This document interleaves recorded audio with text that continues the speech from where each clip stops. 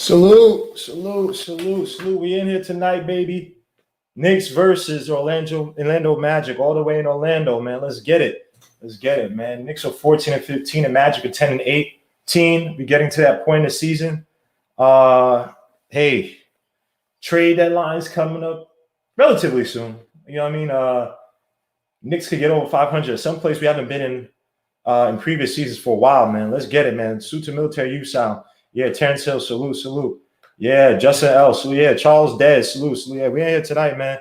Salute to everybody out there, all the channels, man. Sim trying to put me on the spot, talking about is Melo a superstar when I wasn't in the chat. When we talked about this, look here. When I say my cases or my claims or certain things, I don't do this for fans. I don't do this for attention. When I say Melo's not a superstar, I'll sit here and I'll give you my perspective that says he's not a superstar. Now, whether you say like you did yesterday, want to change the definition of a superstar is, that's up to you. But when I say what is a superstar, I told you what is a superstar. And Melo's not a superstar. Now, I used to love Melo. I'm a St. Johnny's fan. I didn't go to St. Johnny's, but I'm a St. Johnny's fan because 98, 99, Felipe Lopez, and after that was Bootsy Thornton, Ron Artest, all those guys, right? The only year I rooted for another team was when Melo was playing with Hakeem Morgan, I believe McNamara. I don't like Syracuse like that. Melo was one of my favorite players growing up until he came to the Knicks, and how he came to the Knicks kind of just disturbed me. I didn't like what he was doing. I think he was a little bit short-sighted, a little bit selfish in how he came to the Knicks. And that's on him. He want to get his money, but Melo's not a superstar. You know what I'm saying? When you talk about superstars, you're talking about players who are uber dominant and or, I think two things, that they could do either or, where they change the paradigm within the NBA so that people start to mimic what they do, or literally teams form up to stop them because they're that dominant of a player and they're making their team dominant, or they're the most important player to that team, i.e. a Steph Curry, i.e. a Jordan, i.e. even a LeBron James, who I don't like, i.e. a Dwayne Wade, i.e. a Olajuwon, i.e. a Tim Duncan, i.e. a Kobe Bryant, i.e. a Shaq. Carmelo Anthony ain't that. I know people might kill me for it. If you don't like my channel anymore, that's up to you. But I try to tell the truth here, man. I don't try to sugarcoat it with nothing. I'm not one of those people. I'm not going to be on the bandwagon. Because everybody has Carmelo Anthony was beloved, but that should not make you a superstar. And I would love to ask people outside of the Knicks organization or Knicks fandom, excuse me. If there are any guys who don't support the Knicks on my channel, I would love to ask you guys, was Melo a superstar? And if so, please explain to me. How he's a superstar. I ain't coming after him. I'm just asking. You talk about a guy who in his career, and by the way, we talk about his game, Carmelo Anthony, his game was actually outdated because it was becoming outdated. The league started to go away from those high volume scorers who need the ball in their hand, who weren't terribly efficient. That was something of akin of like the early 2000s, mid 2000s, where you had those the Tracy McGrady's. Baron Davis wasn't a wing, but he was of that mode, taking a lot of shots. And these guys, oh yeah, he's a superstar. But you look at it, like, he wasn't the most efficient. You know what I mean? He was just a guy who could score. He had talent, but you know what I mean. And by the way, he has a prolific scoring career. I will give Carmelo Anthony that. He had how many years of scoring above 20? 5, 6, 7, 8, 9, 10, 11, 12, 13, 14, 15, 16. 16 seasons of scoring above 20 points a game. In his whole career, he only came once around 50%.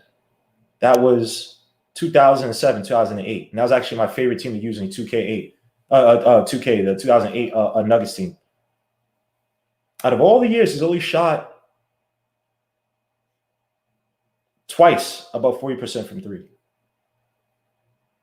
And he's been a decent free throw shooter, but never once hit 90%. And I mean, that's not the biggest indicator of you being. But on the other flip side, wasn't a prolific scorer, was a good rebounder. When we talk about impact on a team, I mean, he went to the Western Conference Finals once, I believe. And then with the Knicks, he only got as far as the second round. So you talk about superstars. Superstars can carry teams to the finals. I'm just saying, man. All the superstars I mentioned, don't matter if Melo didn't have a number two. It doesn't matter if Melo didn't have a number two. Who was Kawhi's number two with the Raptors? Who? Pascal? Ibaka? Kyle Lowry? Fred VanVleet? Nah. Oh yeah, Melo's getting. No, look, all my assessment of Melo has nothing to do with the style of his game, how prolific of a scorer he was at times. But he's kind of overrated. And if you look at some of the guys he left on the Nuggets, Ty Lawson's numbers went up when he left. J.R. Smith's numbers went up once Melo left. You know what I mean? So, and when Melo came, I mean, Amari's side of my, granted, he was ready on his last legs, but he came and his numbers went down. I'm just saying, man. Don't matter. Hey. Kobe Bynum, Powell Odom. If you're a superstar, well, put like this. Tim Duncan beat those teams. The Spurs beat those teams. That's what I'm saying. When you guys say superstar, I'm not saying elite player. I'm not saying very good scorer. I'm not saying very good defender. I'm not even talking about the best within that year. Because you can have a guy who's the best in that year, but he may not be a superstar. It could be the team, the league is a little bit weak or whatever. I'm talking about superstars. Superstars only come once in a full moon. AD is a superstar level talent. Is he a superstar? I could probably argue he's not. Don't matter. And those two Hall of Famers were what? Ginobili. He played most of his time, I believe, with Ginobili and Tony Parker. Both guys, they're not in the Hall of Fame yet. I could assume Parker, but those guys are both second rounders. So it wasn't as if everybody saw them and was like, "Oh my gosh, those are gonna be superstars." No, I believe Ginobili was a second rounder. Tony Parker is definitely a second rounder because he got drafted after Joe Forte to the Celtics. Tim Duncan's a superstar. He beat the guys you just named. Just saying, man. I agree with you 1,000,000,000%. I agree with you 1,000,000,000%. LeBron always played with stacked teams. And Suta Hinton, man, oh my gosh, this guy Hinton, man. Wow. So first of all, Suta Hinton, man, my brother, man. This guy keeps blessing me with the cash apps, man. I keep saying his name. I apologize. Jay Boogie, the street preacher, aka the pastor of Penn Station, aka the Broadway bully, man. Salute to my guy, man, Jay Boogie, man. Salute. Suta man's the Knicks. Salute to Lawrence, salute to MBK. Let's go subscribe to those places. Subscribe to all those channels. Support my brothers, man. Let me see. When did Kawhi get downside? I bet Kawhi has 2 championships, bro. Kawhi was literally one of the most dominant, if not the best player for some time in the NBA. You could argue him, KD, LeBron. He was up there, and then he won 2 championships. One mostly off the back of himself because that Toronto Raptors team was shook from Melo. They got rid of one of their best players, brought on Kawhi Leonard, and that team looked like world beaters. Spurs team, same thing until he got hurt, was carrying them. He won that 1 year against LeBron. They probably should have won the year before that. Just saying, the guy was uber dominant on both sides of the ball. You could literally argue Kawhi Leonard was the best player for several years in the NBA if it wasn't for the Lord LeBron James. Let me see. J1 moves. Yes, thank you. Jay Boogie, thank you. Salute to Jay Boogie, man. Jay Boogie, you think you slick? I want everybody in the chat, whenever you see Jay Boogie, ask him about his channel because we need Jay Boogie to have a channel, man. We need Jay Boogie to have a channel. I know it's going to be hard work, whatever, but your voice is needed. So anytime you see Jay Boogie, man, pressure this dude to have his own channel because I'm going to be there supporting him. I'll be all up in the video like your boy Suge Knight said about Bad Boy and all that. But Jay Boogie, we need you to have your own channel, man. I'm there to support you 1,000,000,000%, man. Spaceman 0715, salute. Didn't Kobe not win until Gasol and Bynum? Dogs, he won in the bro. Kobe Bryant had 2 times. He won with Shaq in the first. What was the first one? Was it 2000 against the Pacers and 2001 against the? They beat the Kings and then they beat the. Was it Pacers? What did they beat? Pacers, Nets. I'm missing one. Pacers, Nets, and somebody else. No, Tim Duncan. Oh my gosh, I'm not getting this. Tim Duncan's a superstar. I don't care what no one says. Tim Duncan's arguably the best power forward in the NBA of all time. You could argue. The other guys that come in the way, you can argue that Tim Duncan is the best power forward of all time. His game is just boring. It was ugly to look at. So don't do that. You get into about Tim Duncan. I hated those Spurs. I hate those Spurs with a passion. Let's do right. And Melo was drafted. We're gonna have but he wasn't. So we're gonna have this discussion, Joshua. He wasn't drafted, so we're gonna have this discussion. It's fun. By the way, projected stars for the Magic will be Garrett Clark, Dwayne Bacon, Nikola Vucevic, Evan Fournier, Michael Carter-Williams. Obviously, a few guys are out. Evan Fournier is coming back, but Cole Anthony's out. Aaron Gordon is out. Markelle Fultz is out. Again, I'm not saying it's a team that we should beat, but they don't shoot threes. They're not one of the more offensively prolific teams, I believe. Let me see. So defensively, the 20 out. No, sorry, pace the 20 out of 30. Defensive rating the 20 out of 30. Opponents' points per game, they're 14th out of 30. So they're not one of the better defensive teams in the league. I'm not saying we should come out and beat them, but this should be a more doable game. Tim Duncan is the reason why Kobe didn't catch Bill Russell. Yeah, Tim Duncan. A lot of people don't remember, man. Soon to Jay Boogie. I feel you, Jay Boogie. You're not Jay Boogie. I get what you're saying. I feel you, but you ain't doing that. You ain't doing that, Jay Boogie. I'm gonna bug you every time I get a channel, bro. You got a voice, man. And I appreciate you coming on my channel. I appreciate you coming on Man's and Knicks. That's the COVID of you guys where I legitimately got. Okay, this is Jay Boogie. All right, that's why I legitimately knew who Jay Boogie was. So salute to Jay Boogie over. Salute to Man's and Knicks, man. Salute to Ron Cleveland. That's my guy, man. Big homie. But Jay Boogie, even if it's you just talking 1-2 minutes a day, giving your recap, you know what I'm saying? I'm just saying, man, you got a voice, bro. A lot of people want to hear that voice. Thank you. Triborough, put on. And so Triborough, man, I was on what's name's channel yesterday. You and Reg talking about rappers, man. You said Rock Marciano is Triborough. I like Triborough, man. Triborough's a good guy. He's a smart guy. You know what I'm saying? I like that. Triborough's my guy, man. But yeah, we just waiting for this Magic game tonight again. Julius Randle, superlative game the other night, 44 points, I believe. Efficient from the field, 7 for 10 from 3, 7 for 12, what it was. Had a ridiculous game. RJ Barrett had 21 points, I believe. I think it was 8 for 14.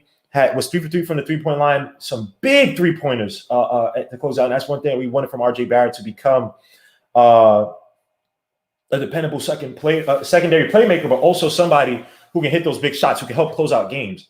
The Knicks cannot always depend on Julius Randle. Cannot always depend on a guy and quickly, who I think the league is starting to figure out. And thank God he has Derrick Rose to play off of him and take some attention away from him. But you know what I'm saying? Yes, thank you. A lot of people want. Oh, Lawrence Maybe, salute, aka Jadakiss. Lawrence Maybe looks like Jadakiss and he looks like Jadakiss and Manny Fresh put together, man. Salute to my guy Lawrence Maybe. Robert Parr, salute, Brody. Yeah, let's get it. Mike H, salute. Ron predicting RJ to put up 32 points. Hey, I didn't say that.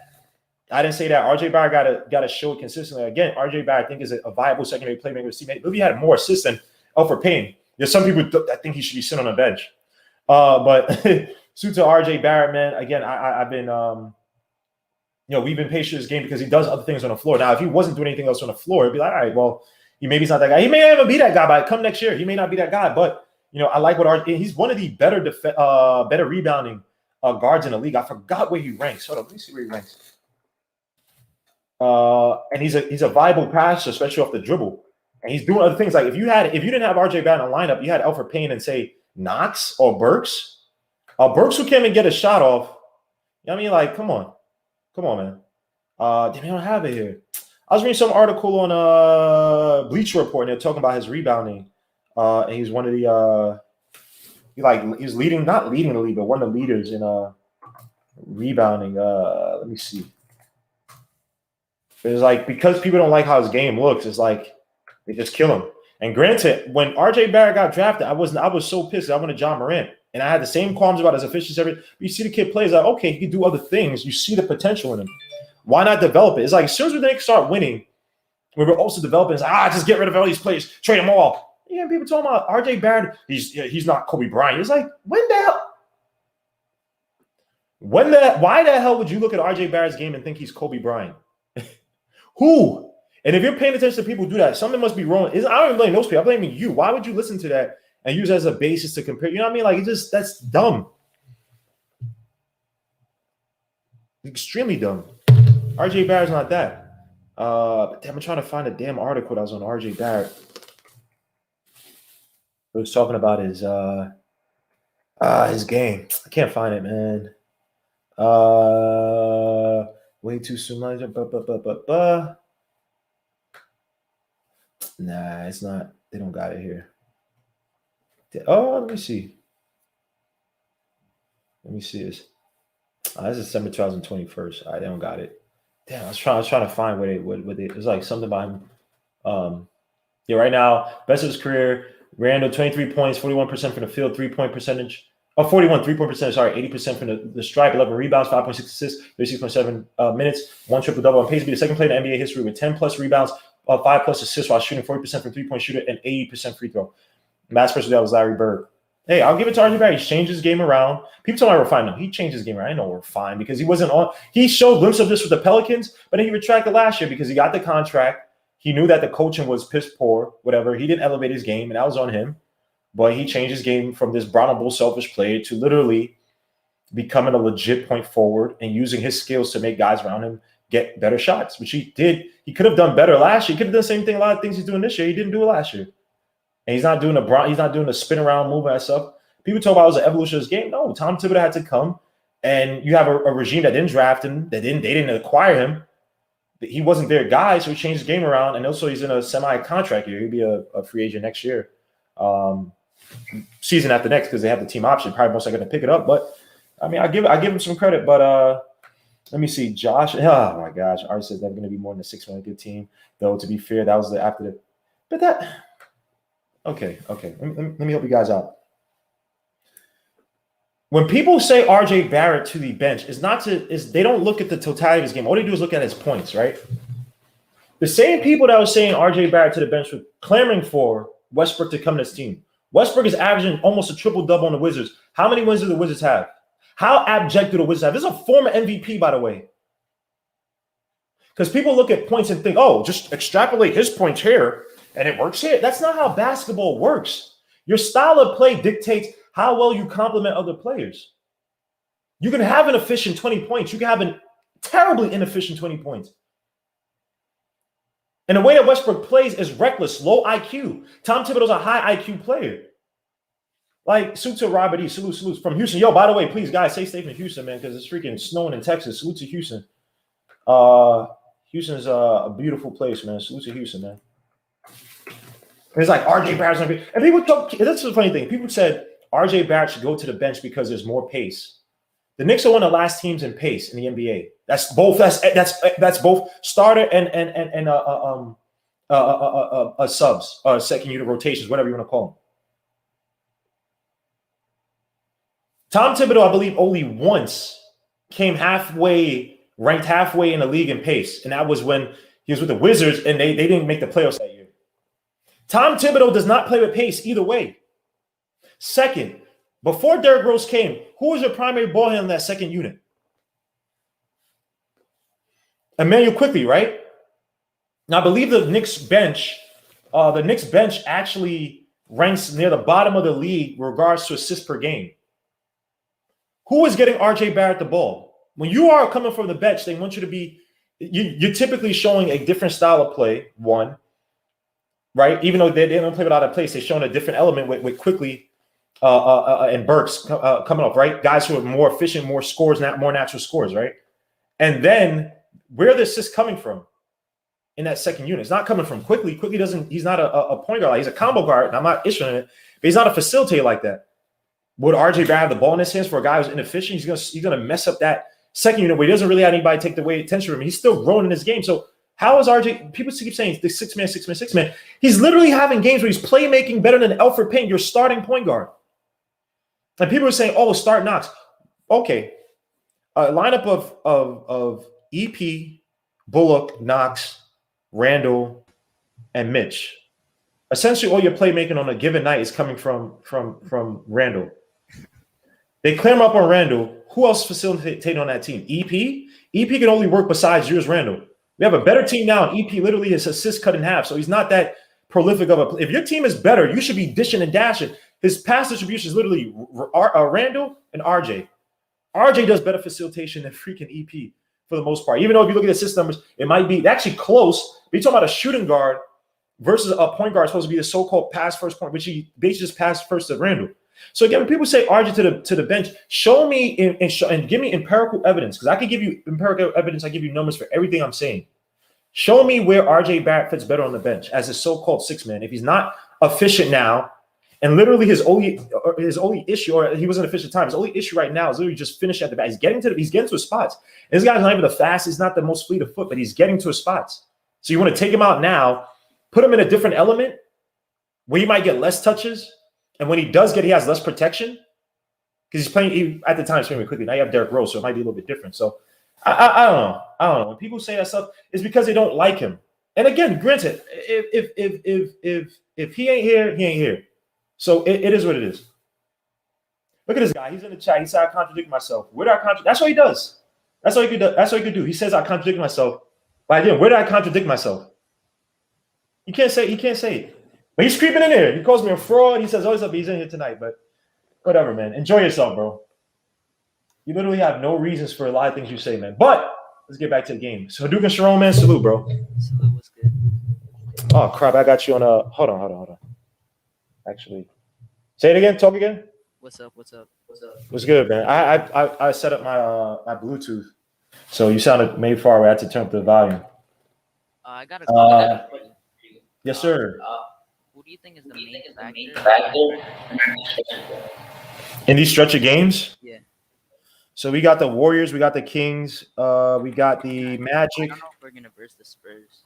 I don't know. Oh yeah, the Spurs game I believe is postponed, right? So yeah, we were supposed to play them twice. Yeah. The thing with this team, first of all, we got to keep our front court out of foul trouble. We have to dominate the boards. Again, Mitchell Robinson was one of the better offensive rebounders in the game in the league. All his faults. I mean, he stayed on there for 28 minutes, improved from 23 minutes the year before. He's one of the better offensive rebounders, and the Knicks ranked, according to Clean the Glass, we're one of the better teams, like top 10, regarding to putback points per play, putback points per miss, and putback plays per 100 or putback points per 100 shots. So without him, obviously, one of the leaders in offensive rebounds. Julius Randle is a high rebounder, but all his rebounds are mostly defensive rebounds. No, you don't. You don't want RJ to freaking develop. You want RJ to freaking go to the bench and fade away, comparing to freaking Kobe Bryant. Anyway, so yeah, dominate the boards. More of a balanced offense. Look, I love what Julius Randle's doing right now. RJ Barrett had 21. I believe quickly had like 15 of the night. Yes. But we need better balance in the offense. Now, obviously, or more consistent balance. Let me say that. You can't always have these 44-point games by Randle. As hot as he is, obviously give it to the high end. He's hot tonight. Feet away. But the thing about it is that too many cold nights from guys like Bullock and Burks. And these are your role players who are supposed to give you a steady 15 or at least a steady 3 threes, 4 threes from the field. And they're not. They haven't been doing it consistently. Especially Burks. Something's up with Burks. Burks has not done good. Let me check his stats for the last few games. He has not done good. I think he's still hurt, bro. Because I know he doesn't have much lift on his shots, but he looks like it's not lifting whatsoever. Like it looks. All of his shots look like it's not even like hitting off the rim and off the backboard and around. It's like it's just missing. Like he's just. He can't get lift on his shots, man. 0 points, 3 points, and 4 points, and he's shooting 2 of 13 in his last 2 games. Josh, do you want me to go back to the previous Knicks? I think it was a Knicks post game where you said he's not somebody that you build around like a Kobe Bryant. What is that? That's a comparison, bro. It's like, why would you say that? Why would you say? Why would anybody say that? But then why would you even entertain that as a point? But let me see. Brian Icovetti. I hopefully I said that right. Icovetti. Truth be told, man, Cully, salute. Shoquan, salute. I apologize for missing you guys, man. Salute to Marcus Miller. RJ may not be explosive or a scoring champ, but he passes, rebounds, defends, and scores in the paint. 18 points a game within all the offense. I like his game, yeah. And he's hit some big shots too, man. Hit some big shots last game. And again, he has his issues, but literally on this team, I'm not finding anybody else who at that position produces in other ways, even when they're not scoring well. And the funny thing is that I was going to say Allen Houston, when RJ Barrett is not scoring well, like when he's not having a good night, I'd rather him continue to facilitate. He had that game the other night where he was 2 for 8, but he had 5 assists, which I think was higher than EP's. I think he had like 4 rebounds, something like that.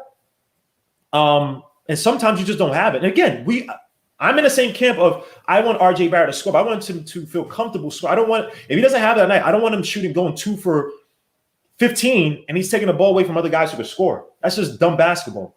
Everybody has their off nights.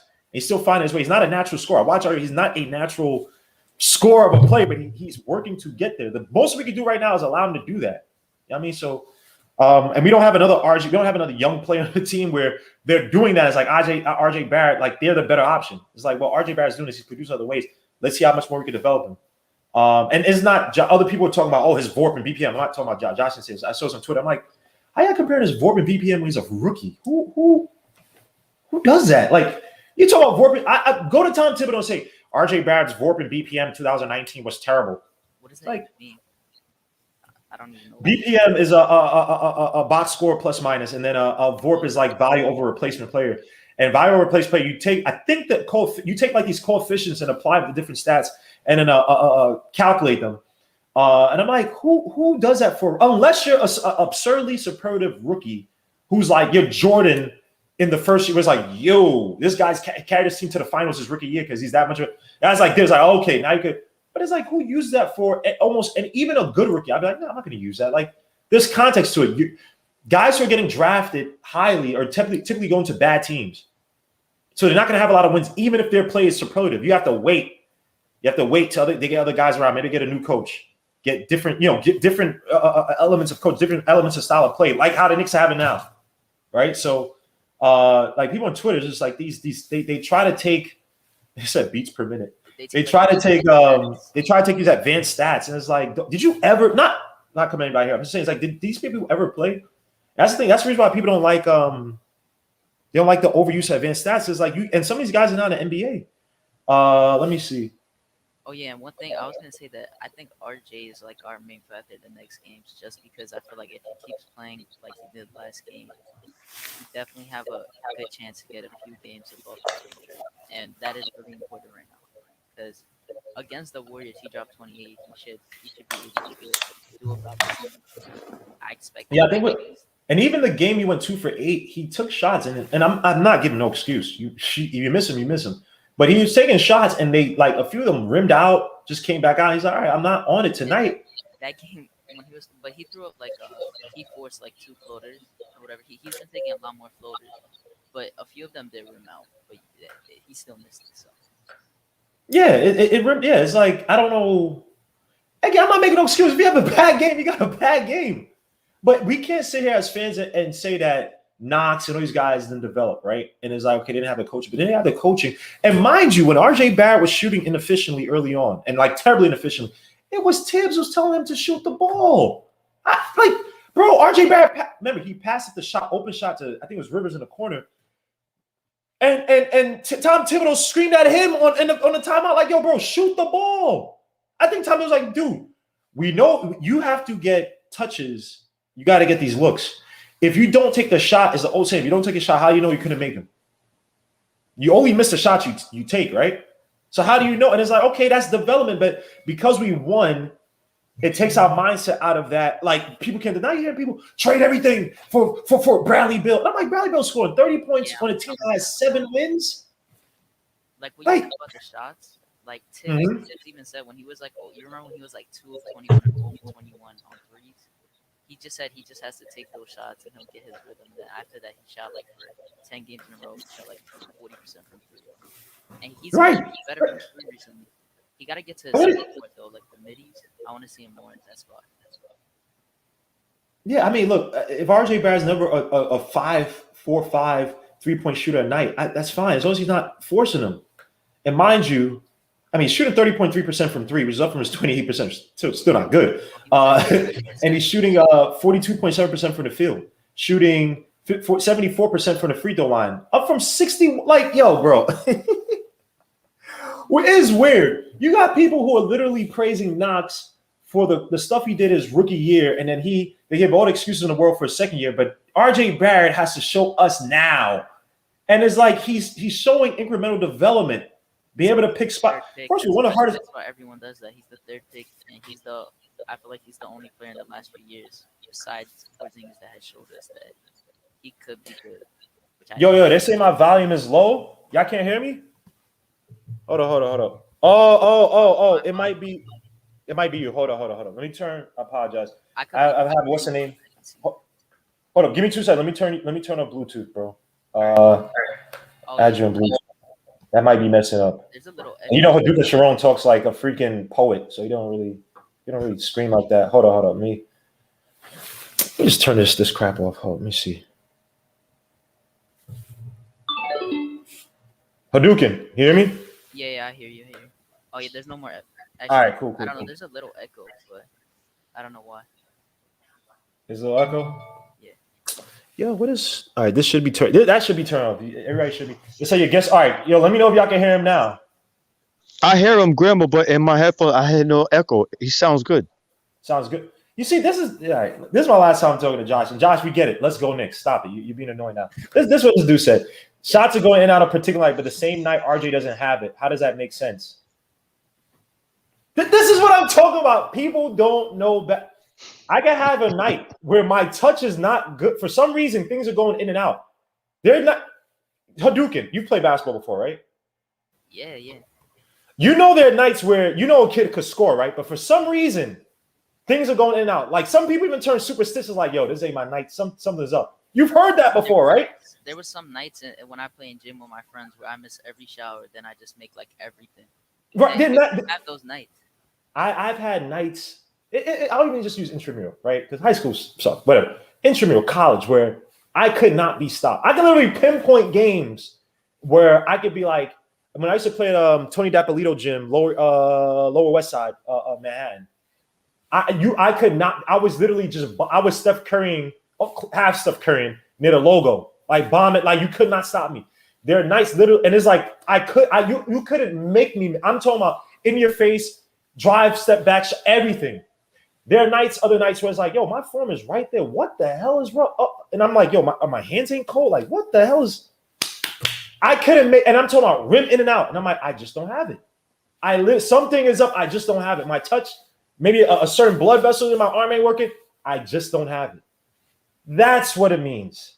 That's what RJ Barrett had in that night against when he went 2 for 8. He literally had 3 or 4 shots that literally rimmed in and out. He just didn't have it. He didn't force it. And again, he didn't have a good night. So it doesn't matter.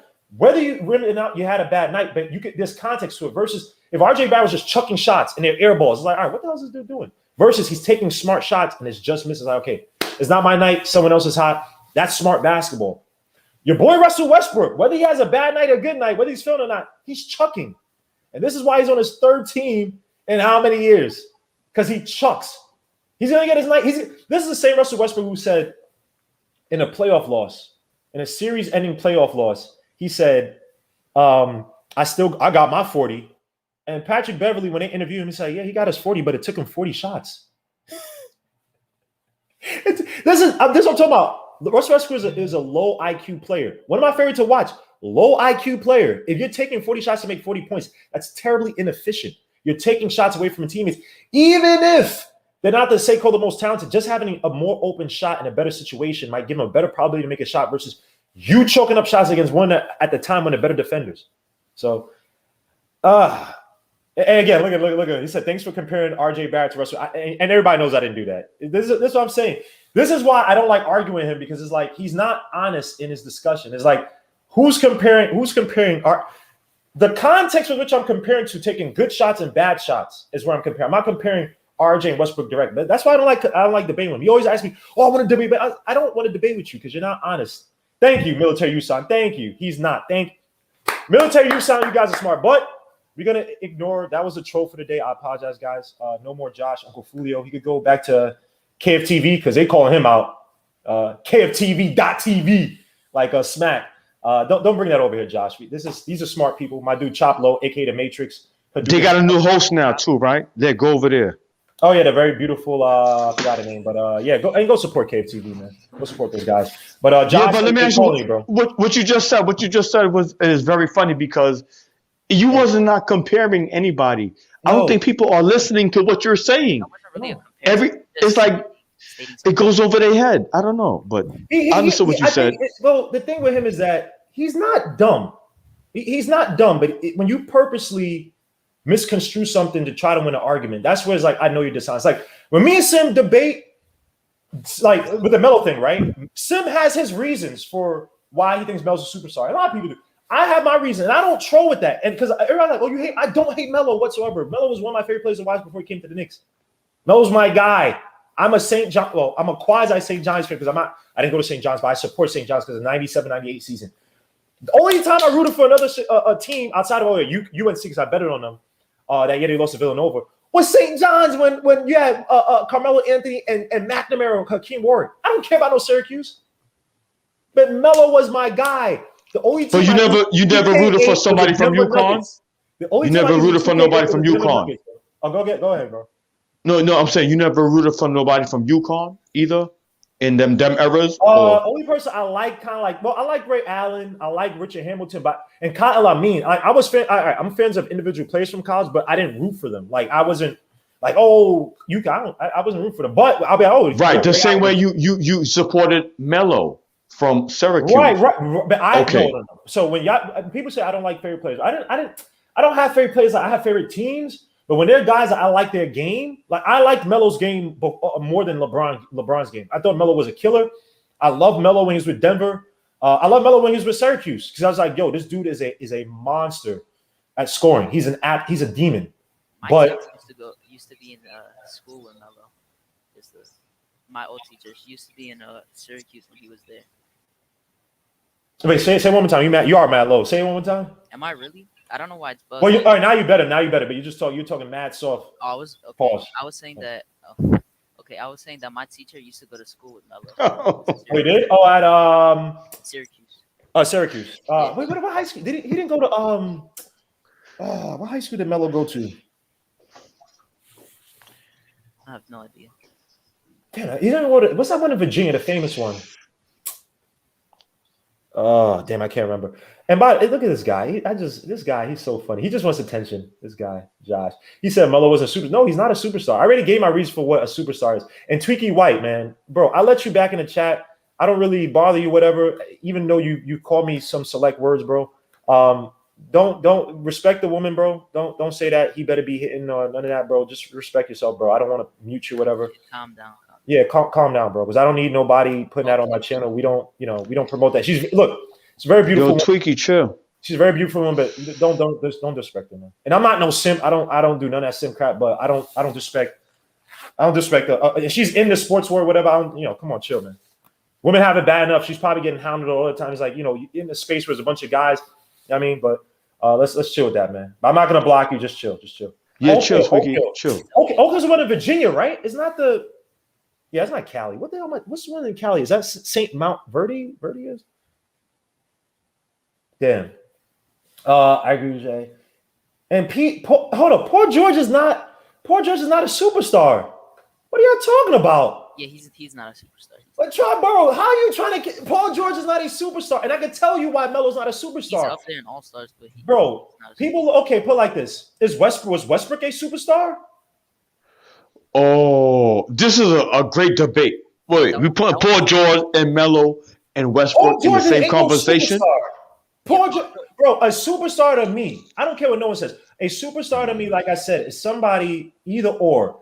They impact the game where you have to change the paradigm. There's a paradigm shift with the way that the whole NBA is playing, or they're so uber dominant that teams either replicate how that guy plays or they try to stop. They literally build up to stop that guy because he's so uber dominant on both ends of the floor, or on one end where he's literally winning because of that, and his team that, like Larry Bird came to his team, they were 26 and 62 the year before. He comes in there 62 and 20. They flip. That's and obviously went on to win. That's superstar level play, and obviously won the championships in the early 80s. Same thing with Magic. Melo ain't that. Melo had 1 year where he averaged 49% from the field. He's a volume shooter. By the way, his game became antiquated as the NBA was going along. By the way, get to tip off. We'll talk about this later. It's tipping off. Listen, Grimo, listen. Magic is a superstar in your mind, right? Of course. LeBron is a superstar in your mind, right? Wait, who said it again? LeBron is a superstar. Yes, and I don't like LeBron. Right. So can we, like you said, we're gonna put Carmelo, Paul George, and Westbrook in them same conversations? No. Okay. No. And same thing, he's slick. And RJ Barrett goes up for the floater and is good. RJ Barrett, 2 points, 1 for 1. We're gonna do an RJ Barrett point count tonight since everybody wants to kill RJ Barrett. Yeah, do the RJ. RJ, come on. I want to hit RJ. If that guy, you move on. If he's not that guy, you move on. It's fair. It's fair enough. Melo's a superstar. Okay, all right. Well, my definition is fair on the basketball court. I don't really care about your market, whatever. Because was Penny Hardaway a superstar? And I love Penny Hardaway. You could not you. If you talking about Grandma, you gotta relax. You can't fight me. You can't fight me on Penny Grandma, Hardaway. relax. You know the chat. Everybody just talking their own. Everybody have their own personal perspective. But your eyebrows is quenching. I see the thing. Yeah, I get excited, man. You know when I get angry, it's a different voice, man. I can see your eyebrows. We'll talk about this later. Bro. I just want to get to the game, but I'm not fading away from this conversation. We'll definitely get to this. And that was a 3 by Evan Fournier, a guy that the Knicks could pick up, score. But my boy, Julius Randle's playing like Tim Duncan now, hitting off the backboard. What does this guy think he is? Yo, my son. No, he's not my son. But Julius Randle think he's Tim Duncan now. Okay. And Grandma, you got the crunches in your forehead and the eyebrows. Chill. That's because look, I used to play baseball and I had all that dirt on my freaking forehead. You see these lines? These are freaking like tree marks to show my age. No, bro. But you getting very upset with the chat. I love you, Chad. I love you, Chad. Penny, thank you, Coach. And Penny Hardaway is my favorite players, bro. Don't even try yourself. Oh, Noza Wells in the game. I think he's looking for the pass. RJ gets out to Randle up top. Randle gets it out to Peyton. Oh my gosh, can't wait till we get a point guard. Peyton for the floater, and that misses rebound. Noza Wells, nice cleanup on the board. We're gonna need that tonight by Noza Wells, man. Like I said, that offensive rebounding is gonna be paramount to the Knicks, not just in this game, but going forward. Going forward, man. Tough take by is that Michael Carter Williams with a shag? Lord Jesus, man. These guys have yo, what the that's not a shag, it's like a ponytail. My bad, it's a ponytail. Randle, again, that's like an 80s style. Randle. Oh, how they call offensive foul on that? Randle just set a block. Wait, don't tell me it's that female coach. Wait, hold up. I mean the ref, the female ref. Man. AI was a superstar because he did have an impact on how the league was played. I'm not talking about the SAG and all that stuff. He did have Cole Anthony's out. He's out. Yep, Penny was one of my favorite players, bro. But the injuries hurt him. Wait, Grandma, you said Penny. No, AI was not a superstar. No, he was because the way he played. Right. He created a paradigm. He would take it up on shot. RJ Barrett catch up the hip, throws another floater, and it's good. RJ Barrett, 4 points. RJ. Can you do the RJ? Come on. Not yet. If he hits a big three or whatever, or he's terrible. Oh, okay. Then I got him. See, Coach Color and we don't agree on everything. Coach Color Block's called my son RJ Barrett, Evan Turner. I don't forgive him. I only joke with Coach. What's your game on? Evan Turner. RJ Barrett gets some Randle, but Randle a little bit too much far ahead. Randle daps up with RJ. Good showing because last year again that was a team. I think, yes, C-Mac knows about the coincidental. Nick's on the coincidental list, man. I don't care if ESPN doesn't give us praise. I honestly, I don't watch ESPN unless Isaiah or somebody on Twitter shows me a clip from them. I don't watch ESPN. If I could take away from my sports package, well, I use it for sports. Curtis Enos with a 3 at the top of the key. Again, Clark, excuse me. Niggas got to be careful with these open shots, man. I don't care if the open shot's still higher probability for anybody. Even Mitch. I'd rather have an open shot, a close shot than an open shot, or guard shot, open shot. Paying a tough take to the basket. He has to abuse Mike Carter Williams tonight. Has to abuse a guy like Michael Carter Williams. This team is wounded. Be physical. Try to get Vucevic out. Try to get their so-called designated key scorers in foul trouble. Mike Carter, good defense by the Knicks. They switch Randle and Michael Carter again. A lot of switching by the Knicks. You see a shift by the Knicks. There's a lot more switching than games prior. Vucevic. They need to get Vucevic now. He throws it up against. Knows it well, man. Knows it well. Vucevic's no choke. Knows it well. That actually played decent defense, but couldn't stop it. RJ Barrett drives, kicks it out. Bad pass by RJ Barrett. Has to be careful about those cross-country passes. Good passing lane defense by the Magic, and easy layup by Clark. Randle with the ball. RJ has to be careful with that. Passes, leaving his feet. Not a good play by RJ. See, I criticize RJ all the time. Randle catch on the hip, shoots a fadeaway, and it's good. Ew. Randle think he's nice like that. Yo, what's happening? What is happening with Randle? Randle caught the dude on the hip. A 3-point shot open. Again, Knicks got to be careful of that. Randle caught the defender on the hip and then shot the fadeaway. Ew. Randle think he's nice. Oh, nice alley. Randle to Noza Well scores 15-14. But our defense is stagnant right now. I don't know what happened the last two plays. Mike Carter Williams used it, and they switched. Look at that. Randle switched. Players using it. Whoa. Yeah, that was Another. Oh, nice block. Ah, they call it goaltend. Again, you got to find a way to get Vucevic out of that comfort zone in the paint. Wait, how was that a goaltender, bro? That was like it didn't even like it wasn't. I think it was coming down. I don't think it was over the. Nah, I think it was. No, it wasn't. They're not gonna challenge this too early, but can we see a replay? They're not gonna show a replay. He's asking. Going to timeout right now. Knicks are down 17-14. Again, everybody says these are teams that we're supposed to mollywop, but a lot of open shots for the Magic early on, so we got to be very careful in that regard. Let me see what you guys say. Salute everybody in the chat, man. Salute the chat. We got Greenhouse in the building. Kareem is a superstar. Yes, he is. Penny stardom struck in time. Yep, I agree. When OB sneakers coming out, I don't know, man. Jordan he got the Jordan deal, right? First. Alfred, Suits of Cully said Alfred used to paper so he knows when to show out. Bro says PJ has his own sneakers. That doesn't make you a superstar, bro. Does not make you a superstar. Forget the sneakers, man. Yeah, a lot of guys who weren't that good who got sneaker deals coming out. I want a pair. Harrison Barnes probably got his own sneakers somehow when he first came out. He was the best player in high school at one point. J83 Lacrosse, salute, man. Let me see who else in Bill. Keyshawn. Salute. Penny still have shoes out, yeah, because they're tough. The pennies are tough, bro. You know, I know it's Bulls, but Pippins, bro. The Pippins has some tough sneakers, man.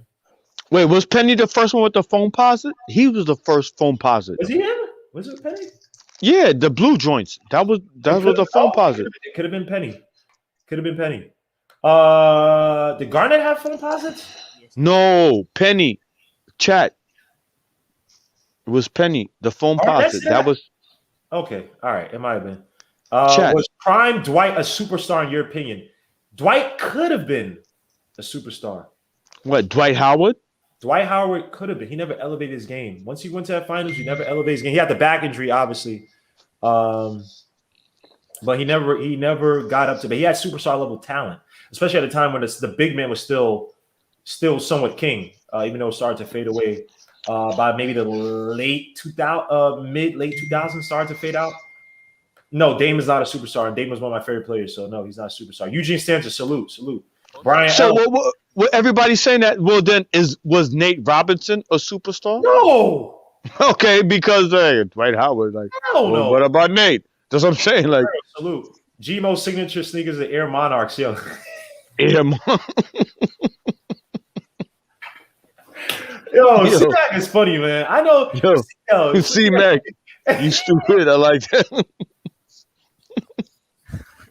I think the LA Gears, man. Hell no, man. F that, man. Oh, with the lights on it? He said with the lights on it. No, y'all stupid. Y'all corny, man. Brooklyn Alpha. The lady ref is with us again? Oh, my God. Yo, come on, dog. Just wait until is that same chick? I told you. Is that same female? How about Guillermo sneakers? I swear she loves calling fouls. Air Guillermo's.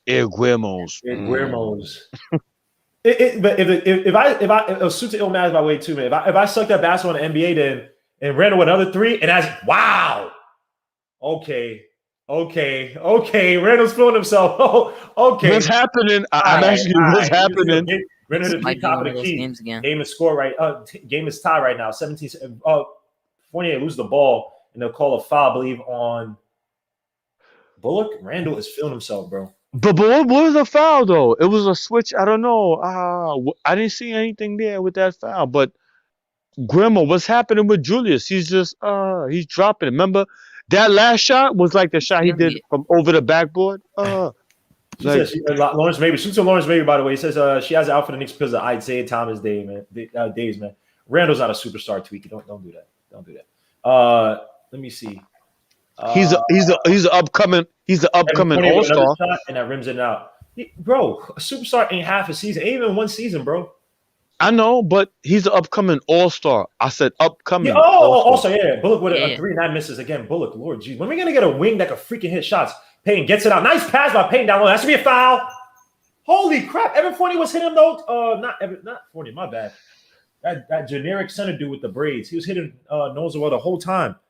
Holy crap. They didn't call ish for him, bro. Come on, man. Another loose ball, turnover by the Magic. Kicks out to Randall. Kicks out RJ Barrett for the corner three. That misses rebound. Vucevic Vucevic gets it, pass out to Clark. He was wide open though. Okay. Yes, he was. He has to make those. Oh, almost still by the Knicks. A foul by Nozowa, I think, because he fell. He jumped right on top of him and should have just tried to grab the ball, but he didn't. Looks like that'll be a foul committed by Nozowa on Clark. Oh, he's acting now. Let me get the box score for this game. I'll be back at halftime. All right, bro. All right. Yo, salute. God bless you, bro. You too. Salute to my guy, Hadouken Sharon, man. Oh, Dugan. Oh, Dugan. Number 48 gets around the pick, drives to the basket. Good defense by Taj Tibbs. No foul. Good defense by Taj Tibbs there.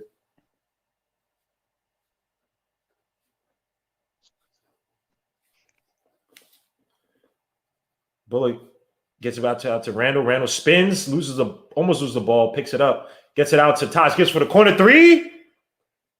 Misses. Good look by Taj Gibson, man. Not the worst of forms. He kind of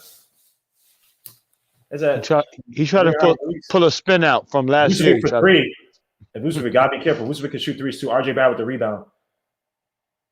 Right. For the ball. Vucevic, right? Shoots a mid range. Misses. Rebound.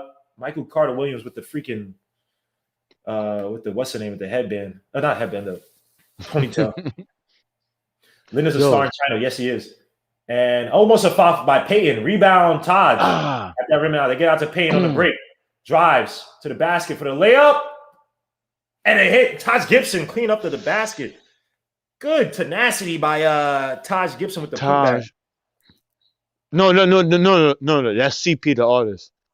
Oh, that's CPR. That's that is. Another good defense by Taj Gibson. Gets pushed. They don't call a foul for Randall. Wow. Taj Gibson right now is playing good defense. CP the artist playing good defense. CP the artist is playing good defense. I'm so sorry. Soon to CP the artist, man. CP the artist, like you're gonna see me, man. Well, yeah, I've been so stupid busy at work. When I get some time, bro, I'm gonna see you in the morning show on Lawrence Tears, man. You ain't gonna call me out like that, CP.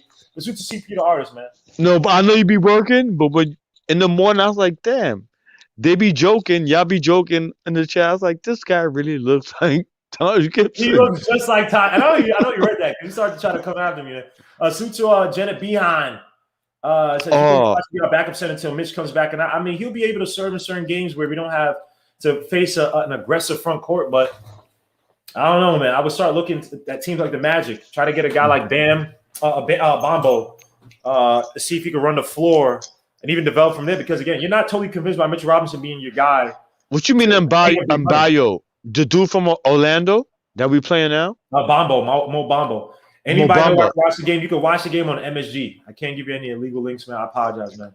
Yeah, it's on MSG. I'm watching on MSG, guys. Yeah. Terrence Ross in the game. Wow, hits a fadeaway, mid-range, on Taj Gibson. Straight up 22-19. Derrick Rose in the game with Randall, Taj, Burks, and RJ Barrett. Rose uses a double screen, gets it back out to Randall up top of the key three.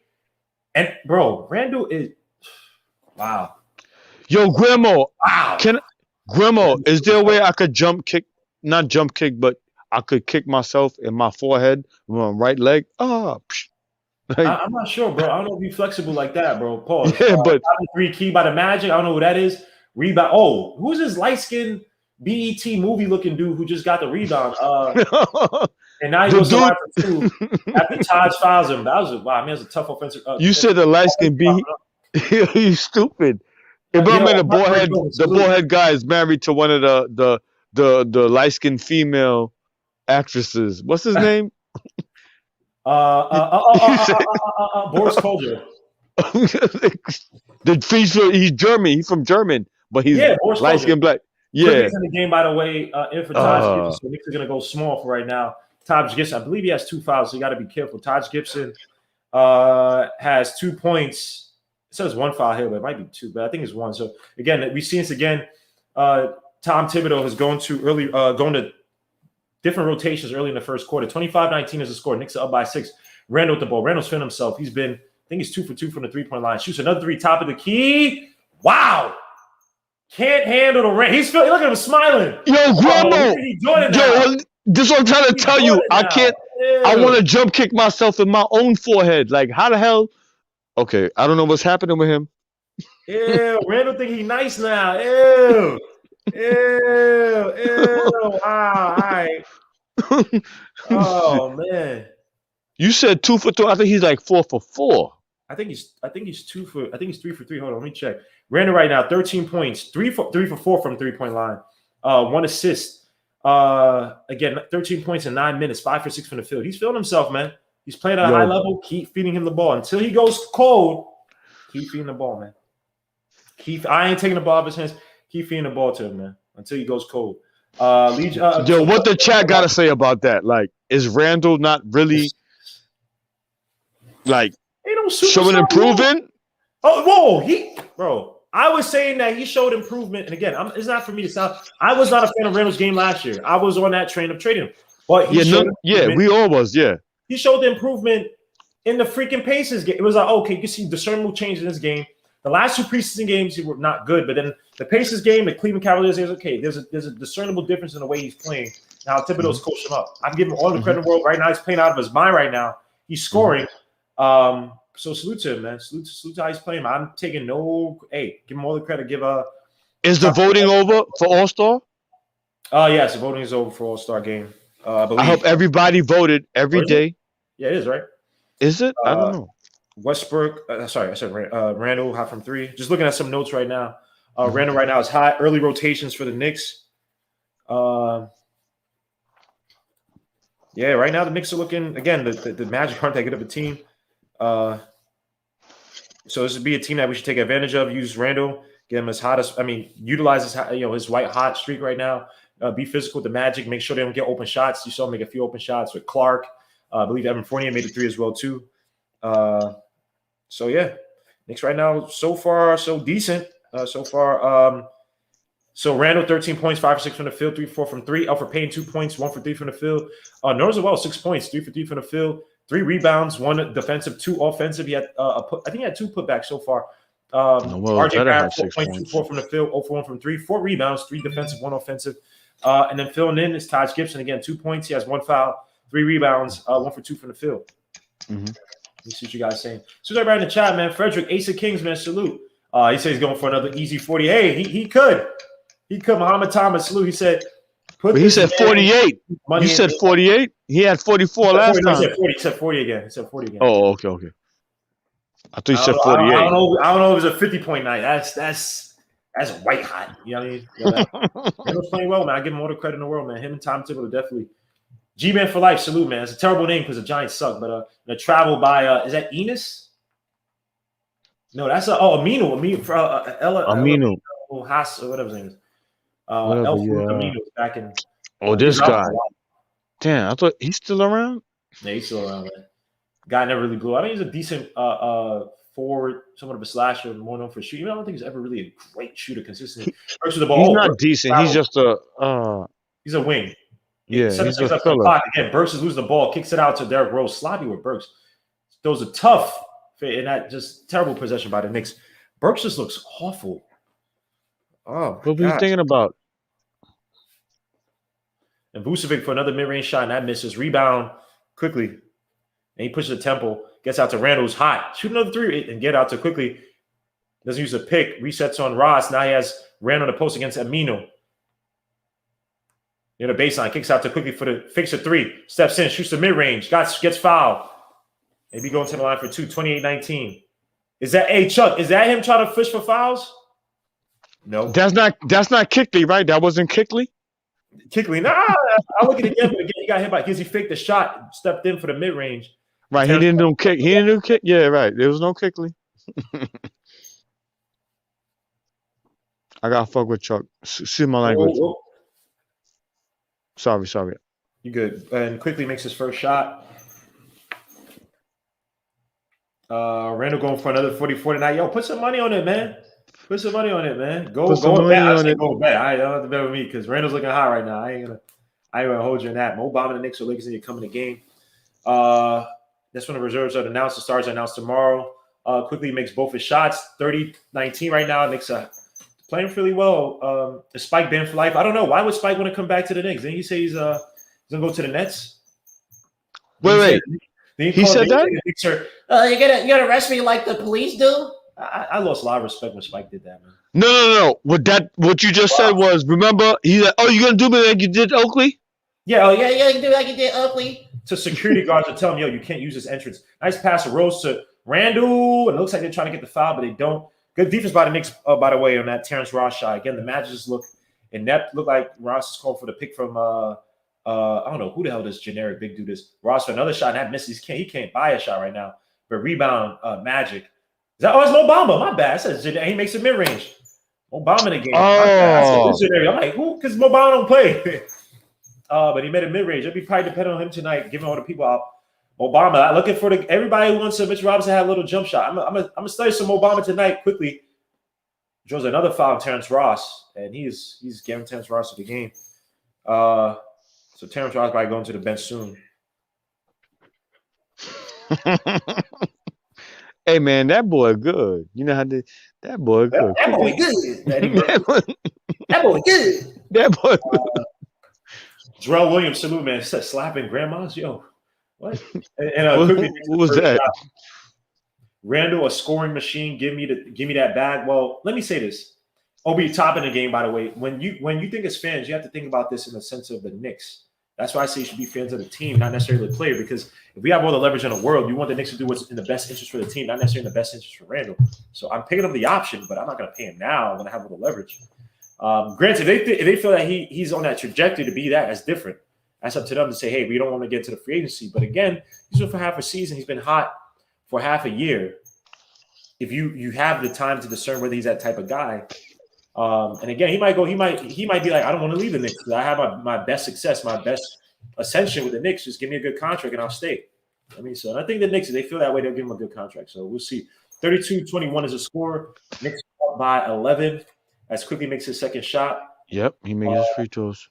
When I see his defense, you got Obi, Taj, Rose, Burks. His arms is very long too, for real. I'm not even gonna lie to you. But his hips are terrible. He has terrible hips. Oh, Ross fakes a shot, shoots the floater, and that's good again. Ross is just when he get it going, Derrick Rose gets out to quickly fakes a three, has Terrence Ross on him. Use a pick by Taj, goes with the floater, and that misses. Rebound Ross. Quickly could have thrown a better floater than that. Oh, turnover by the Magic. A 3-on-1. Too strong. Obi gets it out to quickly. Not the best by Obi. Obi should have just drove to the basket. Sets it up. Has Taj in the post against I don't even know who this guy is in the Magic. They get out to Burks, who has a bomb on him. Shoots a three at the wing, and that misses again. Burks has been short with a lot of his plays. About 9 seconds left to go on the clock. Why he rushed that shot? That Chase is not Chase on. Chase on Randall was just in the G League. Someone said Chase on Randall. Missed shot by Okeke. I don't even know the people in this freaking Magic team. They miss a lot of people. Magic, Ross. Let me see. Is that Jason? They called Jason Randall up. Chanson Randall. Yeah, he was on Chasson. What was he? He was with us before. Yeah, I remember. He was with the Knicks. Yes, he was. He was just in the G League a few games ago. I guess they called him up. Yeah, he's a two-way player. Okay, they called him. All right. So yeah, he was on what was Magic? No, he wasn't on Magic. G League. Willis Reed. Yeah, they're showing Willis Reed right now. Talking about him being inducted to the Hall of Fame. Shoot to Willis Reed. Shoot to Mr. Rocket, man. He says, "Let's go. We need to win tonight. Let's show we can win 4 straight. Playoff building confidence." Yes, sir. Agreed, man. Agreed. Yo, Rocket, salute. Bomb is not replacing Mitch. Will be Mitch back when he return. You sure about that? Hey, man. Mitch has been solid for the Knicks, but again, are you sure you're paying him that big amount of money? And Mo Bamba still has talent. He's just not really working out for the Magic. So wait, so is that an option? You think they're going to trade him or get rid of him? Well, they're going to depend on him more. The Magic still think they're viable to get into playoffs. Now we got the whole playing thing. They may try to keep him with all the injuries, but again, like a guy like Mo Bamba, who's kind of been on the outs, I don't know how they see. But I mean, obviously, Mo Bamba got here. I think Mitch healthy, he's still obviously the de facto starter. But there's enough talent in Mo Bamba that if they develop him, and he's that guy, he begs a question: is he the guy that do you move on from Mitch? And as much as Mitch is shown development-wise, I mean, it's still a long way to go with him. He's not a guy that I'm not sure you're convinced to pay him big money. So we'll see. Right. Orlando, like, why we want him? We gotta.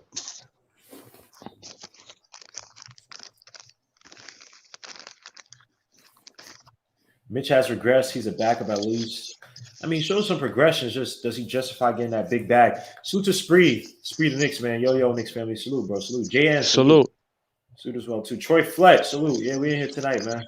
Yeah, tonight, bro. Joe Quan, salute. AK Lamarcus Aldridge, 5 things about something else. Let me see. Let me see what you guys saying. Greg Castillo, salute, man. Yeah, against second quarter, man. Knicks look good so far. Second quarter up 23-32. Knicks again. Magic shooting 50. Knicks shooting 54.5% for the field, 42.9% for the 3-point line. The Magic shooting 45.3% for the field, 37.5% for the 3-point line. You got Mike Carter Williams. You got a lot of noise in the back. Mobamba gets the pick and roll and it's good. Mobamba, 4 points, 32-25 is the score. Let's see what Mobamba does tonight against the Knicks. Rose uses the pick from Obi. Obi was open. Rose didn't see him. Drives for the layup and it's good. Tough take by Derrick Rose. Again, just a consummate professional. Still some talent on his side to show a little explosive here and there. 23 Blaze. Salute, man. You got Mike Carter Williams against Quickly. Let me see how Quickly plays defense. They get it out to Okiki. He gets out to Terrence Ross. There's a pick by Mobamba. Again, that pick and roll has kind of been troublesome for the Knicks a little bit. Ross kicks away all the way out to Amino. Shoots a 3 in the corner. That's good. 34-28. The Magic is staying in there. Open shots by the Knicks. That one, the play kind of broke down as Taj dove for the ball. Was taken out, so it's kind of like a 4-5. Rose uses the pick. No, he doesn't use the pick. He uses the stutter. Mobama with the block. 34-28 is the score. Mike Carter Williams used the Mobamba pick. Kicks it out to Terrence Ross for the 3 at the wing. That's good. 34-31. Knicks perimeter defense looks poor right now. Quickly draws another foul going up.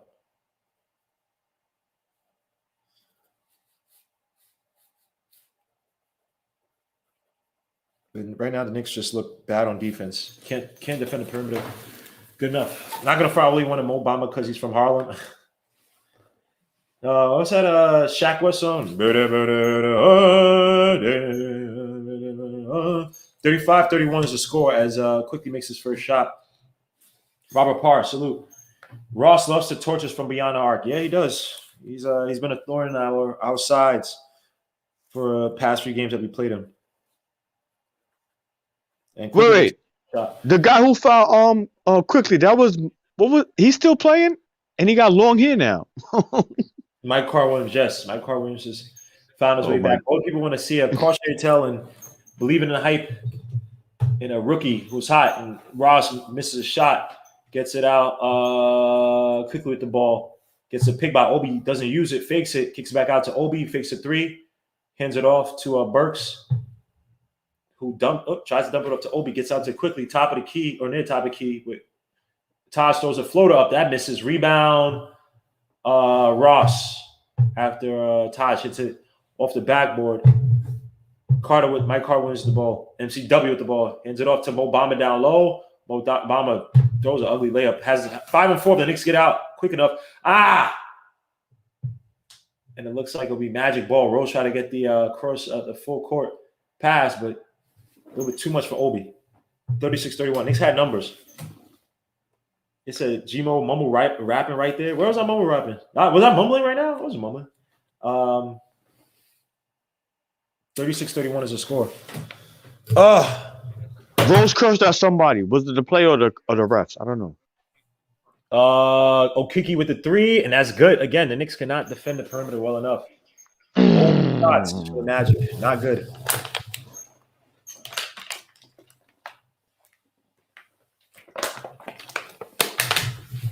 They're not sensing the picks well enough. Awful play by the Knicks. A sloppy play.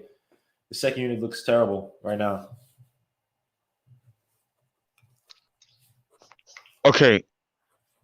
That they came back and now we're down by we're up by 2 They just came back. Now, man. Suits a guy, Moses Elijah. I was mumbling. I thought I was. What the hell? My bad. Yo, Ralph, salute, Ralphie. My bad, guys. I didn't mean to mumble. I'm just in a funk, man. I have not had any good sleep. That's not Obama. That's some guy. Michael Carter with the dunk on the Knicks 30 and foul. Wow. Not good. Not good. Ay. Not good. I can't curse, right? Coño, puñeta, maricón. No. Whoa. Okay, I'm so sorry. Okay. I understand that. Hold on. Let me use some nasal drip. Can't even freaking breathe right now. Oh.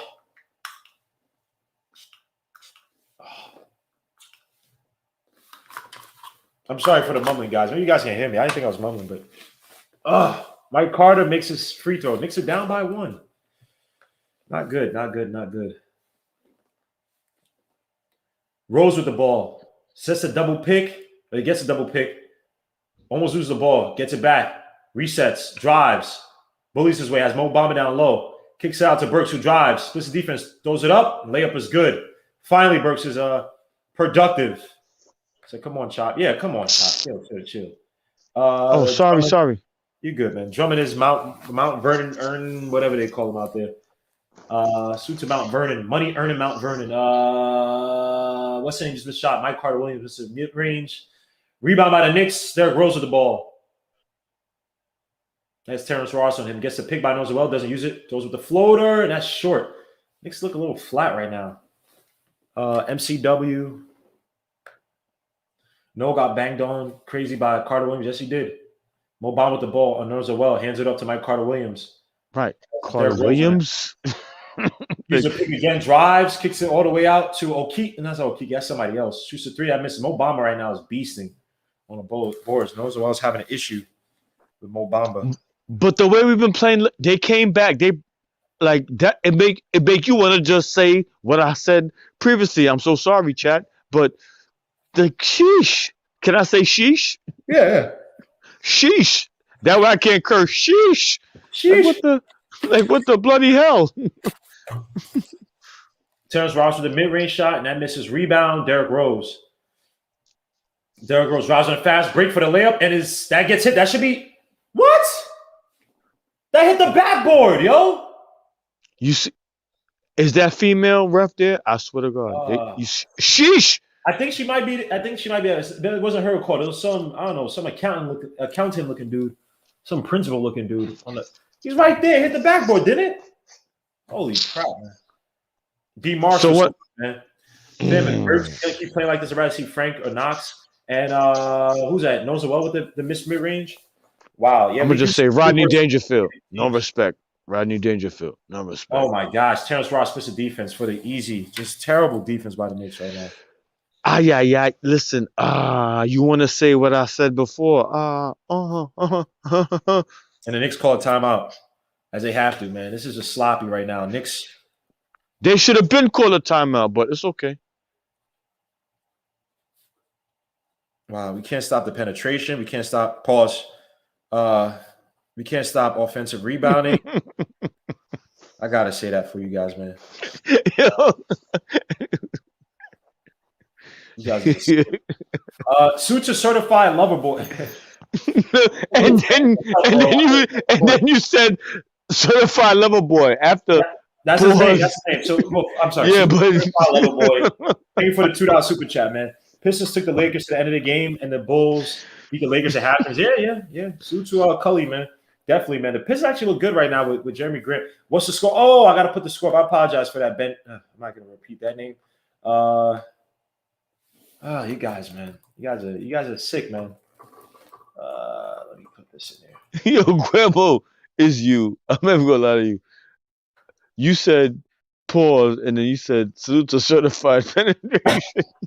Because he gave me the super chat, so I was trying to shout him out, but I can't even. As long as Ben doesn't give me the score is 38-39. Magic up by 1. Suit to Obi Carrington LeVar, man. Yeah, Obi is playing a little bit. I don't want to say he's scared. He's just not a rhythm right now. Doesn't want to mess it up, but I would have been a little bit more aggressive on that 3 when he faked the 3, stepped in. I would have taken a shot. Why did he take quickly out? I'm not sure. Oh, this guy C-Mac is scaring me, man. He said I was mumbling. Oh, I'm really scared. How I got like a freaking what's the name? A freaking stroke or something like that. God forbid. Holy crap. Nah, bro, you sound clear to me, man. Every time we've been C-Mac is scaring me, man. Screw C-Mac, man. This guy, man. But suit to C-Mac at the same time is freaking troll. Let me see. salute, C-Mac. Let me see. I'm a mute.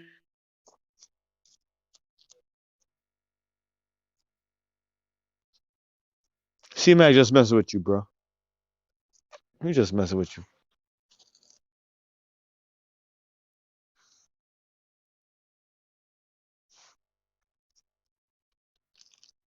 Whatever, man. So much freaking phlegm too, man. Mitch isn't a starter according to Joe Madden. Yeah, the defense terrible. Yeah, James Finnegan. Thank you, man. Thank you. It's C-Mac guy. I swear I like him. When I see you, C-Mac, I'm gonna snuff you, man. I'm gonna fight you. I'm only joking. I'm gonna fight you though, man. Frederick, go for it. St. John's Women's puts up 32 in a loss to UConn, 3 points in the fourth. Ooh. Now, y'all got to play a game 10. Ooh. Or 12. Would I rather trade for Andre Drummond or Mo Bamba? Well, I don't want to pay the money to Drummond. I would rather trade for Mo Bamba, but if Drummond gets bought out by the Cavs, I'm not sure why they would do it without trying to get some picks from. Nice pass for Peyton to Noel. Again, Knicks need to have more of a consistent offense right now. That second unit just kind of, I don't say they itched the bed, but they were definitely ineffective in many spots. Again, they scored 6 points so far in the second quarter to the Magic 16, allowing the Magic to get back. 40-39 is the score. Vucevic for the mid-range shot, and that's good. Vucevic is an issue. He's an issue.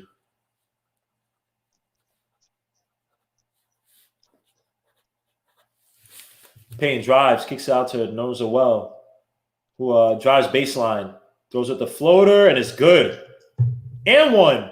42-41 is a score. Nice by Elfrid Payne. Payne is playing good. Got to give him his props. Got to give him his props. See, they got to start utilizing that, getting him in foul trouble. Mm-hmm. Well, I mean, he just has to be uber aggressive, right? He has to be aggressive in his spots. Not just Payton. I'm just saying getting Vucevic, right? Vucevic in foul trouble. I would love to be on. Let me respect. I ain't gonna say anything crazy. Payne makes his second shot, by the way. But suits Laura Hardy. She's with the dude from Black Panther. That arranged relationship. Mike Carter drives on Payne. Good news by Payne to sustain. Can't see out his number. Is that Enos? No, that's not. Yes, Clark. Gets out to Vucevic in the post against Noel. I would trap, and they trap right now. Get out to Fournier. Gets back out to Clark. Kiki drives. Faces shot. Drives. Misses. Good defense by the Knicks. Really good defense by the Knicks. And Tips shoot them out. Payton falls a foul. He gets fouled. What the hell? That should like there's a bowling ball going down the floor. I don't know what happened. Is it a travel? What they call him Payton? I can't hear guys. That was a travel? Or something. I don't know. The Knicks lost it. I thought that was a foul. I got the volume down because I can't play it loud on. Damn. I'm trying to see if I can put a closed caption. You got Fournier. He gets the ball up top. Pass out to Vucevic for the 3 near the wing, and that misses short. Rebound. And Magic get it back somehow. Randomly hustle for that rebound. And what's the name? Shoots a 3. I don't know who this is. Number 8, and that's as good as that. Oh, Dwayne Bacon. Oh my God. 44-43 is the score. Knicks right now again. A lot of people like bacon. Turkey or pork. RJ gets a pick up top or cutting, gets to that back out to Randall, who's been hot, shoots another 3 at the wing. That misses. Just a second, missed 3 after that white hot first quarter. 44-43 is the score. Dwayne Bacon drives, kicks it out, almost missed it, gets out to Fournier, who drives on Bullock for the layup, and that rims in and out. Bullock with the rebound. Yeah, Knicks are making it a lot harder than it should be against this Magic team that's really injured. RJ Barrett with the ball. Spin, gets the pick by Noel. Drives for the layup. And it's good. RJ. 45-44 is the score. Let's go, Rohan. This is where he needs to step up as a secondary playmaker that we've seen spurts of. We need him to be consistent, especially against this team. Second unit's been looking bad. Right now, the guys have been playmakers. Elfrid Payne, Randall in the first quarter, and RJ for the most part. Randall with the ball. Gets a pick by Noswell, doesn't use it. Has I believe it's Dwayne Bacon in the post. No, that's not Bacon. Tries to draw a foul, doesn't work. Fast break by the Magic. Dunk by Dwayne. Oh man. 46-45. Defense is poor. Our playmaking is kind of sloppy right now. RJ Barrett drives. No foul, out of bounds for the Knicks, but that wasn't a foul. He got pushed. If that was Trae Young, maybe RJ Barrett needs to grow out a fro on permit, so it would be soft and wavy, and he could just freaking flop his head like Trae Young all the time when he goes for foul. And Chuck is complaining about quickly, but Trae Young literally is double the free throw percentage draw rate of IQ. So let's stop with that. Let's be fair, Chuck. Randall with the fadeaway shot in the post, and that misses rebound. Rebound of Vucevic. Noswell was fighting for it, but couldn't get it. Is Randall trying to be like, let me take over, or? Nah, he's not bad. He's taking good shots. Okay. And Bacon from that last shot, and that misses. Rebound. RJ pushes. Has Randall drives to the basket for the layup and one. Oh, not and one. Excuse me. Draws a foul. And RJ to the basket for 2. He had somebody in the corner. I can't see who was chasing Randall with the foul. He had Randall down low, but the pass looked a little bit too tight to make, even though the best players could probably somehow find a way to take it or pass it. These boys, they playing more aggressive and hungrier than how we playing. We coming in here looking like it's an easy win. It's easy. Misses first shot. Right now, perimeter defense, even the dribble drop penetration defense has been a little bit inconsistent. Sometimes you look good, especially when Terrence Ross was trying to drive against some stop, and then other times Terrence Ross had hit the floater. Evan Fournier, our perimeter defense right now is not looking too good. Jason Randall uses a double screen, has Payton stuck on him now. Evan Fournier gets the ball, kicks it out to Dwayne Bacon on the corner. He drives coast to coast. Gets all the way back out to Vucevic down low against Noel, throws the floater up, the layup, and it's good. 48-46. Vucevic is a problem.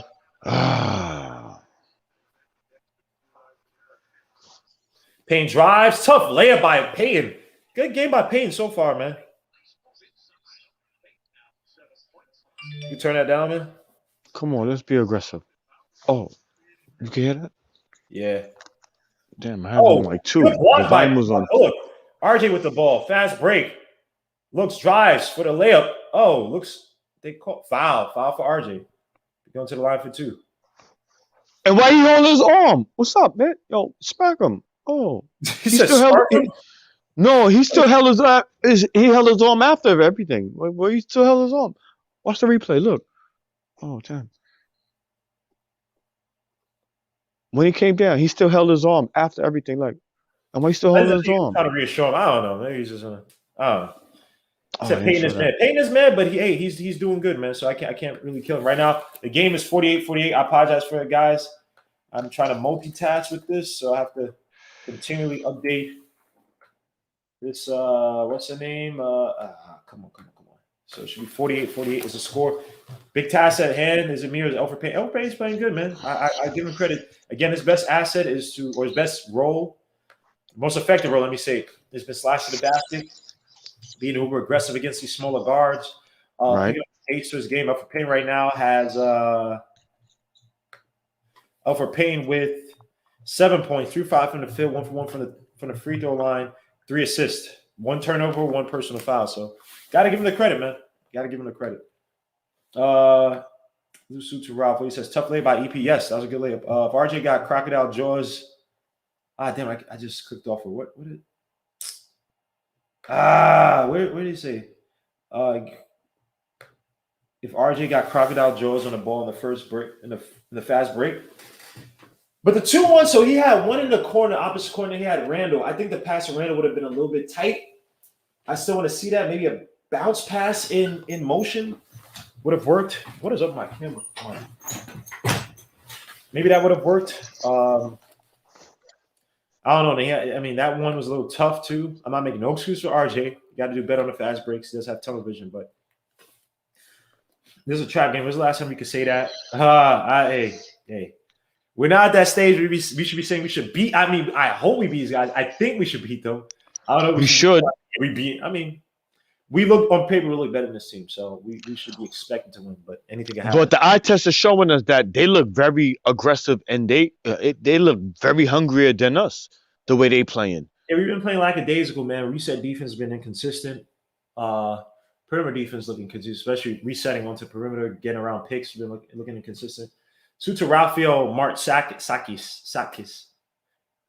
Martsakis? Is that a Greek?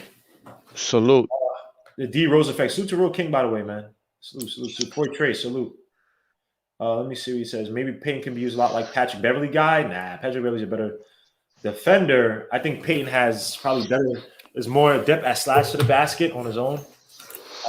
We had this female ref, man. Why is she always repping our games, man? I'm not saying because I just don't know her name, but Lord, she's freaking annoying. It's not because you're free. It's just I just know her as the female ref. Oh, they might call that back for RJ. Maybe jump ball. Of course, they call it back. Right. Here's the replay. Look. And then after that, he still held. Okay. RJ Barrett looked like Bill Cosby with that face, man.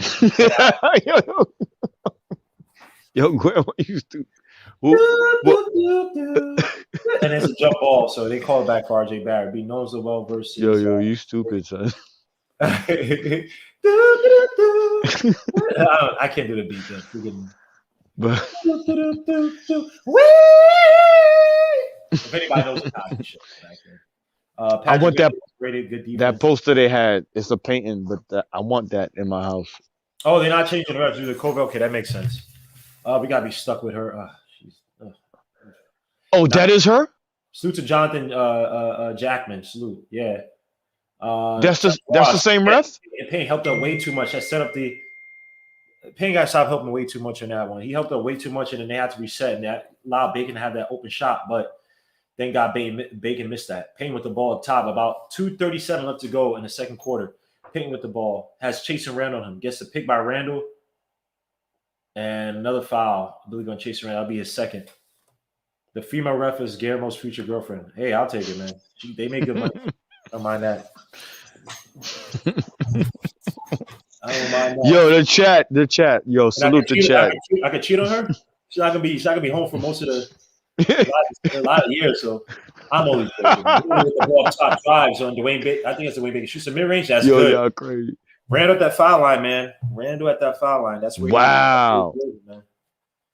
Like my dude Nas and AZ said, "How you living?" Randall say, "I'm living at the foul line." Man. He's coming out. Vucevic gets it out to the Bacon, gets it out to Chase and Randall. Terrence Ross for the three at the wing, and that's good. Terrence Ross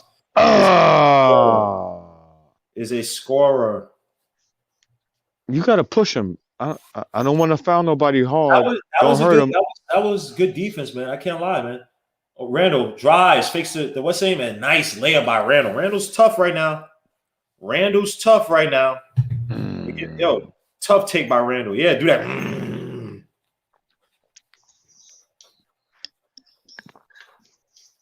Vucevic with the ball. Looks at Evan Fournier off. Drives. Throws it up, and that misses. Payne with the ball.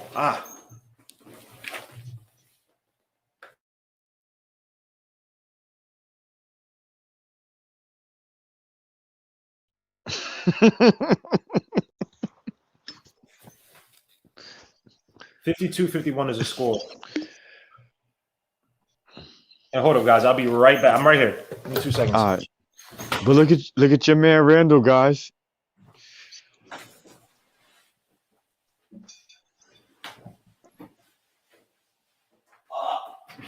Oh.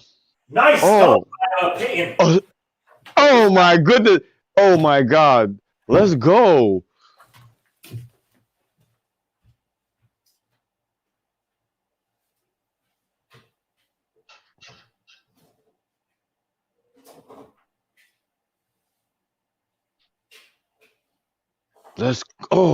Come on, relax.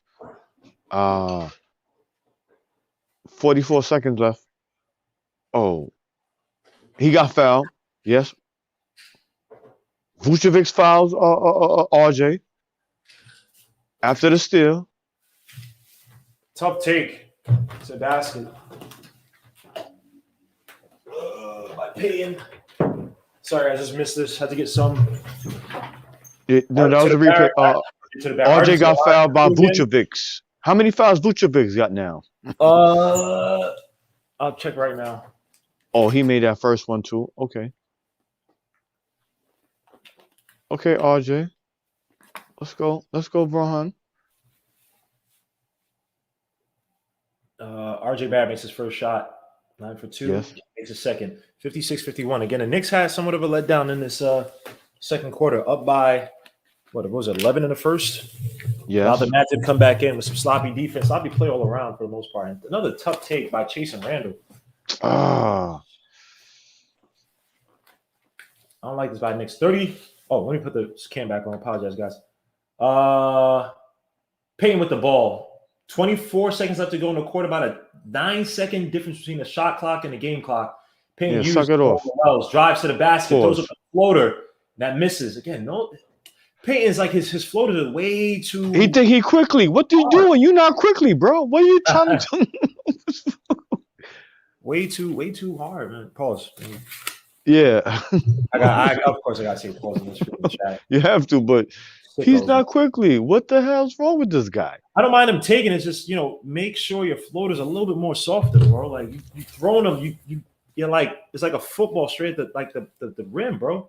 But he broke down the defense and he could have passed it to somebody, and then they could have scored. But top Gibson in the game, by the way. Yeah.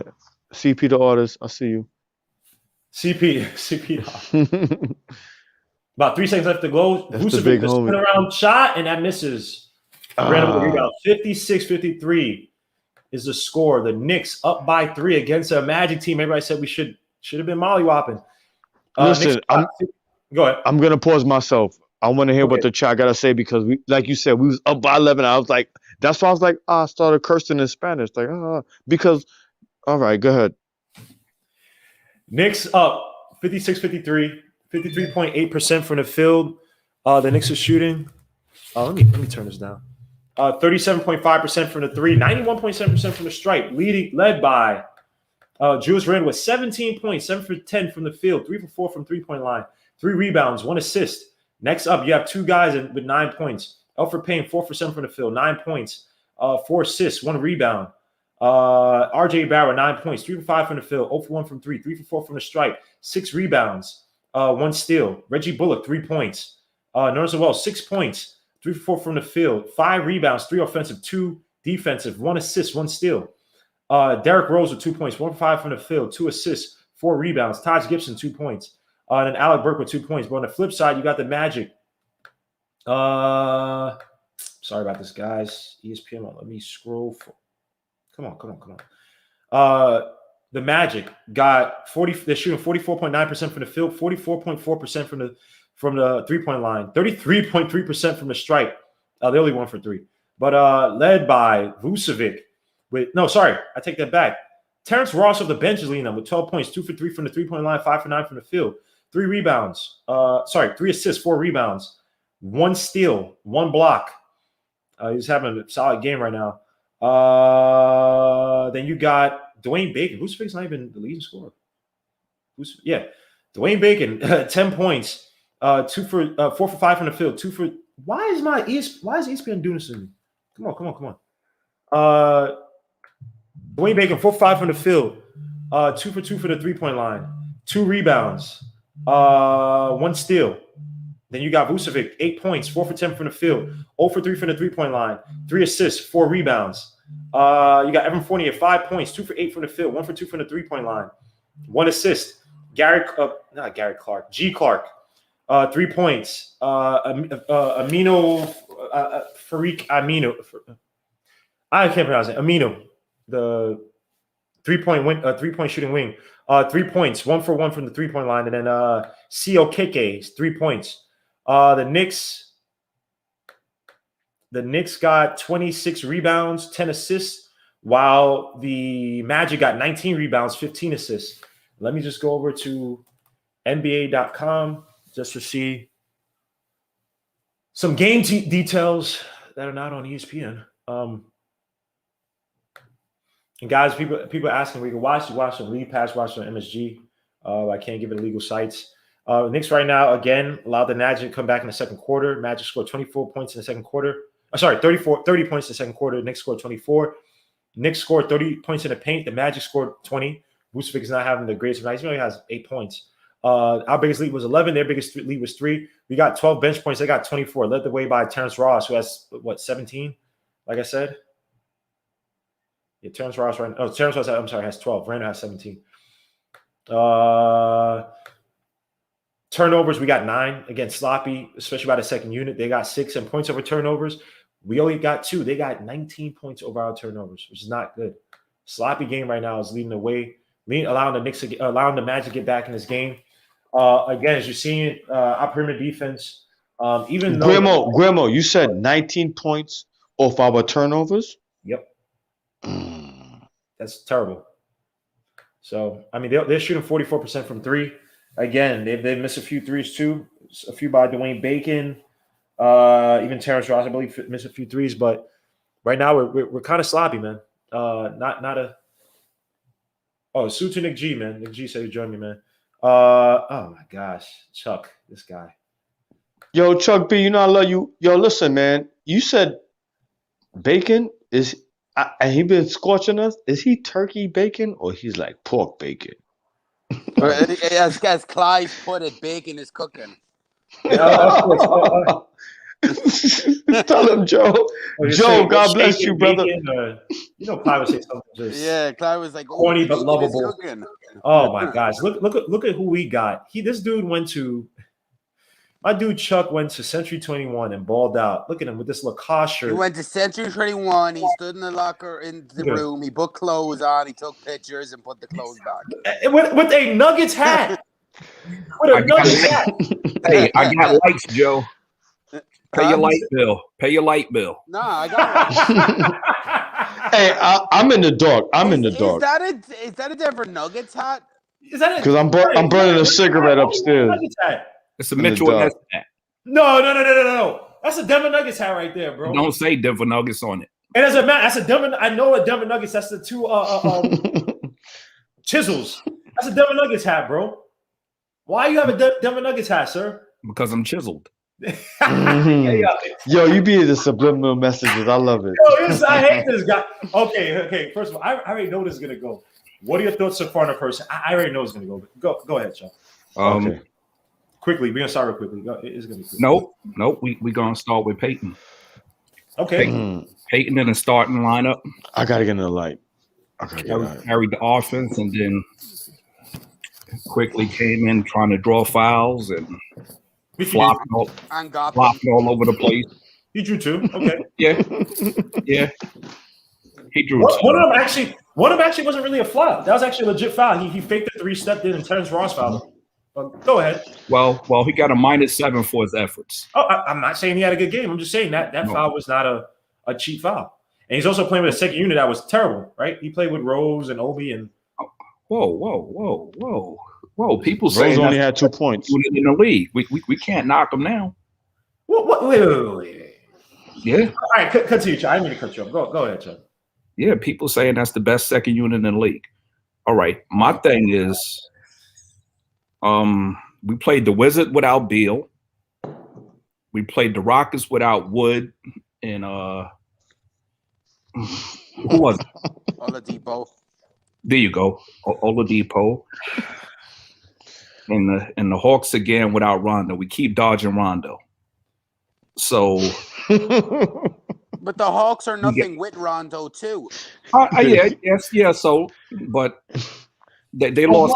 They lost 7 out of the last 8. So the point is, we didn't beat a good team in this stretch.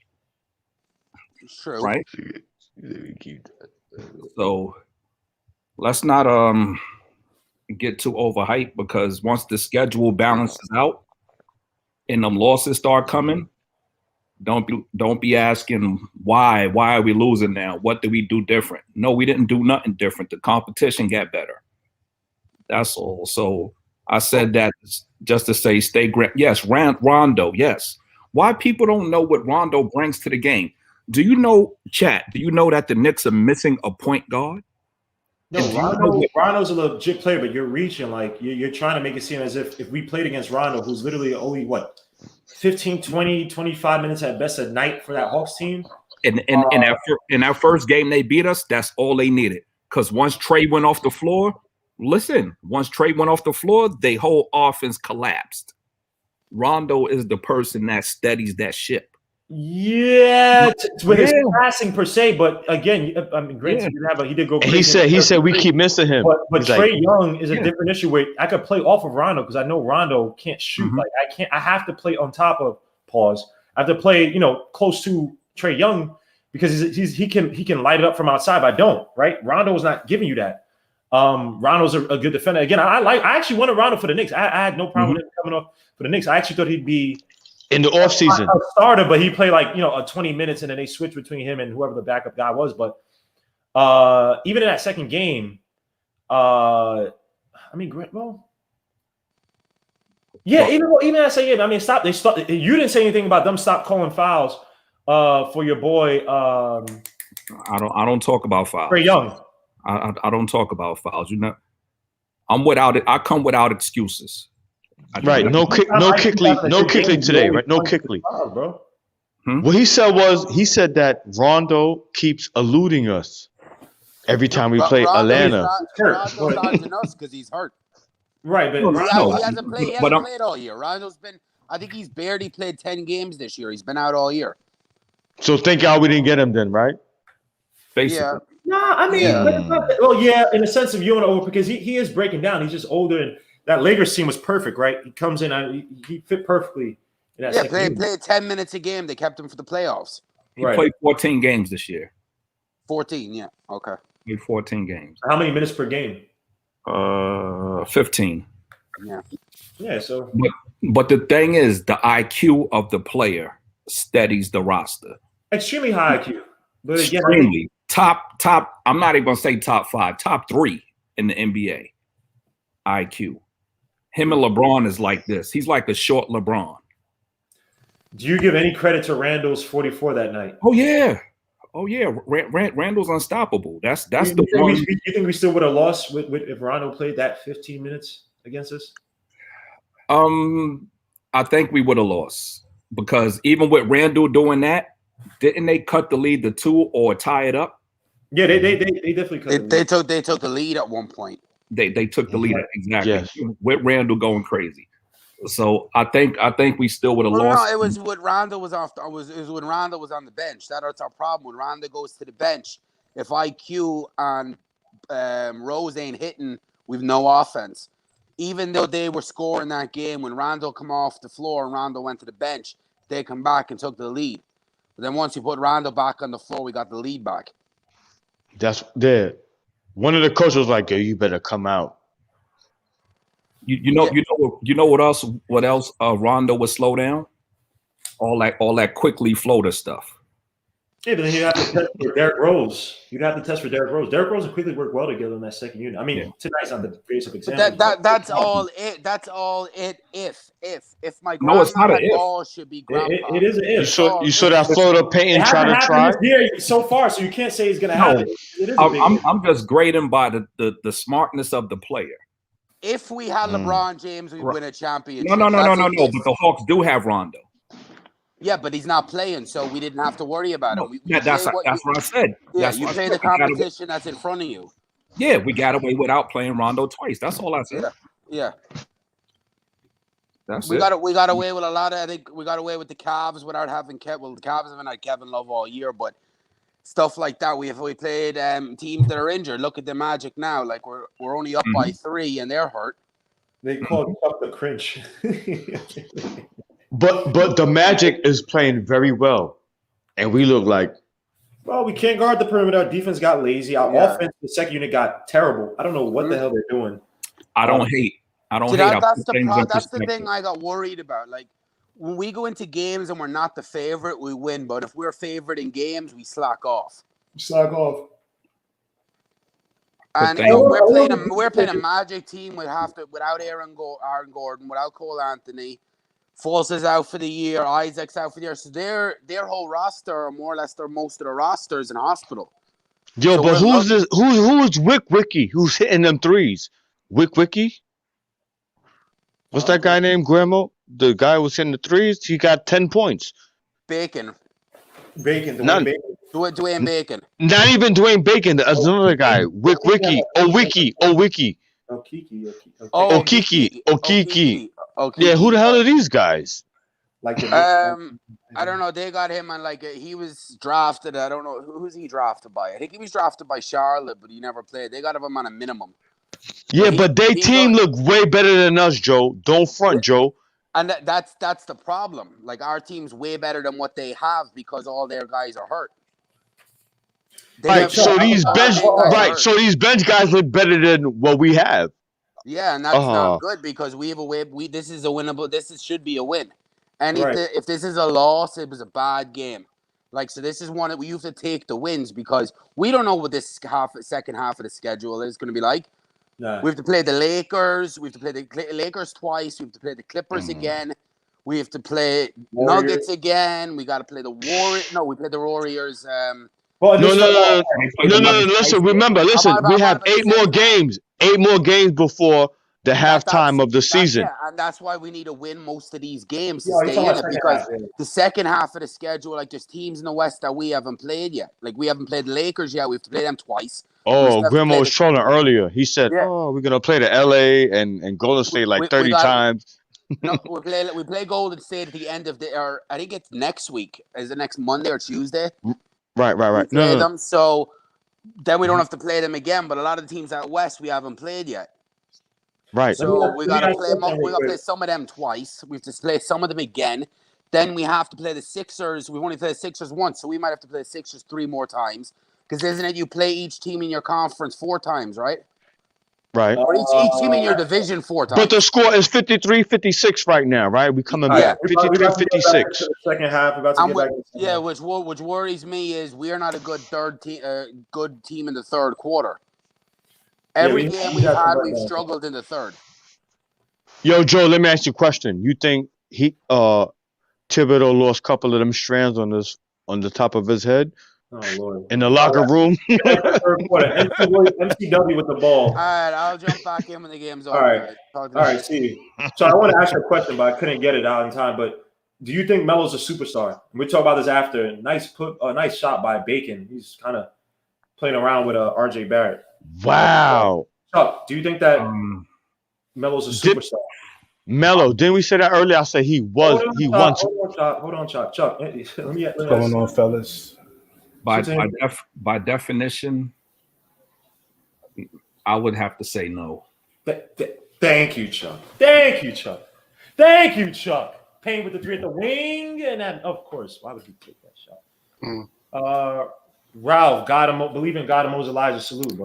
Salute, guys. Sorry, Chuck. I thought he said Chop. Sorry. Ralph, salute. Salute, man. What's up, Chuck? What's up, Hinton? What's on, man? What's going on? How you doing? Payne used to pick shots to the basket. Vucevic, nice layup by Payne. Again, Payne is playing very well. I'm gonna give him all the credit in the world. He's slashing effectively, getting to the paint, pushing the pace. Yeah, this has been a real sloppy game. Oh, Mike Carlin for the 3, and that misses. Rebound, Payton. Payne push the he kind of had it. Yo, hold up. He passes those ball, has bad hands, and EP fights for the ball, gets it back. Layup is good. EP is true. Carrying us right now, man. Bully ball. Yo, listen, Grandma.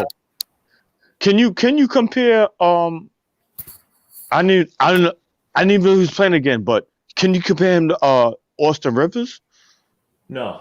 He's been more effective, Austin Rivers. Bacon with an open 3 off the pick, and it's good. Again, Knicks cannot get around 3-point shot, man. Get around these picks. That's where Dwayne Bacon. I believe in the first half, he had a few of those shooting behind. Bacon. Payne with the ball. Gets out to Randall in the post. He's a little bit taller, but I'm just saying. But Randall step back off the crossover, and it's good. Can't handle the Randall. 62-58 is the score. Oh, that's a new thing. Can't handle the Randall? Oh. You heard it here first, folks. Heard it here first before Alan Hahn takes it. I'm Alan Hahn of the idea. Shut up. I'm only joking. If they say it, I'm going to be mad. Like, they double team Vucevic, and I missed it, but they call a late foul. What the?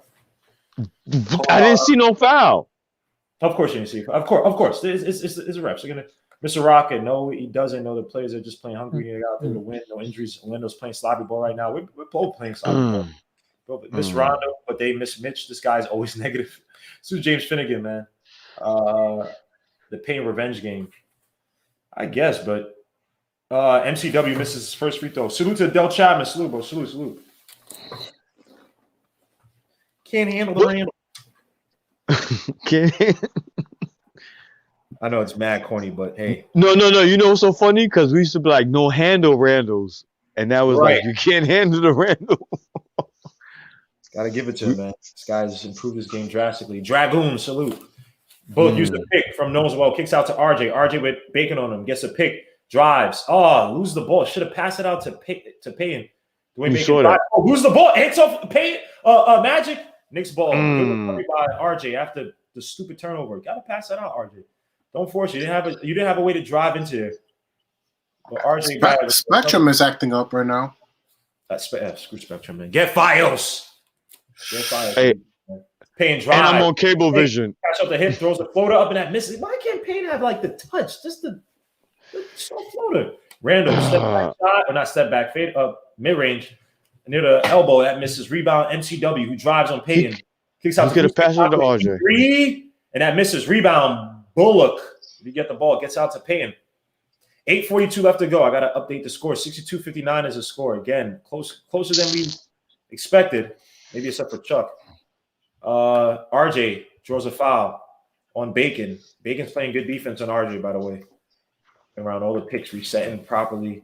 It's been a nuisance. Better than last game when we last played him. RJ Barrett with the ball out of bounds, gets it out to Nerns. Yo, Bacon. Well, gets out to Bullock. That's 40 on him. Drive. Gets it out to Randall. Three at the top. The Queen that misses. Rebound. Vucevic. Vucevic gets out to Bacon. 62-59 with 8:20 left to go in the third quarter. Use a pick, and he draws a foul off of RJ or Nosewell. I think it's RJ. Wait. He just threw it up. That's. Hey, if you could deke the refs, you could deke the refs, man. What's that dude? Quickly.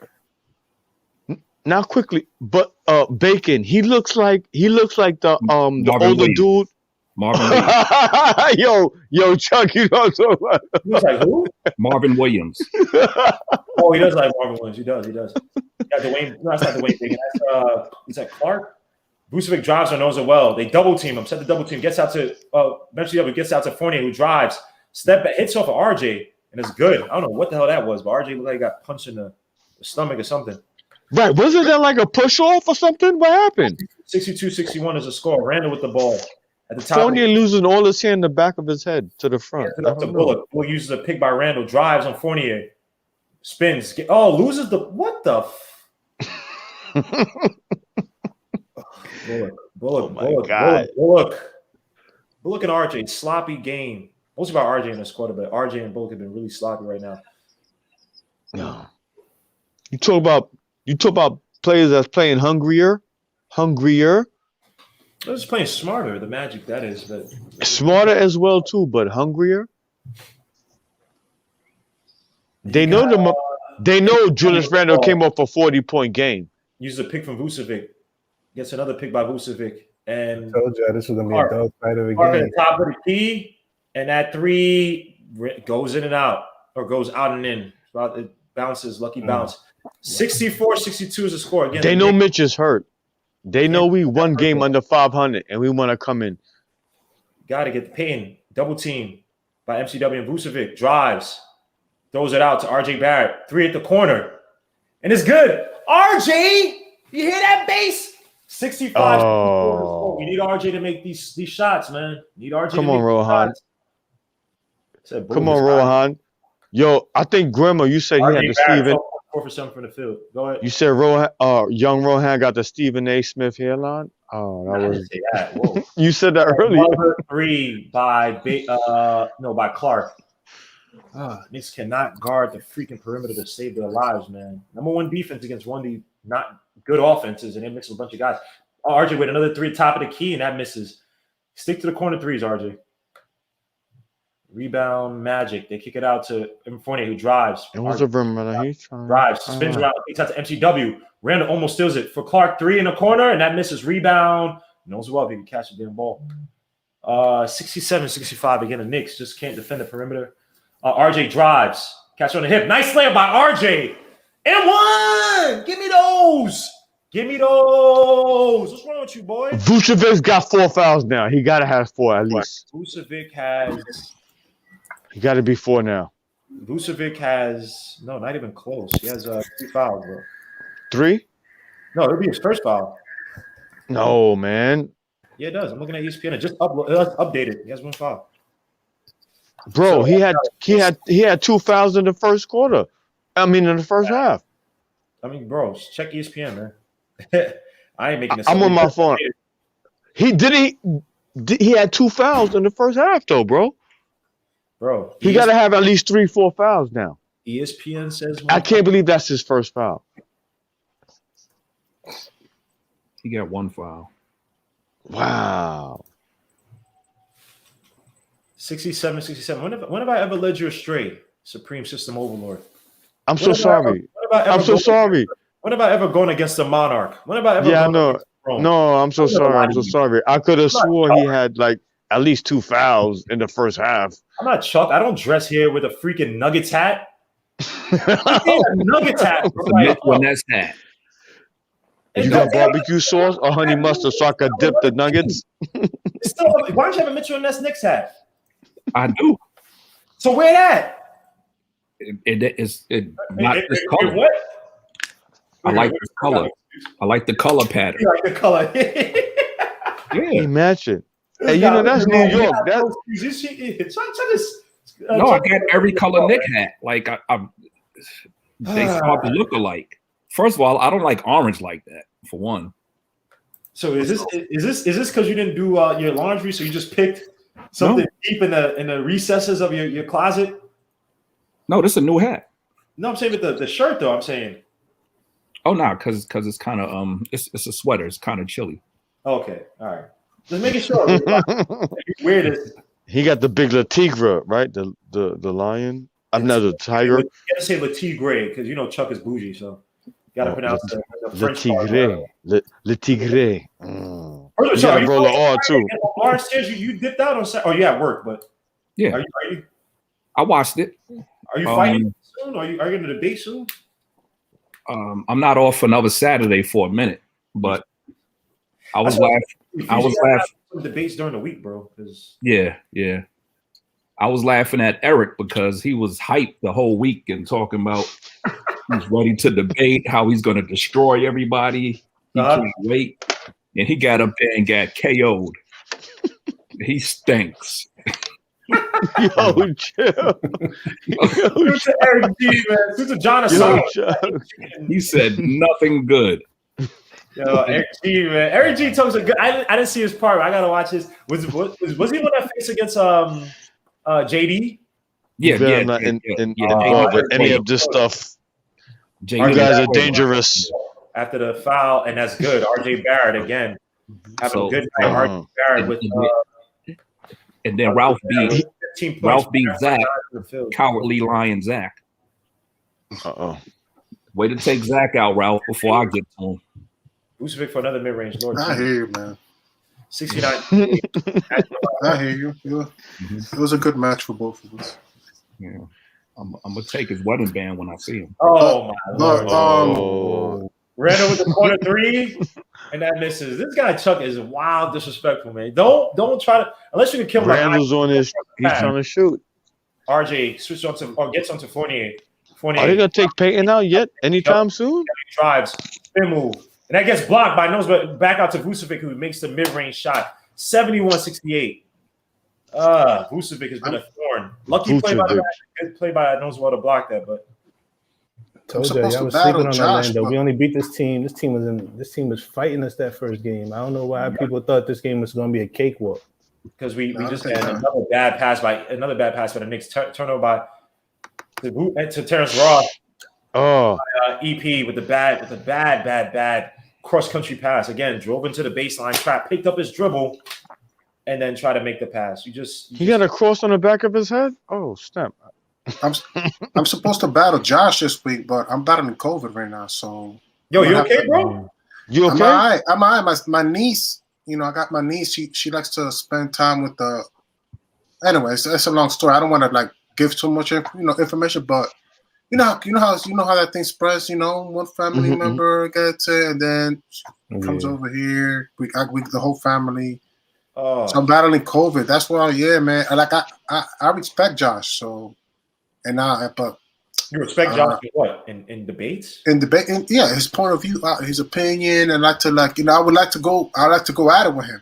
Just go at it with him. He's one of the easiest to defeat. And I respect Josh too. That's my boy. RJ Barrett goes to alley to nose well, but he gets fouled. Josh. So we go into the line, I think, for 2. So Vucevic got. Oh, it's on Fournier. Who's Josh? Julio?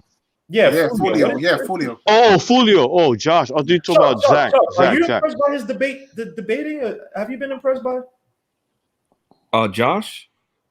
Nah. I think Tone took a night off. Yeah, Tony. Yeah, because that's second one. Give me a high five. No one's going to miss the first free throw. 73-68. I don't understand this. Why is it? I killed him 3-0. Like right there. I know it wasn't in the so-called. I killed him 3-0 on an RJ Barrett when RJ Barrett wasn't doing well. I killed it. Like how? I said, yo, game 11, give him 5 points, and he didn't score any more points after I gave him the. All right, you know what? No, but my whole thing is like this thing has me. I have the body aches and chills and vitamin D. Pause before anybody stupidly thinks I'm talking about that. Yes, yes. A lot of vitamin D and zinc, bro. I'm telling you. Right. Vitamin. Get some oranges and cut the oranges and eat them. Yeah. To get out to RJ Barrett, top of the key. Lime and water. Well, dry. Lime and water will do. Spin moves. And I'm always in my room, man. I don't leave my rebound Vucevic. 73. Hey, man, garlic too. Garlic also. Yeah, anything to open up your passageways, you got to keep them open. A lot of hot tea too. 28 for the 3, that's good. Mix it down. Ginger, yes, ginger. If you don't got no turmeric in all that. I do. I got this right now. Hold on, give me a second. All them things are properties. Man, look at man. God damn it. You see? We taking it lightly with these guys, man. We taking it lightly. Yeah, tomorrow I'm gonna have to go to the supermarket, but I got this thing called Turmeric Boost. Turmeric is good. It's great. So I just use that, man, and once I get through this, man, I'm out. Like, you know what I'm saying? Like, turmeric, vitamin D, a lot of ginger, a lot of hot water tea. If you could consume it, you have to flush it out. Keep your passageways a lot open. Because my aunt got it. She's older, but literally the doctor's like, this was early on, so the science behind it. But they said that one of the things that saved her was that her passages. She drinks a lot of tea. She works out, so that's why I'm older. Yep, I'm big on tea too, man. So I'm just gonna sit here and listen, man, because I really didn't even. I mean, I want to talk a little bit, but like I don't even got that. I just want to just listen, man. I just want to just chime in a little bit. That's it, And Susan Joe, he said, "Yo, I just went through the second half of the schedule. It's gonna be." We play each team in the East 3 times, every team in the West once. We have 19 games against teams that were in the playoffs last year. Sorry, every team in the West. Sorry. I got to mute Ralph. It's just shaking the maracas out there. You're good, Ralph. You're good. No worries. Yo, Ralph, listen. Ralph, listen. I'll be right back. All right, yo, Ralph, listen. I thought I was going to die. People thought I was dead. I slept for like 11, 30 hours. I don't know. But I had some homemade chicken noodle soup. That bone marrow. That's also a major part too. Make sure you get some good home cooked soup, right? Yeah, sweet. That's what I ate a lot too. The last 2-3 days because it's for me to cough. I'm like, yo, why am I coughing? You know what happened to me? One day I went to the bathroom to brush. Wow, this is gross, bro. Like I don't want to. Like this. Well, nah, but it's something that people probably need to hear so they know what to do. Nah, but you know what? I went to the bathroom to like brush my teeth. I had a slight throw up. I'm like, what the hell's going on? So anyway, I just wash my mouth, whatever. Bam. Then I started coughing a lot. I'm like, yo, man, what the hell? I'm like, yo, man, I barely leave my room. You know, this pandemic, it's hard for. I'm always nervous to go outside. Mm-hmm. And I'm like, what the hell? And you don't smoke cigarettes, so you're not no reason to cough, right? No. So I'm like, yo, man, like, how am I coughing? But I should have paid attention. Like, I'm like, I thought maybe I ate something, like, maybe it came down, whatever. But I'm like, man, for me to have a, to throw up a little bit, like, that means something's. But now I know. Don't touch your eyes and your face and all that. You got to sanitize the door handles and everything. Everything you touching. You're right. The whole house is like that. It's not just me. The whole house. Yeah, back to the game. Suits to Nick G, by the way, looking like a Satanist with the red and the freaking orange flare and the freaking light. Oh my God, Nick! Peace. The rebound. Salute, Nick. Drives on Burks. That misses. Now they brought DeRozan. Randall on the break doesn't have any guys, so he passes, drives, shoots the floater or whatever you want to call that, and it's good. 76-70. There's not an and one either. Holy crap! 76-70. Let me pause. Chasing Randall with the ball, gets around every phone in for the three, and that misses. Lucky because no one was around it, and they get it. The Magic get it back. Vucevic drives on Randall, picks up his dribble. Now he's stuck, looking for a way out. Hands it off to Terrence Ross on the baseline. Drives, step back shot, and it looks like it's going to be before or after the shot clock. So Nick Ball, 76-70 is the score. I'm telling you, we can use Ross on this team. Nice trade piece. Ross and what's the other guy, Mobamba? Yeah. Simeon Russell likes him a lot. Terrence Ross. I heard him on Nothing But Knicks talking about him a lot. Yeah, Terrence Ross is going to be a bucket for him off the bench. That's his best asset. Quickly in the game, Randall, Taj, aka CP the artist, quickly throws a float up, and that gets blocked. My whole thing is, I feel like a player like him, that's going to cost you a first round. You guys okay with that? No, I'm not giving first round. No. Nice. Not for Ross. Randall, step back shot, gets out to Vucevic down low against Taj.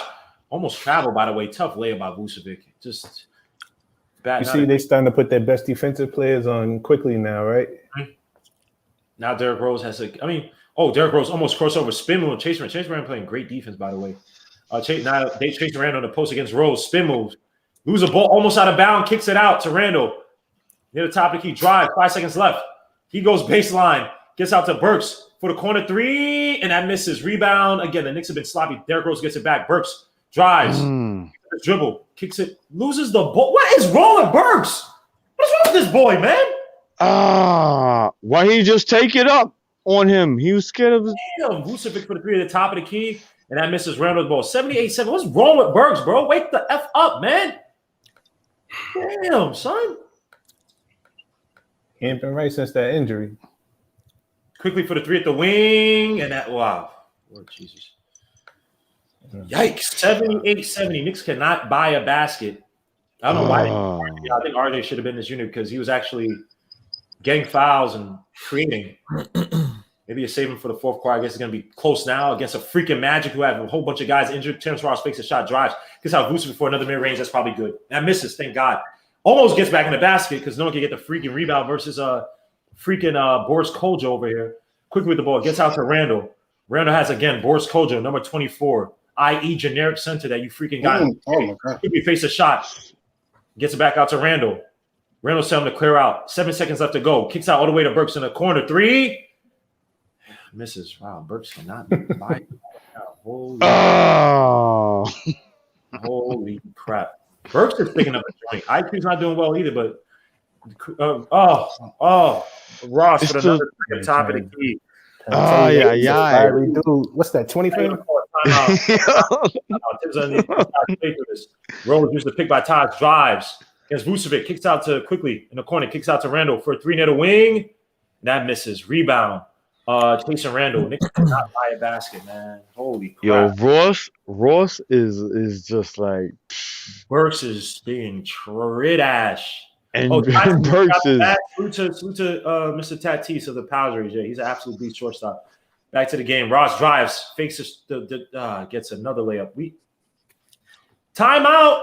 83. Well, it's the end of the third. Wow. Listen, man, that boy good. How you getting this Tough right? layup by Rose. That misses rebound.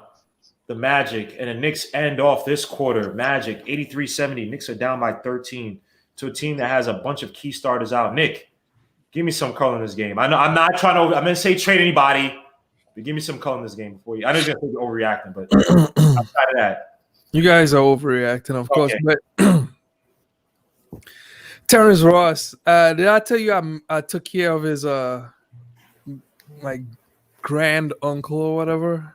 Yeah, the other day. And he'll just get hot, but he'll go cold like crazy, man. Like, so it's just a matter of time. I mean, just give it time. Let's see what happens in the fourth. I'm not worried about this game. Okay. I'm not saying that we'll win. I'm just saying I'm not worried about this game. of course we know that. I believe we'll win. I believe they're gonna win. That's All just right. it, bro. You He's and by the way, been hot the last you had tomorrow, bro. I apologize. 3 bro. games though. Do that, Nick. You're not slick. You're not slick. You just sit there. You throw your little dice. Right. I'm not worried about that. We know that. Give us in the game. We're not saying trade anybody. We're not saying it. Just give us some damn color in the game, bro. I just turned it on. I mean, I don't. Okay. I got you. It is what it is. Hold on. Let me guess. IQ forcing, trying to draw fouls. No. His floater's ineffective tonight. No. Randall is no longer hot. He's No. Yo, since when we got Denver Nugget fans in the building? Thank you. This guy. He said, no, sorry. He says it's a Mitchell and Ness hat. What? It's a Miners hat. It's chiseling rocks. That's a Nuggets hat. You're not slick, bro. It's Miners. Okay, what team is that, Chuck? It's Team Chuck. I'm chiseled up. It's Miners. He's in my body. Look at him. Now look. I'm gonna break You got the down little Tigre on the shirt, Grandma. If you forgot. Yeah, I'm has a great a great shirt. Hold on. I'm gonna break down the game real quick for you. It's this simple. Okay. The first half, man to man. The second half, zone. Knicks struggle versus zone. Zone force jump shots. They missing their jump shots. I mean, he shot 50% from 3 in the first half. 45 or something like that, right? Yeah, look at this dude. Yo, what's your point? Yo, Nick is look what Nick put up. What's your point, bro? Yeah, Crispy. Yeah, Chuck is fun. Or Chris, my bad. Chuck is funny, man. No, That's but not- that's Nick, that's what it is. You We put a struggle- Denver Nuggets thing up there. Yeah, Back to the game. We're in the fourth quarter. Since Chuck with his Denver Nuggets hat just threw us all off. there's a point. That misses. Quickly is not hot tonight. Oh, come on, quick. He ain't gonna stop though. That's a good thing. He needs a layup. Yeah, well, That's a start. a little bit more of the pick and rolls. Got your boy Terrence Ross used a pick by Mo Bamba, and Todd steals it. And they foul him. That is good things by Todd. That was terrible by Ross. Look at him. What's the score? I apologize. It's 83-70. Let me update this. Yo, Terrence Ross is like a Jamal Crawford Yes. type of Yes. player on the team. Yeah. Big traps Terrence Ross in a hit. Kicks it back out to Derrick Rose. Shoots at the top of the key. Wow. Magic ball. That's Been all. that type of night. Yeah. Again, we can't say we could beat anybody on any given night, man. We just don't have. We don't have the closers. We don't have the talent like that. Where that if other guys are struggling, you know what I mean? Again, put back on RJ. RJ Barrett was the only guy drawing. I'd have him in there and try to slow down a guy like Terrence Ross by drawing the fouls. And quickly with a steal, gets tripped up by Chase and Randall. Just in the G League a few days ago, by the way. So dreams are possible. Shout out to Randall, man. Damn. But Randall's kind of cold now. Real cold. Turnovers keeping us in it. No, I'm talking about chasing Randall. Shout out to him. Yeah. Shout out. Yeah. So It's chasing. I always thought it was chancing. It's And chasing. that gets blocked. Magic ball, Mo Bamba.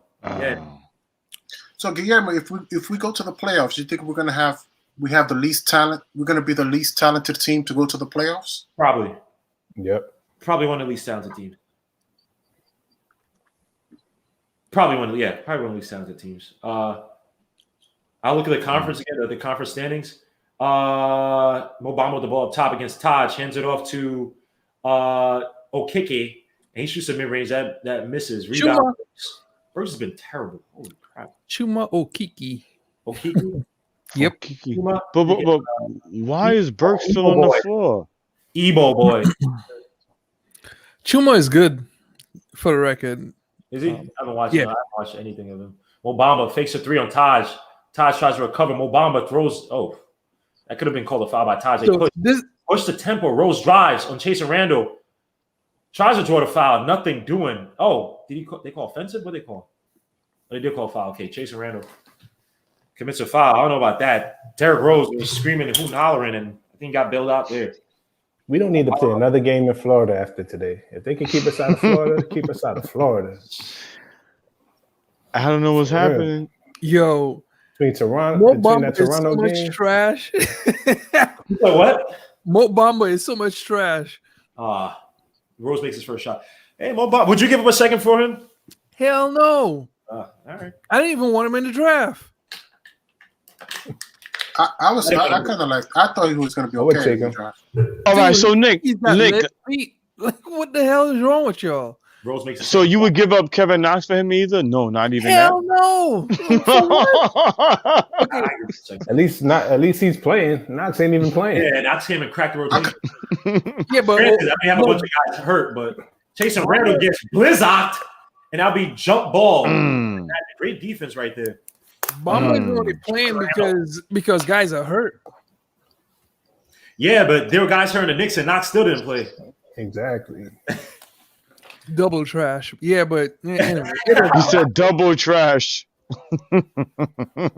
Yo, so you remember at the beginning of the season, Kevin Wright was like, I'm not talking about Frank Ntilikina because I only want to talk about players that actually play in minutes. Rose in the mid-range that misses. Yeah. They spent a whole hour talking about Kevin Knox last night. Last night, of course. Are you? I'm like, wait. Was Kevin Wright on there? Yeah. Last night? I missed it. Rebound Magic. We can't dominating the boards right now. The Magic are eating us up right now, man. I need a 3 from top end though. And another missed shot by Chase and Randall. Rose with the rebound. Have you gotten a shot tonight? They call a foul. Right now, the Magic got 30. Oh, we have 38 rebounds. The Magic got 39. Not a good game by the Knicks. Mo Bamba took Nick G's girl. That's why he's dating. Come on, man. He's married, man. Nick G's good, man. You know, Caribbean guys, they get married. If they do get married, they get married like 15, bro. He's good, man. Wow. You guys got some kids. He probably got kids we don't even know about. I ain't never been that dude. Yeah, I don't think Rose the floater, and that rims it out. Mo Bamba with the rebound, by the way. Look, Nick Wright, Kevin Wright got on me, and I was like, you know what? Look, Mo Bamba looking good though. And they fouled him. Holy crap! Knicks can't buy a bucket. We can't defend a bucket. This is just. Yeah, bring RJ in. I don't know why RJ sent out again. Sometimes Tom Thibodeau's rotations just can't be. Just what I was asking you. Why is Burke still on the floor? Yeah, and people get killed me about me saying Melo's not a superstar. Kevin Wright said that Kevin Knox is a Knick, but Carmelo Anthony isn't. That's ludicrous. That's not even close to. Wait, he said that? I didn't even know he said that. I'm so sorry. 7 for 13 for the field. Yo, come on. His fandom is so bizarre. Yes. Out this world. Y'all crazy, man. When Quickly shot ain't falling, what else did he give you? Hope. I would say free throws. His bread and butter is getting to the line. Yeah, right. Chuck is looking for a way to kill Quickly. He's like 90%. He's like 90% for the free throw. Hold on, wait. Let's look up DSJ stats right now. No, let's let go of DSJ, man. Mid range. Let's let go of DSJ. My whole thing is his bread and butter. He makes his money at the free throw line. Rose with the mid range. Holy crap! Knicks are forcing bad shots. Can't buy a bucket. Look at their defense. Why they so aggressive? Like, yo, we look whack right now. Like, it's 8 minutes. They better come back. Ross, and that's good. It's all over. Terrence Ross, who I believe 26 points tonight. Man. Holy crap! He's been hot lately. It's the same thing that happened with Cleveland. It's the same thing that happened with Cleveland. When we play teams, we play down to teams, and when their guys are missing, right? We don't account for their role players. I don't know if it's I don't know what it is. I would say that Orlando has been a very good defensive team. I know they gave Fitz. That's true. They ranked 20th right now in defensive rating, and like the 15th, 16th in opponents' points per game. Like they're not that good of a defensive team. Was their defensive game was winning games? What's the numbers like? Are we better than them in the stats, if you will? The best defensive players out for the season right now. So right. Yeah, Rose is 1 for 10. Jesus. Yeah, he's forcing a lot of bad shots. He's heartbreaking over, so I'm going to sleep, man. Salute to All Star Sports says Kevin Wright is a special Knicks fan. Love hearing that guy talk. It's a lot. Yeah, it's comedy. It's comedy. I stopped arguing with him over it. And I asked him if it's an emotional thing. Like maybe did he get bullied, and maybe or he stands up for bullies and like he thinks that people bullying Knox because there's no way. No, listen, man. We gotta salute and respect Kevin Wright, man. Please, God bless him and salute. Yeah, God bless him. But not his opinion. Bro, not his opinion, but he sounds like you remember WBLS at night. Yeah, he has a rich voice. When they only play R&B music at night. He's wasting his good voice trying to protect Kevin. He should have been a doo-wop singer. He's born in the wrong era, but get it back. But, you know what's funny? Y'all crazy, man. I struggle to score 20 points with Kevin Knox in 2K. Yeah. That's how hard it is. Like, that kid is rough. So you tried him in 2K and it didn't even work. Oh my God. Terrible, man. He said, my condolences to Kevin Wright, man. Kevin Wright is just yikes. Some people you just can't. It is what it is. The suits of Kevin Wright, man. No. You know what it is, Grandma? Grandma, you know what it is? We got the champ. The champ is here. Who? I don't know. Oh my God. Who? Chop. Who's the champ in here? The champ is here. That's all I gotta say. Of what? Everything. Chisel. How? Chisel man. You lost to Kevin Wright. I destroyed Kevin Wright. And they changed the rule to if you win the first 2 rounds, you win the debate. I beat Kevin the first 2 rounds. They didn't change it for that time. Right? That's not a competition, though. Right. You're right. It's not It's not. But that's not a competition. You can't show up on that one. Andy schooled you. Who? Don't try yourself. Don't do that. Don't do that. Andy N schooled you. No, he didn't. The one with the Frank poster? Yeah. Randall with the wing. Bullock fakes a 3. Can't get separation. Randall drives. 2 seconds left to go on the clock. Layup and it's good. 89-74. Knicks got to make a run now, man. Because this is god awful. This is not basketball right now, man. It's straight aggressiveness, bully ball, all that. Yo, why is he still in the league? Like, beat him up. And why they still got... Terrence Ross kicks it out to Vucevic, top of the key, gets out to MCW, drives and knows it well, loses dribble, carries a lot. They didn't call anything. He shoots a mid-range. Oh, my... Yeah. His rebound works. That was a lot of carries, stumbling, bumbling. In the game right now. He shouldn't even be playing. Yes. Dribble. Why is he still there? This is terrible. Randall drives to the basket on Amino. Loses the ball. Bad play. Leaves his feet. Tries to make a terrible pass. Magic right now just killing it.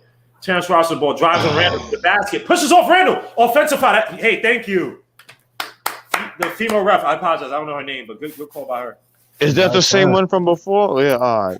But why is Burke still? Who said that? Why is he still there, bro? Like, and salute to Isaiah, man. He said tonight's a perfect game, but the Knicks fans need to relax. I agree. Gotta stay grounded, man.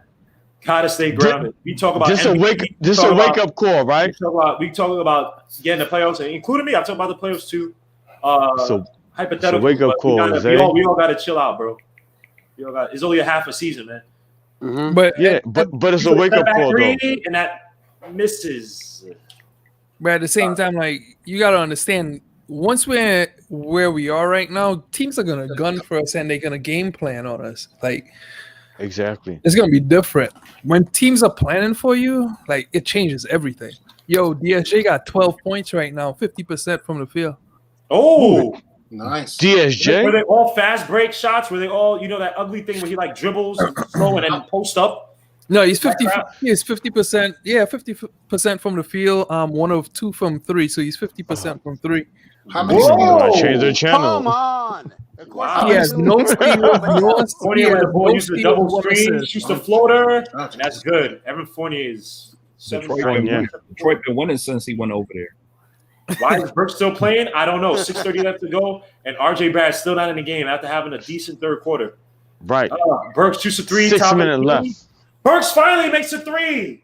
91 to 77. Burks. Holy crap! Now I understand why these teams did not resign you or keep you. Quickly, look at the numbers. Smack him in the head. MCW gets it out to Dwayne Bacon, who's been a freaking thorn in our side. Gets to Vucevic, they double team him. He shoots a mirror, and they call a travel by Vucevic. Be Nick Ball, 91-77. Where the hell is RJ Barrett? Guillermo, remember at the beginning of the season where Knicks fans were like, "Oh, wait till we get Burks back. He'll be one of our scorers." Yeah, because he averaged 20 points after 2 games. Yeah, it was after 3 and also 2. He actually is a better player than you might. It's good by Burks, 91-80. 11-point lead, 6:04 left to go. Finally, Burks makes some shots. I guess I don't know. I don't really know. He's a good player. It's just like he just came back from injury and calm down. No, but that's on Tibbs though. But I know you took out your most productive player. You took out your most productive player when you needed points, like the and Burks, I agree that. That's just he wasn't being productive today until right now. So and Chuck, Mr. Chuck. Oh, what does Quickly do if he's not shooting? Oh, he's just gonna keep shooting, right? Well, Burks just kept shooting. Now he got it, right? See, Chuck, you don't criticize Burke the same way you do IQ, bro. No, it was just a question. Burke is 3 for 7. Quickly's 0 for 8. Yeah, Burks was off the whole night until no. But I could answer the question if I would ask myself, what can Burks do? I would have said play defense. So I could answer the question. Burks plays defense. Half-heartedly. Huh? When he wants to. Yeah. Oh my Lord. Keep going, Chuck. Now, but I don't know what else Quickly does when his shot ain't falling. That's why I said that. Draws fouls. But all right. That still involves shooting. Like what else do he do? Like rebound, assist, steal, facilitate. What do he get do? to the free throw? Get to the free throw. That involves shooting. That's why I said when his shots. He's the only guy. I mean, it's either him or Burks that can get to the free throw line. Nobody else can get to the free throw line. All right. So basically, you saying when his shots not falling, he still flops. Flop is today's game. Flopping is part of today's game. Oh my God! Hey! They get whoa! Don't it's like a new dance. Harden, a superstar. Harden in the regular season does what half the time? Who? Drawing a lot of PS fouls. Don't do that. Ralph, I don't give a damn. Ralph has a point. They allow it for Trae Young, and people calling Trae Young a quasi star or whatever. Do the same thing for Quickly. We want to say, man, I wish we had that. We want to say, damn, I wish we had at least a player that can do that. That where the refs can respect it. But when we got him, they don't respect. He doesn't offer anything else. Ralph, you got to understand. Chuck is doing this because he said Burks was going to be he had an 80% draft bust rate on him, and it's not coming true. Burks? I'm sorry, IQ. I'm sorry, and it's not coming true on IQ. That's not what I said. And hold up. What did you say, Chuck? Clarify for everybody. Not what I said. I said potential. I said based on where he was picked because I know we would have had him at 33. And so based on where he was picked, I think there's going to be players that went after him that's going to be better. So I gave him that title then. Then I took it back because you can't bust at 25. You can average two. You can average back, guys. You can average 2 a game and not be a bust at pick 25. So, yeah, Fan tries to tell me Frank's not a bust because of his defense. He averages 6-1 and 1. And who said he's not a bust? Nah. I've heard a couple of people. Kevin Wright tried to tell me not. Joe, I don't like Carter Carter Williams. They're still in the league. They're still in the league. They're not a bust. To go on the clock. They kick it out to this generic Boris Kojo dude. I forgot what his name is. Terrence Ross with the ball against Burks. Now, I would say this about Frank though. Frank is not a bust in the way because you knew drafting him he was going to be a project. Terrence the project hasn't worked. Hold up. So that's. But, I don't know. But he is a bust because he hasn't grown. He hasn't gotten any better. He doesn't give. What have you done for me lately? He's still a project. Yeah. Either way you put it, Chuck, you put an 80% potential draft plus rate, whatever you did, and you're trying to cover up for it because another turnover by Burks. Holy damn! Oh. He tried to fit inside. It was a good idea. That's good. Okay, forget it. End the game. Put RJ Barrett in the freaking game instead of timeout. Fournier is going ball from the back to the front. Like all the hands gonna be in the. Come on, man. Here's my thing. RJ and Peyton were having good games. Yeah.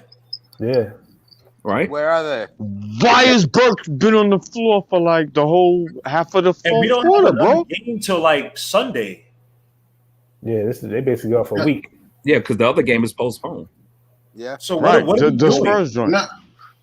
I just want to say something about Frank. And now he throws out his paper. He throws his paper at Bullock. But Tibbs, it's your lineup. Look at Tibbs. You can see him. He cursed.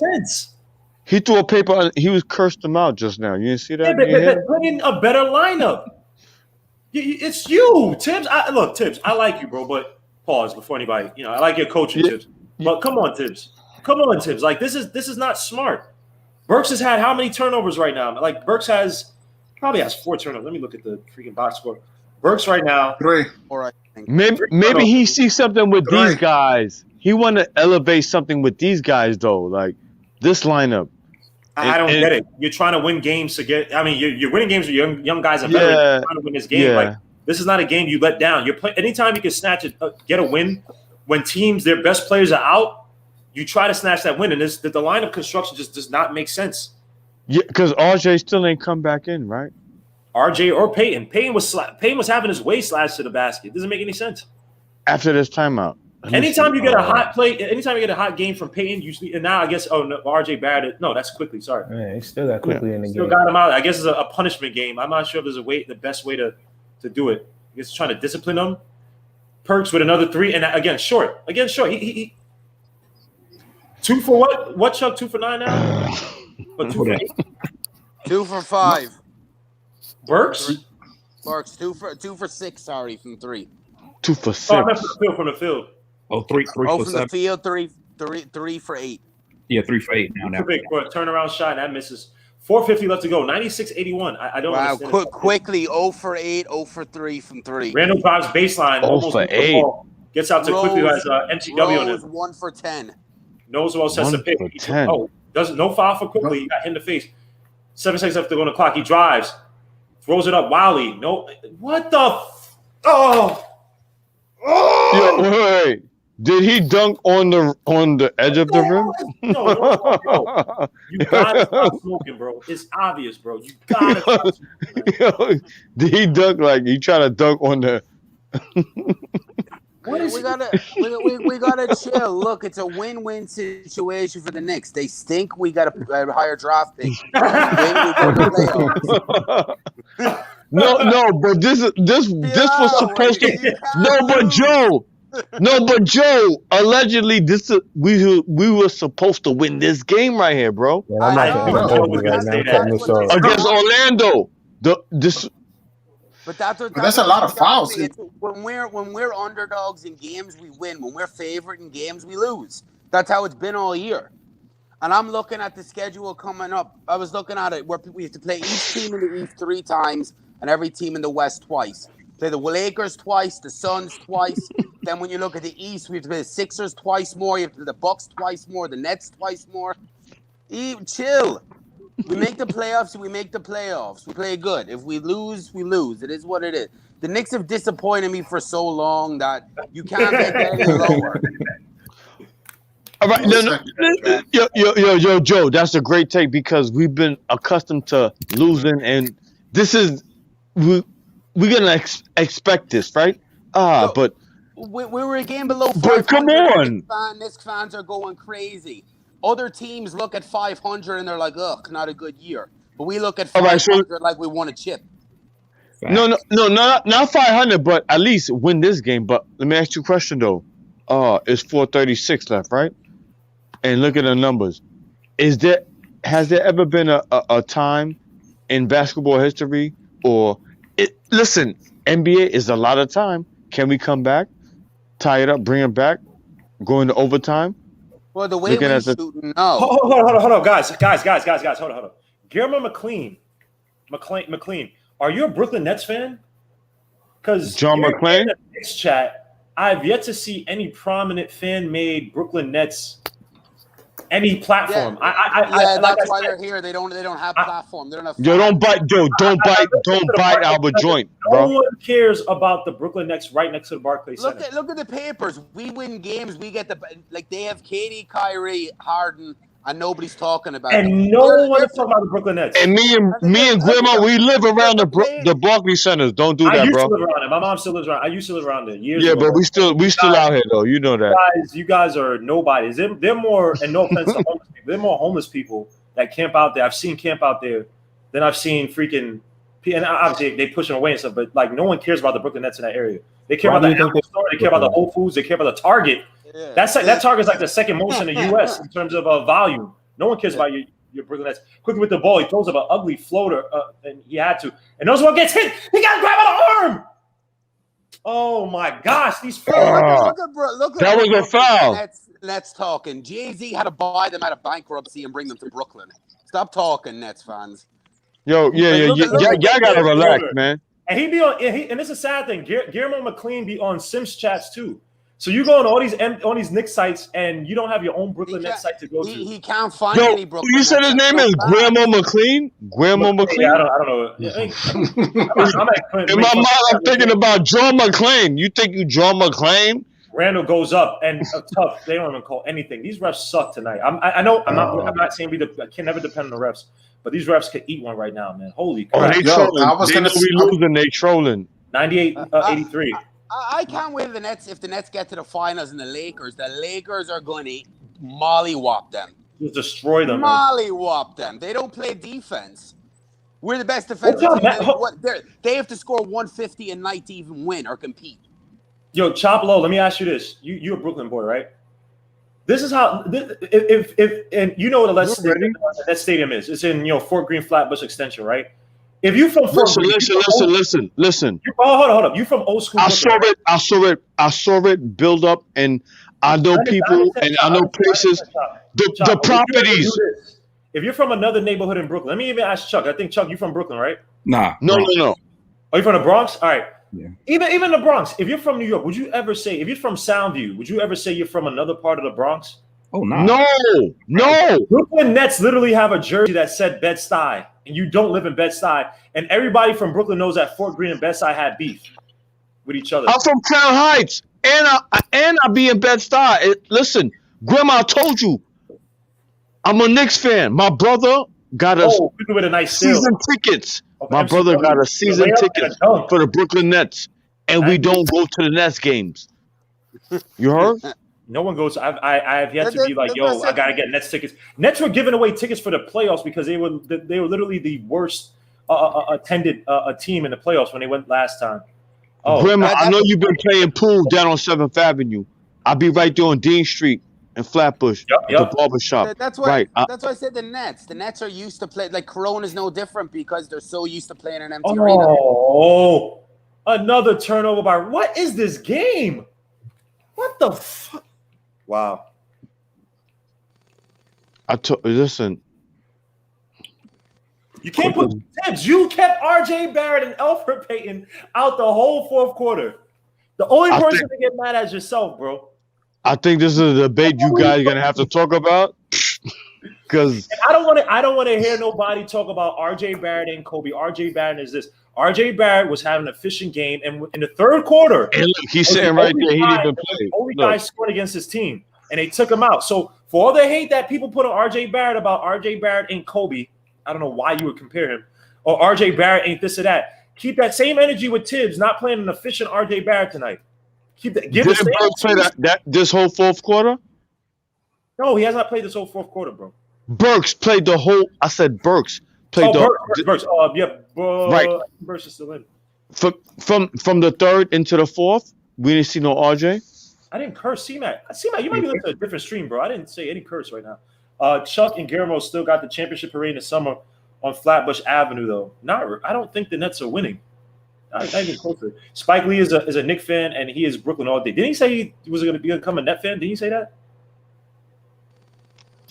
Was it him or the other dude? The white Michael Rappaport. Michael Rappaport. Yeah, Michael. Yeah. Oh, that guy. Yeah, forget Michael Rappaport.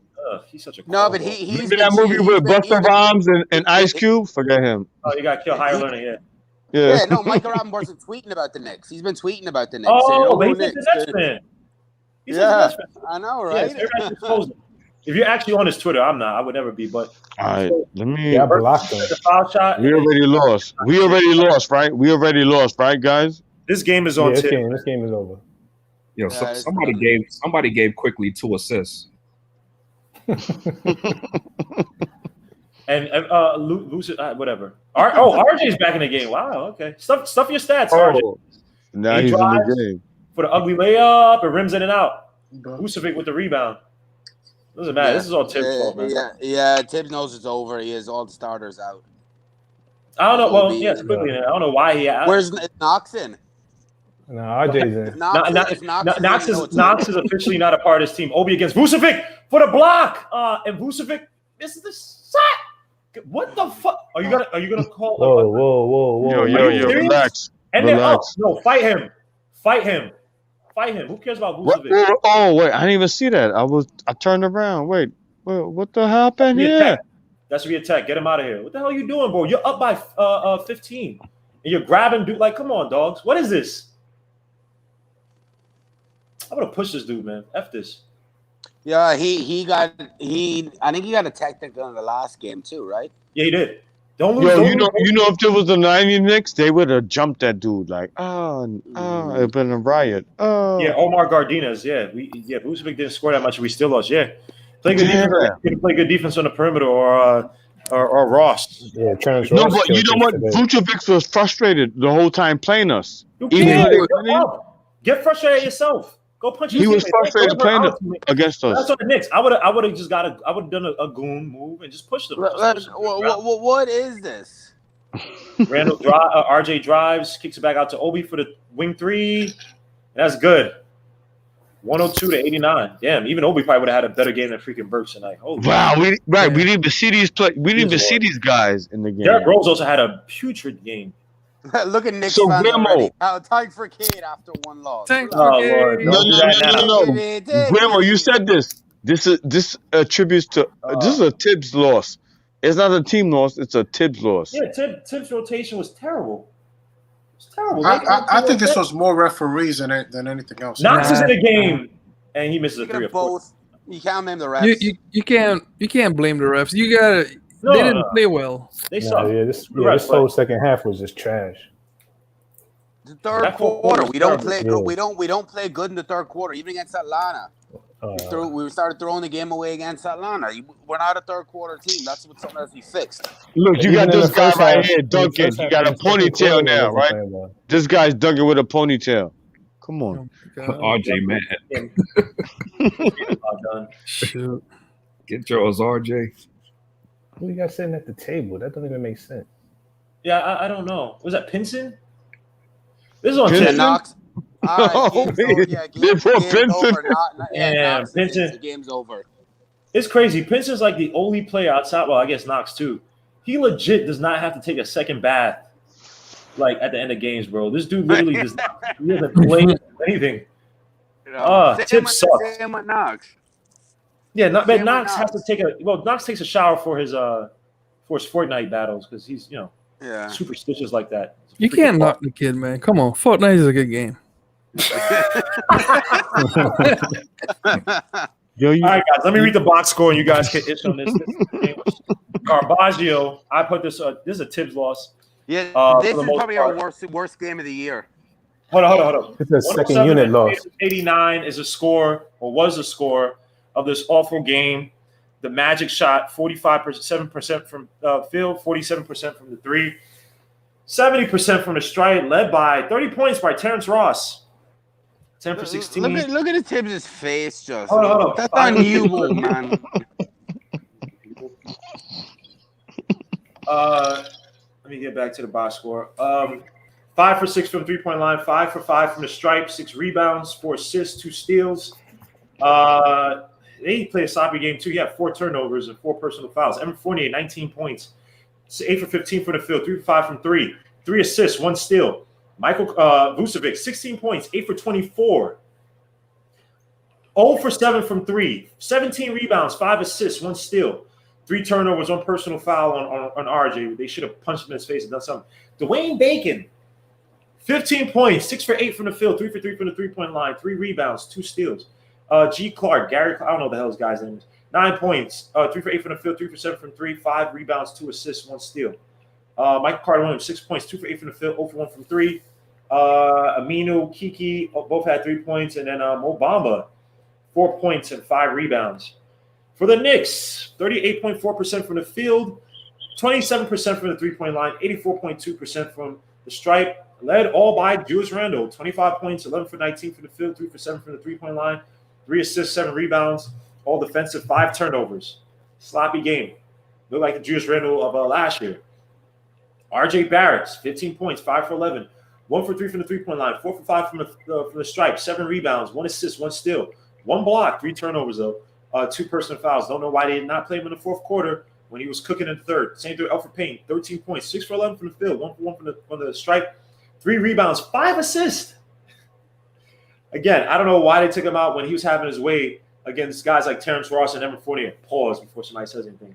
Other guys, very quickly, bad game. 9 points, 1 for 12 from the field, 0 for 4 from 3, 7% from the stripe, but 2 rebounds, 1 assist, 1 steal, 1 block. Alec Burks, 8 points, 3 for 9 from the field, 2 for 6 from the 3-point line, 3 rebounds. Derrick Rose, 4 points, 1 for 10 from the field, 0 for 1 from 3, 2 for 2 from the stripe, 6 rebounds, 2 assists. Kevin Knox, Obi Toppin, 3 points, 1 for 2 from the field. And Theo Pinson, you already know the deal. The Knicks, 46 rebounds, 16 assists. To the Magic, 51 rebounds, 27 assists. We had 44. Hold up. Make sure this is refreshed because NBA.com plays games. But the Knicks had 44 points in the paint. They had 34. They killed us on the perimeter. I'll give them that. We had 15 fast break points. They had 14. Our biggest lead was 11. Their biggest lead was 18. We had 26 bench points. They had 42 bench points, led by Terrence Ross's 30. We had 16 turnovers. Sloppy game. They had 29 points of our turnovers. They had 12 turnovers. We only had 7. So, guys, take it away. What the F was up with this game, man? Wait, you said Terrence Ross had 30? Terrence Ross had 30? Yes, Terrence Ross had 30. Okay. No, Sim kept talking about I want to trade for Terrence Ross. Look what happened. He come out and he just after he killed us. Right. The rotation, the zone, and Rosen quickly shot a whopping 8% from the field. Not 28, not 18, 8%. And he wouldn't stop shooting. Do you think 12 shots? Why did Tom Thibodeau, Ralph, do you have any opinions on this game, bro? I just anticipate. I mean, this is a good. I feel like in a way. I mean, no loss is a good loss, but I feel like with this loss, the Knicks should you know. This is how it's gonna be when you go to the playoffs. That's what I think. That's what I got out of it. Like, you know, it's not even a playoff team. What playoffs? The Knicks. I think the Knicks are gonna the Magic make the playoffs. Magic gonna play them. Well, the Magic, they've been to the playoffs for the last 2-3 years. I mean, the Magic are this year playoff they're team. not a playoff team. They got a lot of guys. oh, this out. year, but all I'm going to say is, the Knicks are going to have to prepare better, and that teams are going to be gunning for them. Like, so get used to it. I agree to that. That's what Nick said. I agree to that. Yeah, and Grandma, can I piggyback off of what Ralph said? He said that it's sort of like a playoff kind of atmosphere game. They played more hungrier than us, right? That's what Ralph was trying to say. The Knicks wasn't that hungry. Do you know what I think would be a good idea for Tibbs? I think it'd be a good idea to play your second option in the fourth quarter. That's what I think. Instead of leaving your second option on the bench for a journeyman. I just think that'd have been a good idea. Well, he's not down by 10 plus. He's not a zone buster either. Only Rose is really the zone buster on the team. Yeah, so play. They've had rotations where they played Rose, even quickly RJ Barrett, Randall, and No, but Joe just said, why are you going to keep Burks on instead of having? Because he can shoot, but when he's not shooting, what's the point? Right. You said right, and you said RJ should have been on the floor, right? Yes, exactly. Right. When we're looking at this team, our number one options are Rondo and RJ is a number two option. But then when you leave your number two option on the bench for the majority of the fourth quarter when you're losing, that's not good coaching. Especially for a guy who's probably averaged, 6 points over the last 5 games? Well, just because his shooting ability, but his shooting ability hasn't been there. I wonder, what's Burke shooting for the field, or shooting from 3 this season? It's not high. Burks is shooting 41.5%. That's pretty damn high. But off of pretty good. 41.5 of 4.8 attempts. So it must have been a lot higher because the past 2 games he's been trash or just highly or bad. Basura. So let me see. So for the past few games, he's been against Atlanta 0 for 2, 1 for 5, 0 for 2, 3 for 6, 3 for 6, 4 for 9, 1 for 2, 3 for 6, 1 for 4. So he's been all over the place, inconsistent at best. With some good games here and there. Terrible game. All I'm gonna say is it's a copycat league, and we're lucky that we're not taken serious right now because Miami showed the remedy for our putrid offense is to just zone us up, and it took Orlando half the game to do it. And we're lucky the other teams that we had our way with didn't do it. Because with a zone, there's no 44 for Randall. He eats man to man. He eats man to man. He's not getting 44 versus zone. You know what I'm saying? The zone take away a lot of his game. All of them. They've been games really well against the zone. The Pacers game, for instance. It's the guys around him. We talk a lot of Randall shots. We talk about he's open, but he has to play zone break a lot because you don't have another guy. So if you have a bunch of guys on the perimeter and then no one's somewhere on a baseline trying to run back, and you don't have good spacing. So he has to play zone breaker. So he's not going to give you that 44. But he's killed at the foul line. He's killed against teams that play zone against just everyone else. Yeah, but the thing is, he operates in the teeth of the zone. You know what I'm saying? Where Randall wants the ball, where he operates from is right with a in the teeth, like the foul line. That's the foul line. Right. Yeah. Right. So he don't have 44, but he still has had superlative games. He's gonna get his points. Right. He's of course. Yeah, he's beast mode. He's gonna get his points, but our defense lost us this game though. Don't front. Our defense was bad. Perimeter defense was piss poor. Let me get to Nick though, because Nick is like shaking his head. And someone say he looks like Greg Castillo say he looks like the noir Spider-Man. I don't even know.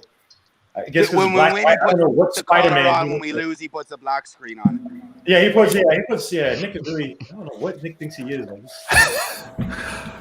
So go ahead. Did we need a zone buster? Well, technically, we just needed 3-point shooting. I think that's where Thibs was going with this. Why he kept quickly in the game. The one thing is, if Randall is gonna be in the teeth of a zone, to Chuck's point, you really need 3-point shooters around him that he could pass out to when he draws in any kind of attention. We don't have guys that are consistently good at shooting threes. You compile that with the fact that okay, so Elfrid Payton probably should have played more minutes tonight. Okay, because you would have rathered him against Terrence Ross, and God forbid someone mentions Frank Ntilikina, but you would have needed to slow down Terrence Ross tonight. So a little bit. Actually, you know what? I'm gonna piss Chuck off with this one. Frank would have been better to play this game. Oh Lord! I'm gonna be honest, because thinking about it, he's a one-on-one defensive player. He will screw up the entire defense because he's not a good team defender. But one-on-one, he could disrupt Terrence Ross and send him back to his normal ways. But yeah, that's the only remedy for tonight. Outside of that, better rebounding. We missed Mitch because Mitch could actually slow down some of the stuff at the rim. Mm-hmm. I saw Noel try. He disrupted stuff, but he didn't have the second bounce. Because that's one thing, Noel, he'll make the first play, put up the arm, throw the arms up, make the initial block, but coming back for a second block, Mitch is way better. And he's taller too, so disadvantage to Noel there. Lastly, yeah, they played zone, but by that time they started playing zone, the game was well out of reach. Terrence Russell was already on fire, so who cares? Okay. Noir out. Salute to Brandon Howard, by the way, man. Salute, bro. Winston Ellis, salute. R.O. Brown, salute, man. Yeah. Yeah, I agree with most of your points, man. It's like well, when they picked up in the third, but RJ Barrett was slashing. Elfrid Payton side. I don't think they switched once those guys came out. I think they were playing it, period. But the Knicks adjusted by Tibbs, and he left those guys in there. What the hell, Nick? Yo, it's not about Tibbs. Nick, Calm down, guys. Like, have you always I wasn't looking. This thing is.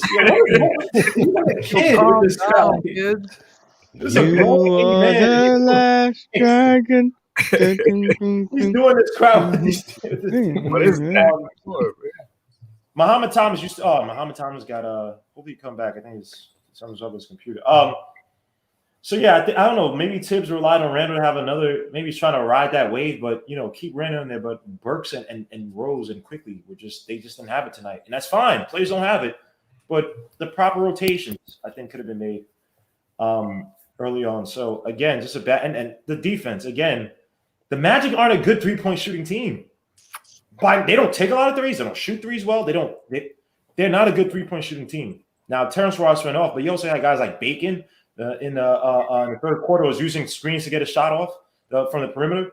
Again, I know the Knicks are so-called number one in 3-point shooting, but it's like if you look at all our wins and losses, go look at our wins and losses. A lot of our wins are against teams that are naturally bad 3-point shooting teams. I sound like the Warriors. Is Nick trying to make a face for what I said, or is he just making a face because he? No, someone said I look like LeBron. That's weird. I think you have like a huge jaw. First of all, why am I looking at Nick as it's just so disturbing that. Anyway, he said Nick B looks like the Legend of the Hidden Temple. Oh, he does. He does.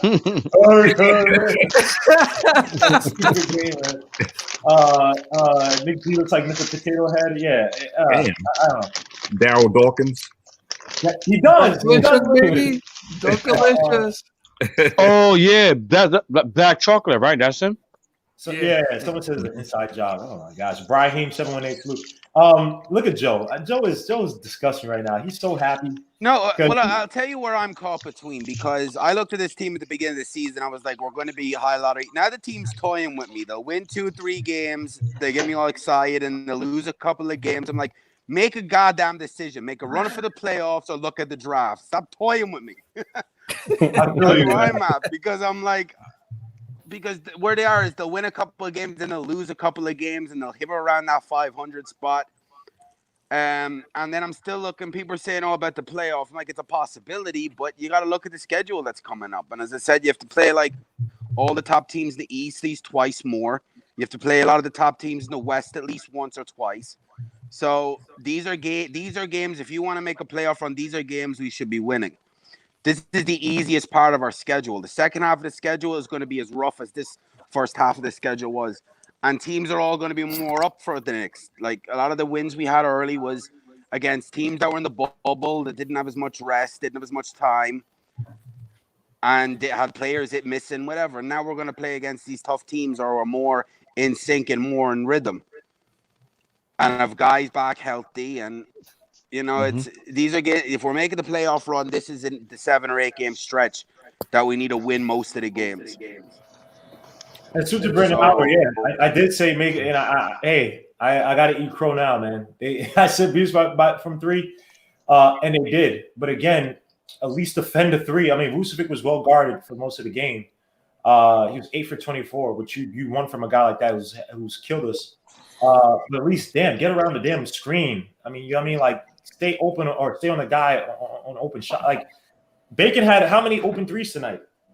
Open picks. Like we didn't fight hard over screen. We just looked flat defensively. So you know what's something funny, Guillermo? Orlando basically just opened up their offense in the bubble. Right? So they started shooting a lot of 3s in the bubble, and then all of their players got hurt. The one thing so like this game right here against us is pretty much their progression as a team, but they got a bunch of guys that's hurt.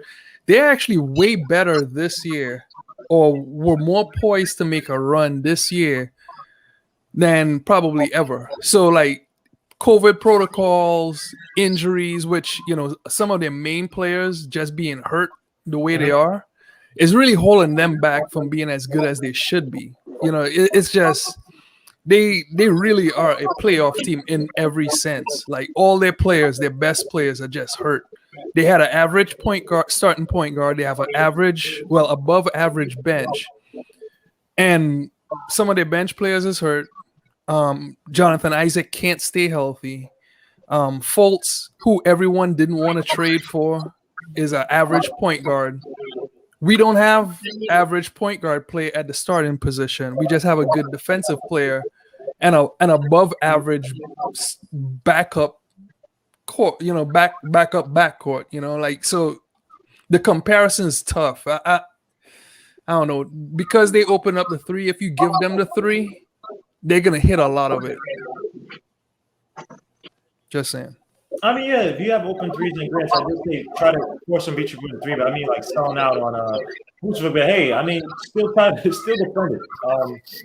Someone has me in the background. There's a lot of hold on. Yo. Let me see. Yo. Yes, that's you, Choplo. You got a lot of feedback in the background. I don't know what it is. Yeah, just a terrible game. Don't apologize, Chop. Yeah, don't apologize, Chop. You're fine. Just turn up whatever video you got in the back. You don't need to apologize. There's nothing to apologize for. But let me ask for Julius Randle, because people said, Julius Randle's a franchise player and all this stuff. Not to say that this game should dissuade you. It shouldn't dissuade you if you think that. But Julius Randle, I don't know if you have you guys. I don't know if you watched Sim's episode. He was saying it yesterday. I was so pissed at your take yesterday. What was my take? Your take was if the point that you made about the Lakers, why did the Lakers not see this or see something good in Julius Randle? No. I didn't say see something good. I said see that he was that type of player. Because the point I was trying to make is that if you're talking about franchise player, many franchise players are found a lot of franchise players aren't traded. Like they'll show something early on, right? For the most part, the way they're putting it. Now, obviously, there are guys like butlers and stuff that get traded around, whatever, right? You can call a quasi friend. I guess you call. Whatever you want to call Butler. I'm not even sure if you call him that. But if a guy's a franchise player, he's that good. Most of those guys get found out early on. Not necessarily that they're producing at this uber high level, but you see something in him and say, okay, that's a franchise level player. We got to develop him. We got to put the best guys around him. We got to keep him somehow. Versus, okay, Julius Randle's good. And then granted, yes, LeBron James was coming, but I've never heard from the Lakers fan base. I've never heard from the media like, the Lakers are caught between a rock and a hard place because Julius Randle's that guy, and they want to find a way to keep him, but it's LeBron James. All right, let me respond to that right quick. Go ahead. So one, let me give you a comparison because there's a word in there that you have to keep in mind. Franchise. First of all, the Lakers as a franchise, right? They don't put up conference finals banners. They only hang championship banners, right?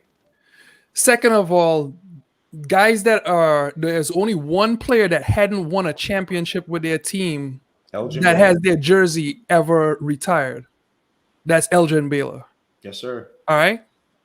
So they got nothing but legends on their team. Go right back to Julius Randle, first of all. For everyone who doesn't understand draft and draft talk or draft analysis, most of your all-stars or perennial all-stars, which is something that the Lakers consistently look for, they make an all-star game in their rookie contract or before they're 23 years old. Julius Randle was not on that pathway at that time. He showed signs that he could be a really good player, but not an all-star or perennial all-star. So where am I wrong then? Okay, well, this is where you got to understand. For us, a team that's rebuilding, that is trying to do something, we, the New York Knicks, had confetti falling from the ceiling when Porzingis's 22 and 22 team got to 500 that year. That would never happen in LA. Not a day in hell. It is two different bars that you got to understand. We are trying to get to that level or get good. We can't just give up a player that is good for us because he did. How is that going against? All I asked was for all the people that are up there. Oh, Juice, I said okay. I'm trying to figure out when did everybody realize that he was such a franchise? Because what they're trying to make it seem is as if this guy was always on the path of being a franchise player. For anybody in the chat, before the season started, was Julius Randle a franchise player? No, he wasn't. We all wanted him gone. You got he's not a franchise player, but he's our franchise player. Exactly, right that's the point. I was about to call and that's a low standard. Hinton, not bad, man. Hinton, before the season started, was Julius Randle a franchise player? No. That's my only point.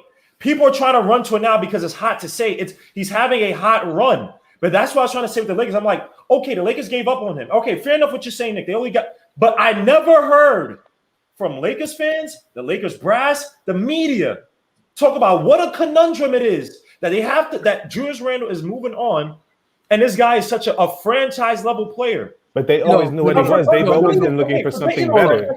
Forget franchise for the Lakers. I've never heard Julius Randle being bandied about as a so-called really good player. But when they drafted him, remember when they drafted him for a trade chip for somebody else. He was never going to stay with the Lakers. He was always going to be traded. TJ Warren. Go ahead, Nick. Go ahead. They had a choice to make. First of all, you got to, and this is my second point. They had a choice. They had Magic Johnson in there. They knew LeBron was coming. Right. Like, who didn't know LeBron was coming? Then you had to be living under a rock. They knew he was coming. They had two picks that were very good players that they let go. They gave away D'Angelo Russell, and he became an all-star. He was the number 2 overall pick, and they gave him away because they knew LeBron was coming, and he wasn't someone that LeBron liked. Randle was a good player, but he was in a contract year, or they had to pick up that contract. And they did. If you had go back to that time when the media in LA, they did have a conundrum about keeping him over LeBron, but they knew that Randle. Show me the articles, please. Okay. He was going to get into. He was going to eat into their cap also, so they had to get rid of him. But you guys, okay, hey, hold on. You guys make it seem like I never said Julius Randle was like literally. Remember the time when he lost weight and he started driving to the basket aggressive? He averaged what, like 13, 14 that last, whatever with the league. There was ascension. But good player, all-star player is different than franchise level player. No, but okay, Guillermo, you got to understand the word in there that I started off with is franchise. Which franchise are you talking about? Because a franchise player to the LA Lakers is different from the Milwaukee Bucks. Different from Orlando. It's different. When Julius Randle was on the Lakers, did you ever envision him being a franchise player for anybody else? No, but I didn't envision him being a very good player or great player. Hold up, guys. I'm not taking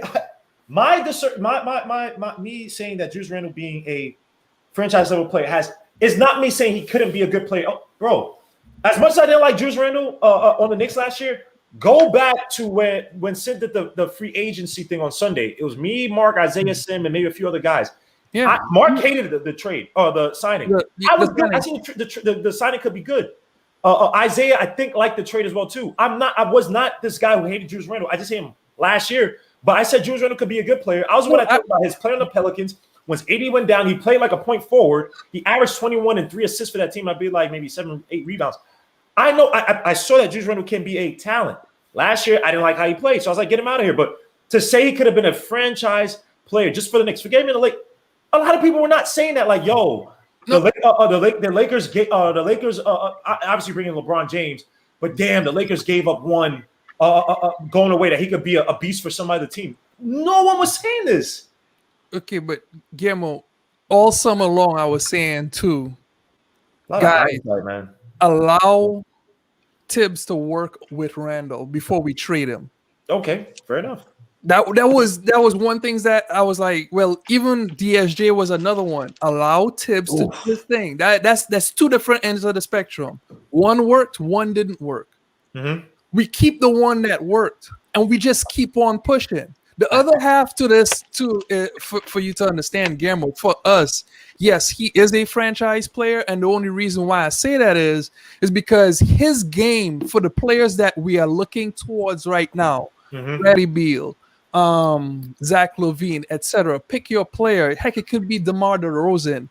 Randall doesn't subtract from those players. He could only, because of the way he plays right now, make them better. Because he could attract attention in an area in the paint that does not take away from their games, and they could just catch and shoot off the passes. Randall could step outside and shoot the three because he's now shooting 40% from the three. So now if he makes the pass down low or makes a pass so that Bradley Beal could drive or whoever to drive to the basket, it helps them, not hurt them, and it doesn't get in their way. So for us, he is a building point, and he is a chance for us to do something. So he gives us a foundation. We were at rock bottom.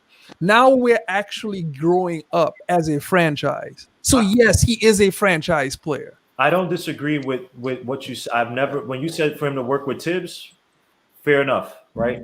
Again, I was on a and you said that then. So no. I'm not saying I did. Whoa. No, you said those same statements over the summer. Nick, yes, you said I remember with Nick, because look, at the beginning of the season, I was like, whatever. But I did videos literally I did one video, 2-hour video talking about how he could fit a triangle.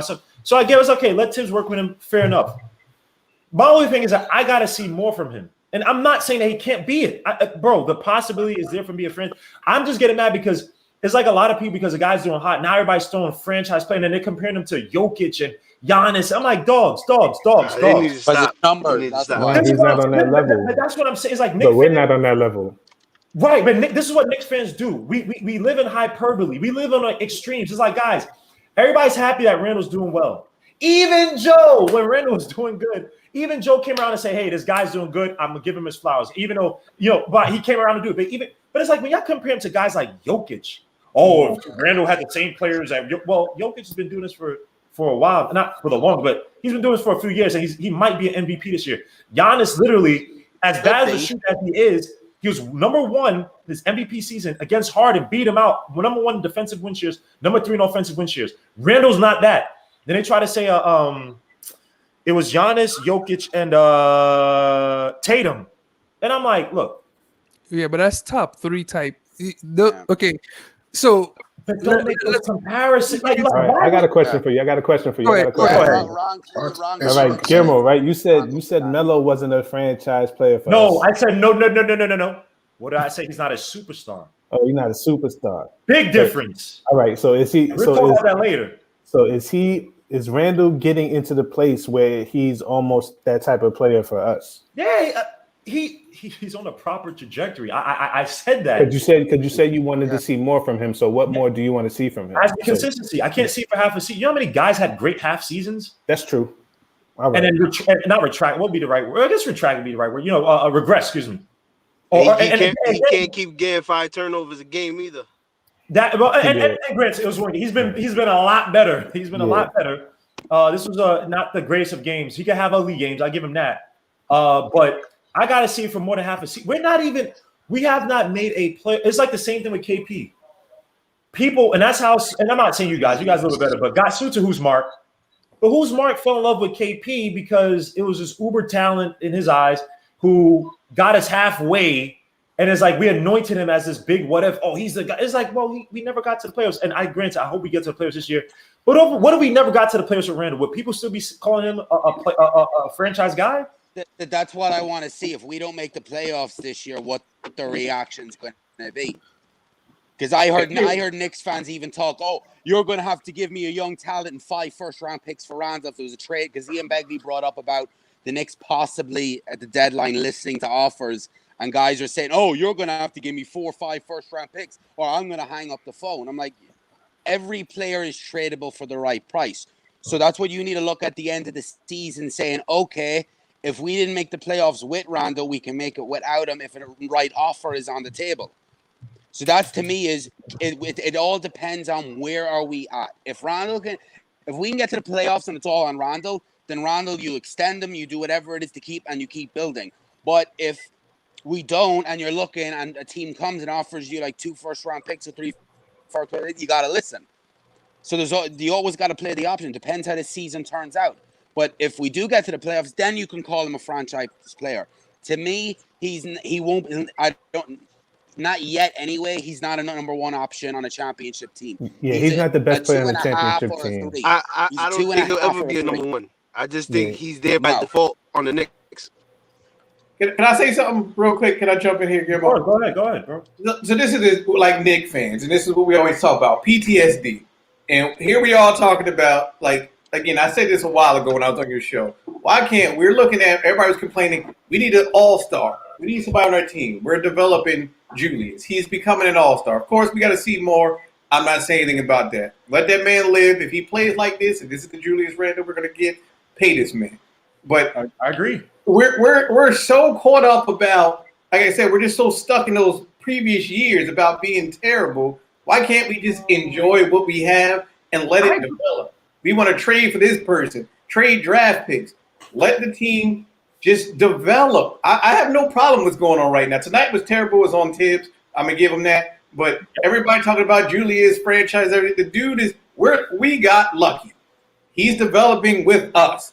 Let's just accept that for what it is and embrace it. I agree. First of all, and people try to kill me on the Randall thing. Yeah, and that's it. That's all. Whoa. And first of all, Joe knows I was not a fan of Julius Randle, but it's like, okay, because how many times in the NBA I've seen it from I always bring it back to Corey Maggette. I remember Corey Maggette would give you 20 points. Reggie Theus, go look at Reggie Theus. He'll give you 20 points a night, and his team will lose 60-something games a year. I've seen it where veterans who are producing, like Julius Randle has averaged above 19 for the past, or if you include this, you say he's averaging above 19 points, right? When you have a guy like that who, again, has a team option, he could just leave. There are a lot of players who are like, I'm good with my production. I'm not the issue with this team. A lot of those guys don't change for the better. It's an anomaly what Julius Randle is doing. That's what I'm giving him his flowers. Like, yo, that does not happen when you have a guy who's already established and he looks at the team and is like, RJ's an issue. EP's an issue. This guy's an issue. It's not me. And he's literally changed his game to be like what Nick said, beneficial to the guys around. Now, I saw him that with Sim.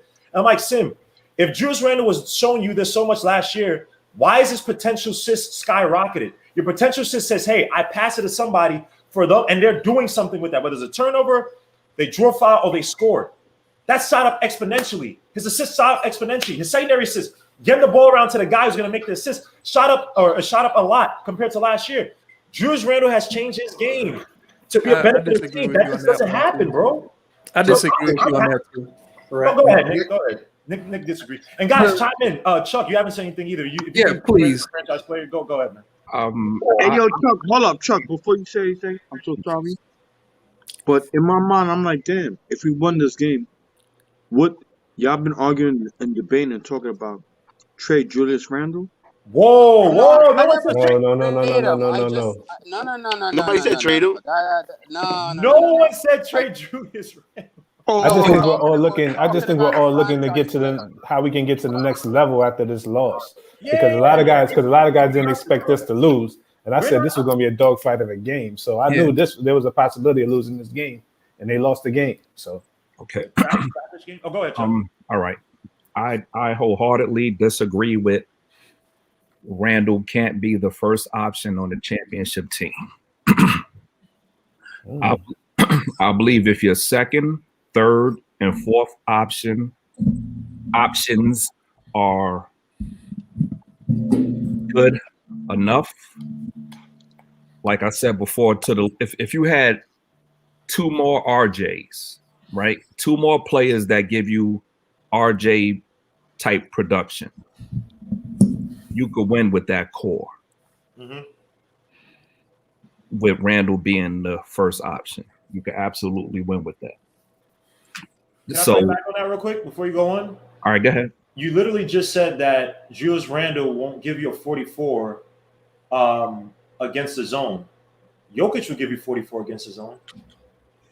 So how is it that if Julius Randle's the number one option, my number one option has to be able to?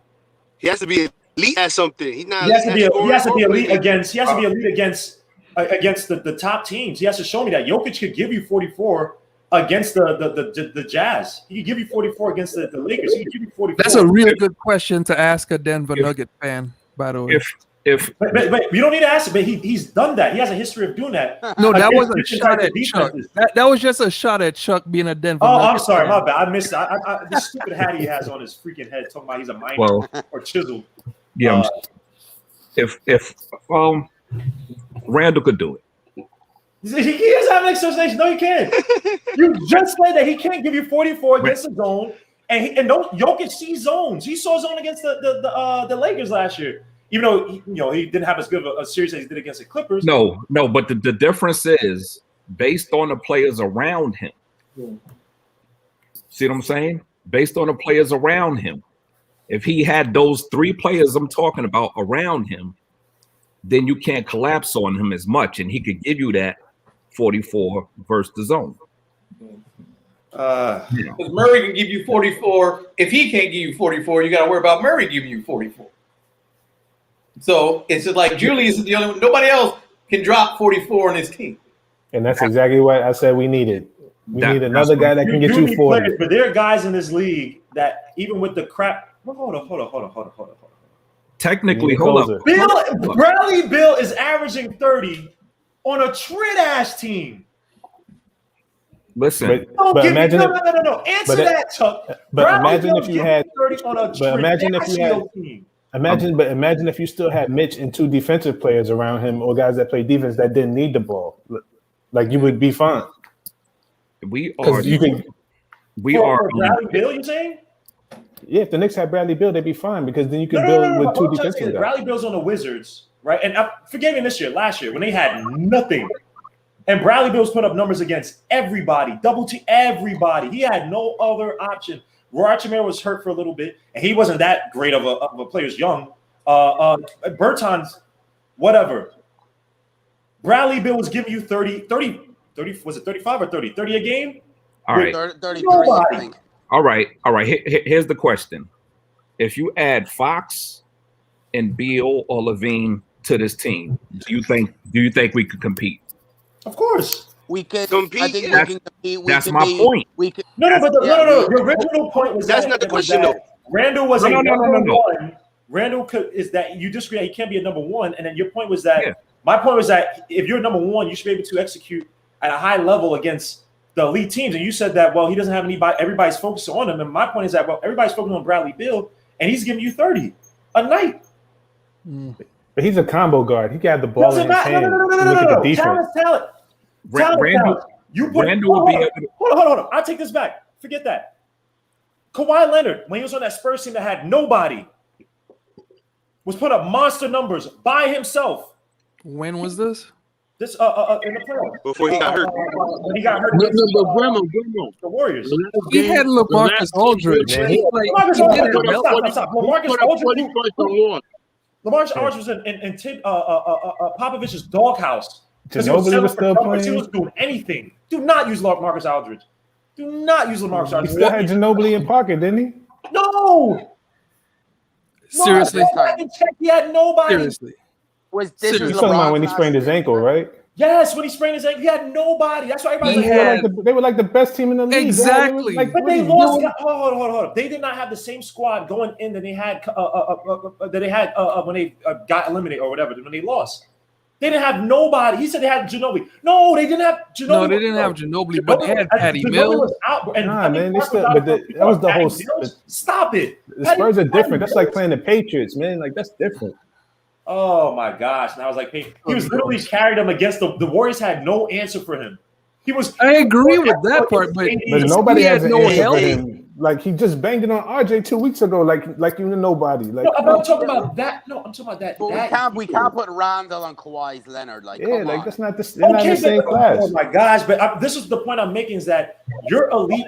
If you're talking about elite player, if you're talking about a number one option, you got to be elite at something, man. Thank you. You have to be elite against the elite. You have to be elite at something. So can I jump in real quick just to poke a hole? Just to poke a hole in Chuck's argument. Me personally, if I had Levine and Randall on the same team, I think Levine would be my number one option because he would probably give me 40 before Randall. Yes. If you want me to be honest. Well, I totally disagree. No, this is the first time Randall put up 40 since he was with the Pelicans. Zach LaVine. All right. Zach LaVine looked like he well on his way to be an elite scorer in this league. So I don't know what's making you second guess that. No, it's not a second guess. It's the fact that Randall get his points in an easier fashion than LaVine. No, I disagree with you on that. Whoa. Hold on. I disagree with you on that, Chuck. Don't LaVine mainly Zach rely LaVine's like top 5 in scoring, isn't he? And efficiency. No, I'm talking about how he gets his points, not the points he have. You know Randall's not an elite scorer, right? So the one thing, Chuck, that you gotta look at, Zach LaVine is an effortless shooter. So, but you just said that if they're on the same team, first of all, right? Yeah. Okay. Randall will get 10 assists just off passing to Zach LaVine because he has bursts that he could get to the rim very quickly, and also he can shoot very efficiently from the field. So, like, those shots will be easier for Zach LaVine just because they both share the same court. So, like, Zach LaVine would, because I could see people double, triple teaming Randall quicker than they could get to Zach LaVine. Like, that it's not a fair comparison.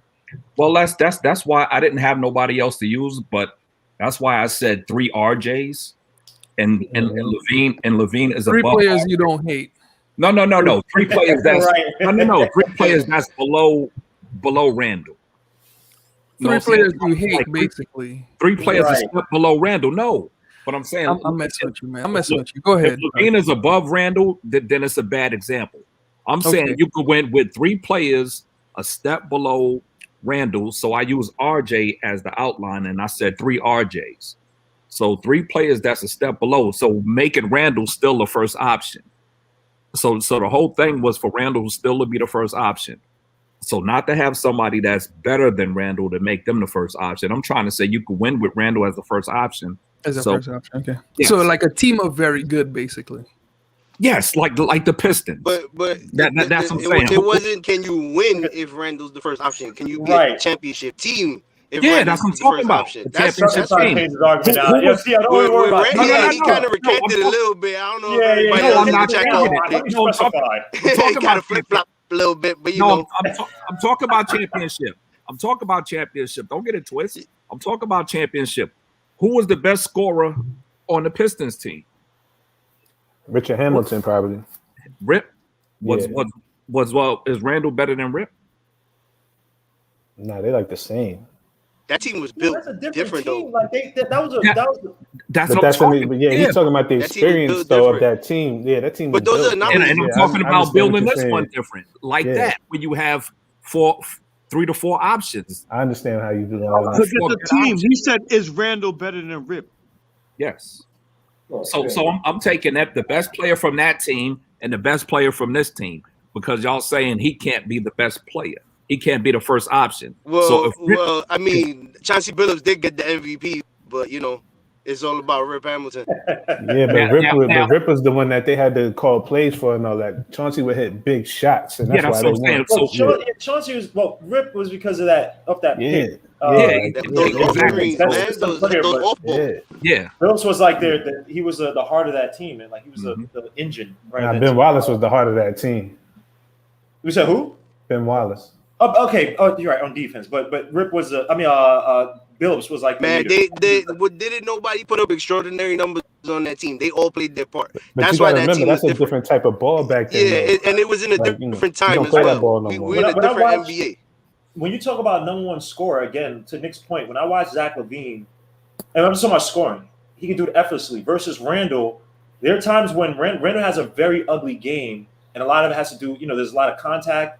Sometimes, there are games like either Pacers, I think it was a Jazz game, I believe, where if he's not shooting well from the field, if he's not getting to the line, right? I mean, that game, I think he was like 8 for something bad, but he went to the line like 6-7 times, right? If he's not getting those foul calls, I mean, as much as you guys get on quickly, Julius Randle's free throw draw rate, I believe, is like 35 or something. Yeah, he gets like the mellow. He gets the mellow treatment. Mm-hmm. Yeah, he does. But the thing about a lot of his game is predicated on physicality, which is not a given. Zach LaVine, I mean, he can light it up. He's twitchy. Like when I watch Randall's game and I watch, say, Jokic's game, Jokic can be he could be a number one option because I think he has more. He has better technical ability, and he's taller, so he's playing from a different level. He is, but when you watch him play, first of all, he has an unstoppable fadeaway shot, and he could catch you better. He could catch you better off fakes. Like he just has a ridiculous finesse game that Julius Randle doesn't have. Julius Randle has to get a little bit tougher, and I'm not handling. I mean, get it however you can. But when I see Julius Randle, can he be part of a really good team? Like can he be part of like you said, Chuck, a team of talented players? Yeah. You know what I mean? The number one guy, especially now. Hold on. I think he could be number 2. I don't know about number 1. I don't think he could be number 1. Not in the championship team. Can I say something real quick, Gibbo? But you got to check this out. You look at him and you say he works hard. He works hard for his points. Now, again, if you got a consistent scorer, who else consistently on this team can average you 20 a night? No one. Nobody. So if he got a consistent second scorer, he can be a first option. He has to work for his points because everybody knows can't nobody else hurt us consistently. He's the only consistent player on this team. I love RJ. Hopefully he'll get there one day. But he was on his way today. Yeah, but hold up. That's the thing about it. When I say first option, I'm also looking at, say, ability, right? Now, Grant's on his team, yeah, it sucks. But again, that's why I use a Bradley Beal thing. Granted, yes, it's a different position. But I'll even say, let me not use him. But when I'm saying number one option, that I'm looking at your talent is so high above. Like, for instance, right? Devin Booker's been giving you 20-something for the past few years. Have you ever thought that he would be? Have you ever thought in your mind or second guess that he would be a number one option? Even when that team was doing bad, even when every night in, night out, you said you got a double, triple team, attack this dude Devin Booker. He was giving you 20-something points a night. Yeah. Everything number 2 Yeah, bad he's been giving you 20 for him were 20. Yeah, man, that dude got 70. That dude got 70. The top Piston scorer for that championship run was Hamilton with 17. Billups 16, Rasheed Wallace 13, and Prince 10. 4 guys in double figures. They played defense though. They played hella deep.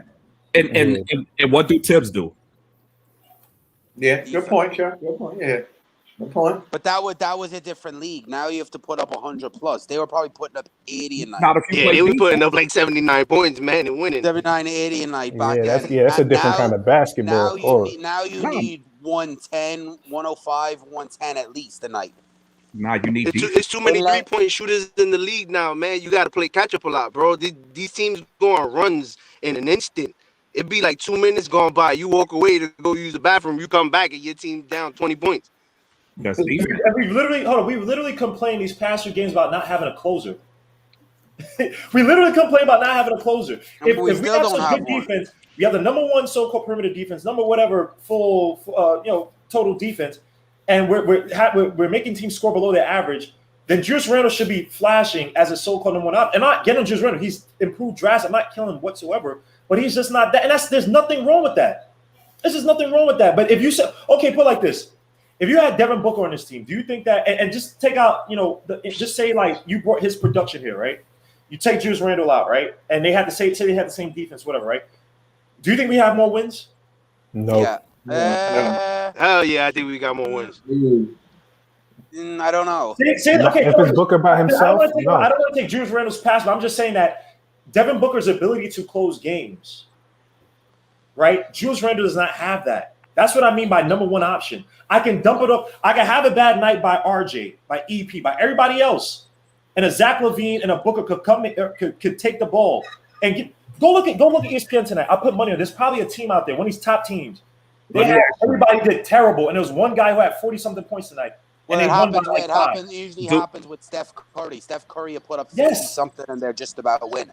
Even sometimes they lost to the Mavericks that time you watched it. But Luka had 44 that night, and everybody else chipped in with a little bit here and there. Luka had 44, and Randle did that. But Randle did that against Atlanta. Yeah, but everybody else contributed. RJ and Quickly and Rose. RJ had 20 something. Quickly had 16. And granted, and Randle's only had that one game though. Guys like give you that. I'm not saying all the time, but they have like 7-8 games here where they're throwing that up easily. Yeah, where Rondo has only put up, I think, 30 plus, maybe twice this year. You look at Zach LaVine has had over 40 like 3 times already. Randle's not a real scorer though. You know what I'm saying? He's not a real scorer. Like he has a limitation. That's all. That's the thank you, Tito. That's part of it. And there's nothing wrong with that. When you're talking about a go-to guy, I need it where night in, night out. You got to be a guaranteed bucket, man. Yeah, I got to get a bucket from you. My game plan is trash. I got to go to you. Forget it. ISO. I need you to score. 3 minutes left to go on the clock. We're down by 5. I need you to bring us back. But that's what I've been saying since I started coming on here. You know what I'm saying? Like that. But tonight we're talking as if Randle could. And again, put Randle. To Chuck's point, if you have talented players, Randle can be that. Like if we legit had a 3-and-D guy who didn't suck like or wasn't inconsistent like Bullock on from the outside or Burks. We had like a knockdown 3-point shooter or move around. Say we had Joe Harris, Duncan Robinson, who get those shots from outside. Then you can say, okay, you can depend on Julius Randle because you have a defensive team. You get shots from outside. You're better than the last offensive team in the league. You know what I mean? You put Randle on the Bucks. They in the finals. Yeah, but they got Giannis on their team, bro. Come on, man. Like, Giannis. What are you trying to say, bro? Giannis. He's trying to say Julius on the Bucks without Giannis. No. I'm saying with Chuck. Before you go, Boxing fan 24. Derrick Rose went 1 for 10 tonight. What are you talking about? But go ahead, Chuck. I just had to check this. No, I'm saying with Giannis because you could scheme against Giannis and take him completely out. Absolutely. You know what I'm saying? So he will defer to Randle. So Randle would be. You can do Randle. You double team Randle. No, man. You no, man. You what? No what? No, man. No what? Randle offense? Yeah. All right. First no. Hold up, G. It works versus Giannis because he can't shoot. Agreed. You know what I'm saying? So they force him to shoot. You're not forcing Randle to shoot. They giving Giannis 15-footers. Forget the 3. They letting him shoot free throws. He can't shoot. They backing up from him and just not giving him the drive. Right? You can't play Randall like that. So you take, first of all, I mean, Randall's having a better shooting year this year, but he's a better shooter, period. Than no, I'm not comparing him to Giannis. I'm trying to say, like, if you have to respect the shot. I mean, Randall can get white hot at times. I mean, 7 for 10 or 7 for 10, whatever it was last game. But outside this year, would you have counted Randall as a plus 3-point shooter? No, he's below average. So it's like we base a lot of stuff on literally half a season. Randall was not a good 3-point shooter for his career. It was like 33. With New Orleans, he had one good season, and that's why from 3-point shot. I think he was like 35, 36, or 37 range. Right now. With what? With the Pelicans? Yeah, with the Pelicans. He took like 1 or 2 a game. With the Pelicans, he was taking 2 a game, and he averaged 37. Now it's 5.5 a game, averaging 41. Probably gone down after tonight, 41. Right, and before this first half of the season, are you saying, yo, Juice Randle, I need you to give me 4 threes a game, 4 threes a game? He wasn't that type of player. He averaged. If the thing with Randle is, if you're down by 10 with about 6 or 7 hold minutes up. Please, cool. So I'm sorry to cut you off, Joe. He's shooting 40.6% this year, which is great. Last year, he shot 27.7% from 3. The year before, 34.4% from 3. Lakers, 22%, 27.8. So he was never that plus 3-point shooter besides this year. But he was getting better. But he was getting better with that when the Knicks signed him. I think the idea was he shot 36% from, I think there was a left corner, and like below 37% from the other corner. So he shot well from one corner. But when the Knicks signed. Okay. Yes. When the Knicks, when the Knicks signed him, I think the idea was like, listen, man, he's improving. He's always improving. His 3-point shooting is going to get better, and that's why the Knicks. Rob, I don't disagree with that, but you were never looking. All right, because Chuck was saying put him on the Bucks, and that you can't play him for the shot, and it's better than Giannis. Don't get me wrong, but it's not as if you're playing against Jokic, and it's like, yo, I cannot play Randle for the shot. You could gamble. I agree. My whole thing is that Randle is I mean, I hate to say the word playmaker, but he's a passing forward. Yeah, but that has nothing. Okay. So I don't see him as a closer. My whole thing is I don't see him. I think Ralph has a point, because if you take playmaking duties away from him and just put him on scoring, you'd have more points. But the fact that he's facilitating as well as putting up them points is where he's getting at. Yeah, Nick, wait, hold on. What's Nick's opinion on this, Nick? What do you think about this? If you put Randle, and who do you take it out, Chuck? If you put Randle on there, Brook Lopez? Nah, he could play with Brook. Who's they? Oh, Chris Middleton would be the. Who played the power? Or Giannis plays the power. Chris Middleton plays power. 3, right? 3 or 2. Giannis plays 4. He plays the 3. If Chris Middleton plays the 3. DiVincenzo plays the 2, and Drew Holiday's at the 1, and Giannis at the 4. So probably have to take out Brook Lopez. Also, they ain't taking Joe, out Brook.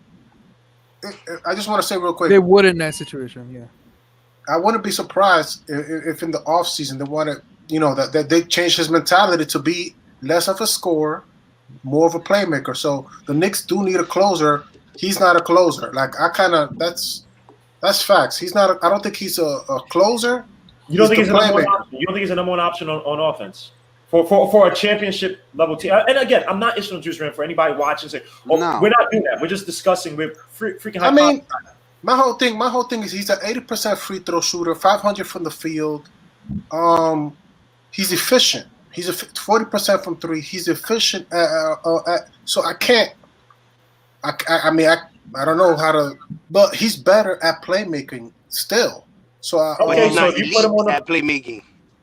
He's playmaking. He's not elite. His numbers have come down. He's not elite. His vision is not there. His dribble is not there.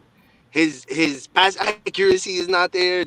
He's just doing it by default. The Knicks do not have a guy to do that. So Julius Randle has to take on those responsibilities. And he's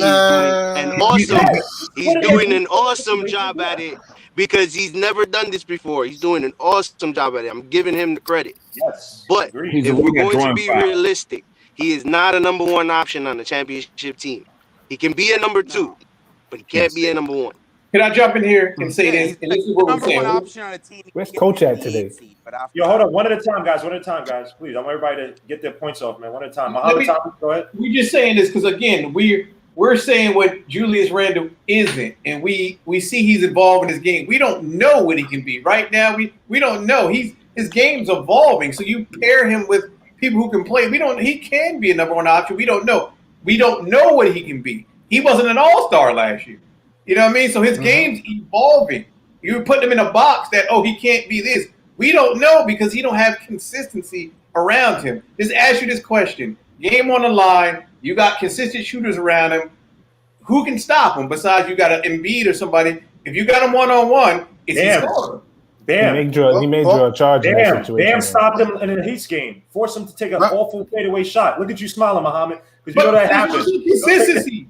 Consistency. I just want to say real quick, more often than not, if somebody's shooting 50% from the field and 80% from the free throw line, I want him to be number one, number two option. It's up there somewhere. Yeah, right now, yes. There's no.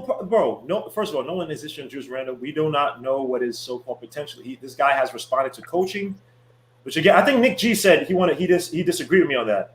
That like your older players who are productive, they don't change their game per se. Did you want to disagree on that, Nick, or? I don't understand that statement. Say that again. Because when I was saying that it's an anomaly for productive, I don't say older. He's not old, but he's a veteran. Those type of players typically don't change their games per se, even when a new coach comes, especially when a new coach comes.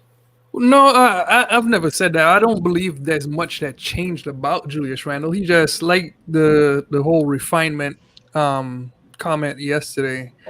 The only thing he's done is just shaved away one move from his game. Everything else is the same. We just have better guys that are shooting the ball, or they're more healthy than they were for most of the season last year. Like Bullock is more healthy and he's shooting a little bit better than last year.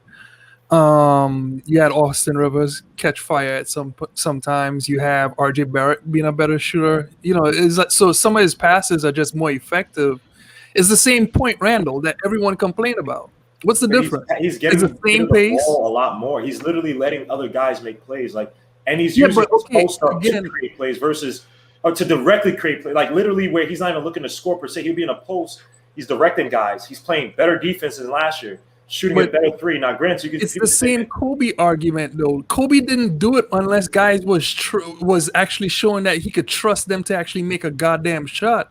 If I pass the ball to Elfrid Payton, I expect him to miss the ball. I'm sorry. I'm going to stop passing the ball to Elfrid Payton after a while. But he's still passing to Elfrid Payton now. Yeah, but at the same time, Elfrid Payton has shot a little bit better at times. And then there are times that Elfrid Payton doesn't have the shot going. He doesn't get the pass. And he's trusting the pass. That's what I like about Julius Randle this year. Players, that's it. It's just the players. That's true. But also the coaching staff is saying, guys, keep shooting it, keep passing it, keep shooting it, keep passing it. They're not changing the offense like Fizdale will do every single 5 games. It's like different. You can rely. You guys are like simplifying it down to this is why, that is why. It's really a whole book page of things that's just lining up that is working better for the Knicks this season. It's the same goddamn offense. It's not much different. They're just not changing aspects of it every single night or every single 3 nights. That's different.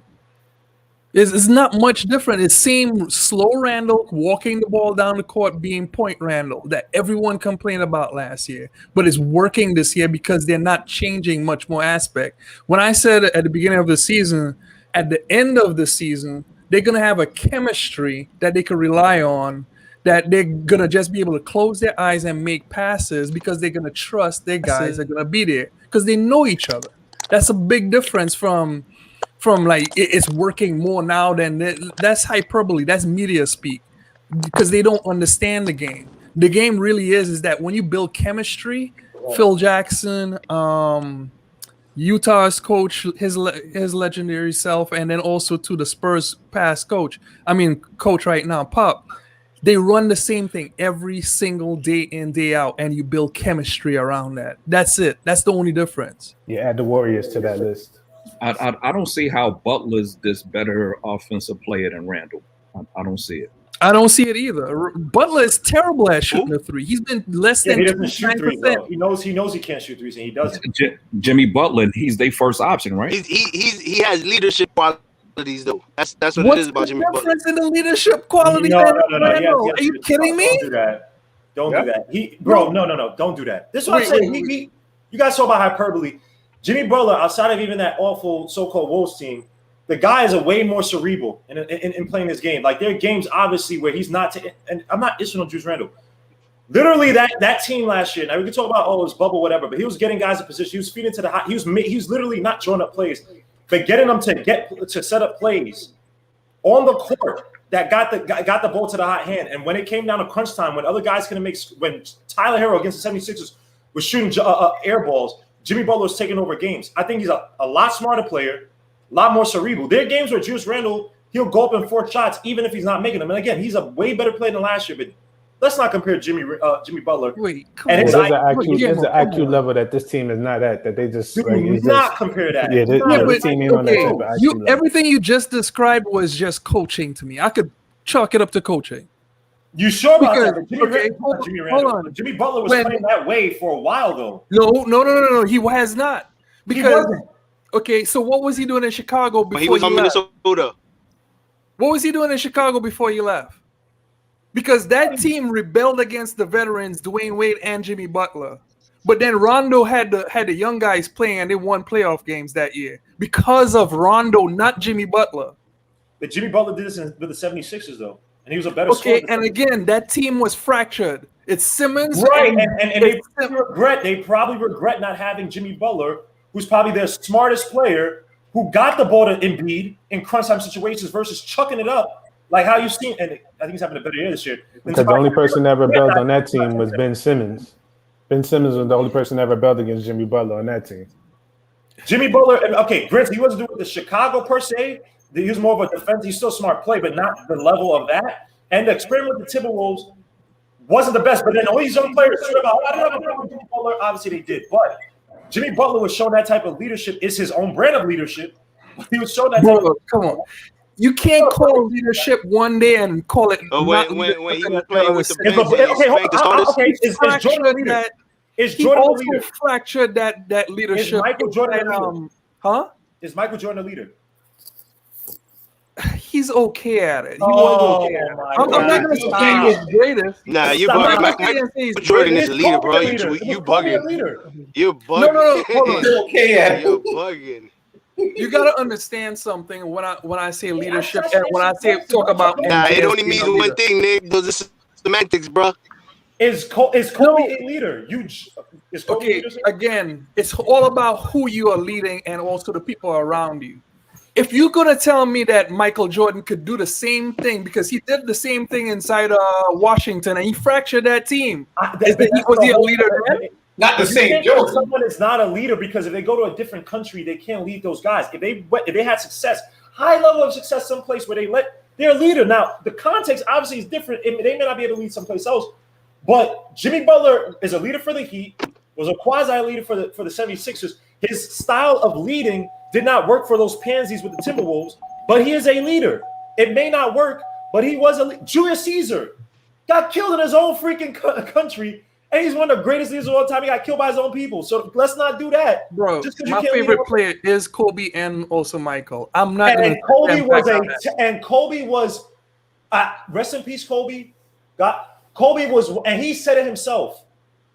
He was not a good leader when they had Smush Parker. Not to say those guys are going to win a championship, but he said the way that I was not a good guy. I was not a good leader to his he said why and what he did, but at the same time, there have been times where he's been a better leader because I could point to when D'Angelo Russell and they were drafted. He was a terrible leader then. So Jimmy Butler's not a leader. I'm not saying he hadn't had moments where he's been a good leader. I'm just saying that there have been moments where I could point to his leadership being very terrible. Of course. course, Very bad. but I could point to 3 teams that he fractured the locker room. I don't disagree, but TL, this is why I have TL here with me, man. This is he's Please bring TL. Yeah, I usually agree with Nick, man. I'm surprised. Thank you, because Nick tried to allude to that Jimmy Butler wasn't a leader. That's why I didn't. It wasn't that. Nah, okay, man, he's a leader, bro. He's a leader. Yeah, but you're acting so like Michael Julius Jordan. Randle. Okay, so but now Julius Randle's not a leader because he's not doing what Jimmy Butler's doing. Until he learned how to become a leader. Yeah, but okay, Julius Randle right now, Emmanuel Quickly, RJ Barrett, they're all pointing towards Julius Randle's leadership this year. Wait, Nick, what is the difference? But Nick, did someone say that Julius Randle wasn't a leader? I think we just got stuck on a Jimmy Butler topic. I don't think anyone. But y'all been acting like we're not trying to say Randle's not a leader. That wasn't. We just got stuck on a Jimmy Butler thing, and it just took off. I don't think any of this had anything to do with Randle. No one compared. We don't even talk about. Nobody said Randle's not a leader. I would agree that Randle's a leader this year. Yes, this year I agree 100%. All right. He's been talking quickly. He's a lot more communicative. The guy, he's not having this attitude about himself that I felt that I saw last year. RJ Barrett had the turnover today, slapping him 5, like, keep your head up and all that stuff. Julius Randle is our best player, and he's on the trajectory to be that so-called franchise player.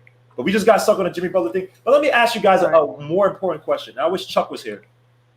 Yo, R&B Chuck, man, is the greatest. That's disturbing. LL Cool J. He tries to take over he tries to show his chest, but he doesn't have any. He doesn't have a chest. Like, what is this? Is Carmelo Anthony of a superstar player? And please give me your definition of superstar before we go, because I don't want to be all over the place. Or in general. Kill me. So go ahead. Can I start this one off? Because we've been having this week-long discussion about Damian Lillard. So, was Carmelo Anthony a superstar? Absolutely. Yeah, what's your definition of superstar? What's your definition of superstar? It's not my definition. You could go to Google and find it out for yourself, brother. They have definitions of what a superstar is. Hold on. But TL, you know why I have to ask that? There's not one universal definition. Because when I gave my definition yesterday, but it should be though, because words have meanings. That's why. Okay. What do you think that the objective definition of superstar should be? You have to be to me the best player on your team. I try to simplify as best as I can. Like, I'm trying to freestyle right now. You have to be the best player on your team. You have to be elite at something, preferably scoring. But if you're an elite playmaker, you have to have some type of scoring ability, and you have to be able to elevate your team. Dame Lillard, absolutely a superstar. Carmelo Anthony, absolutely a superstar. Is there anybody else you would like me to clarify? Can I jump in here? Dame Lillard. I'm trying to find one. Keep going. I'm gonna find one that fits your criteria that you may not consider a so-called superstar. But keep going. Go ahead, Mama. I'm gonna throw a definition in here. My definition of a superstar is somebody who can absolutely take over the game and carry his team single-handedly, and you can't stop him. Like I said, Carmelo in prime time Carmelo, you couldn't stop him. Like, he can score at will. He can carry his team. You could argue him in the top 5 scoring. I'm sorry, bro. It's Sabonis a superstar. He's arguably the best player on the team. He elevates that team. They're not there without Sabonis. He elevates. He hasn't done it on a consistent level enough yet to where they're winning and shit like that. Okay, pardon my language. But they were winning. But he got hurt last. But they were winning, and then the year before that they were winning. And so is Luka a superstar? Yes. Absolutely. Yes. Can I get my definition of superstar? Because I think mine might be the most objective. Could not necessarily kill anybody. Because Sim said this. It suits MBK's all love, man. Sim said this, or with Melo, is that he's pointing to like notoriety and sneaker sales and that stuff. And I'm like, well, Penny Hardaway had one of the greatest sneakers of all time. He wasn't a superstar. He was on the way to being that, but he was never a superstar. No, he was a superstar. No, he wasn't. Yes, he was, because you could devise a game plan for him, and he was still going to get his buckets and still give you 20 points. He was going to get you 7 rebounds. He was going to get you 7 assists. Chuck, can I just, before you go, because it might align with Chuck, let me give you what a superstar, because the superstar label gets thrown around way too much. Here's my definition of a superstar. I obviously agree with you. He's the best player on the team. This person, I think it's several things, right? They either have to have an era of dominance in the game, where, like you said, you cannot stop them. Whether you prayed, you couldn't stop them. They're unstoppable, right? And they either did two things. They changed the paradigm in the NBA with the way that teams played. Like they made other players replicate what what they were doing, i.e. Steph Curry, i.e. Jordan. You know what I mean? Or the league literally geared up to stop them. Like, yo, we're getting this player. So then it only makes 5 ever. And there's only 5 superstars ever. There's more than 5 ever. No, there's not. There's only 5. Who's the 5? There's Wilt, there's Kareem, there's Michael, there's LeBron. Russell. You gotta add Russell. Shaq, Yeah, and Bill Shaq, Russell. And Shaq, and then that's it. Larry Bird.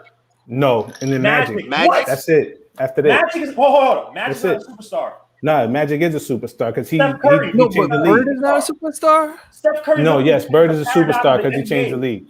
Okay. There's only like 5 guys. Those are generational players. Let me say something. When it comes to like, you know, everybody's opinion on who's a superstar, I don't think one of the best things to do. This is what Freezy does. Shout out to Freezy, by the way. He uses other players' achievements to discredit a certain player. Like he uses Steph Curry, for example, to try to discredit what Damian Lillard does. I think that Steph is a 1A plus and Damian Lillard's a 1A. I think they're both superstars. You know what I'm saying? I swear my life, Dame Lillard, bro. TL, bro. I love watching Dame Lillard. He's one of my favorite players to watch. When I watch Curry, Steph Curry is a superstar because, and I don't care about tickets. I don't care about because Kawhi Leonard to me is a superstar, but he's not going to sell you a million. I don't know, bro. But he's not a marketable guy. I don't care about didn't come out of nowhere. But say it again. That phrase "Dame time" didn't come out of nowhere. Dame Lillard's a superstar. Dame time, he was chasing stuff. Stop. Dame Lillard is a superstar, Gmo. Whether you want to agree with it or not, bro. That man is a superstar. Let y'all go. Yeah, too many at a time. Let me put one. Let the Denver Nuggets speak. Let me put one of my axes. Even support his own team. Let me put one of my axes down on this. All right.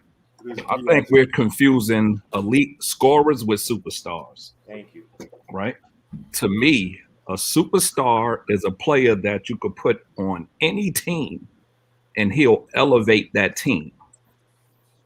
5 to 10 wins difference. All right, I would agree with you with that. Or maybe more. So I agree. When you ask about Melo, when Melo came to the Knicks, the Knicks were 2 games over 500. Thank you.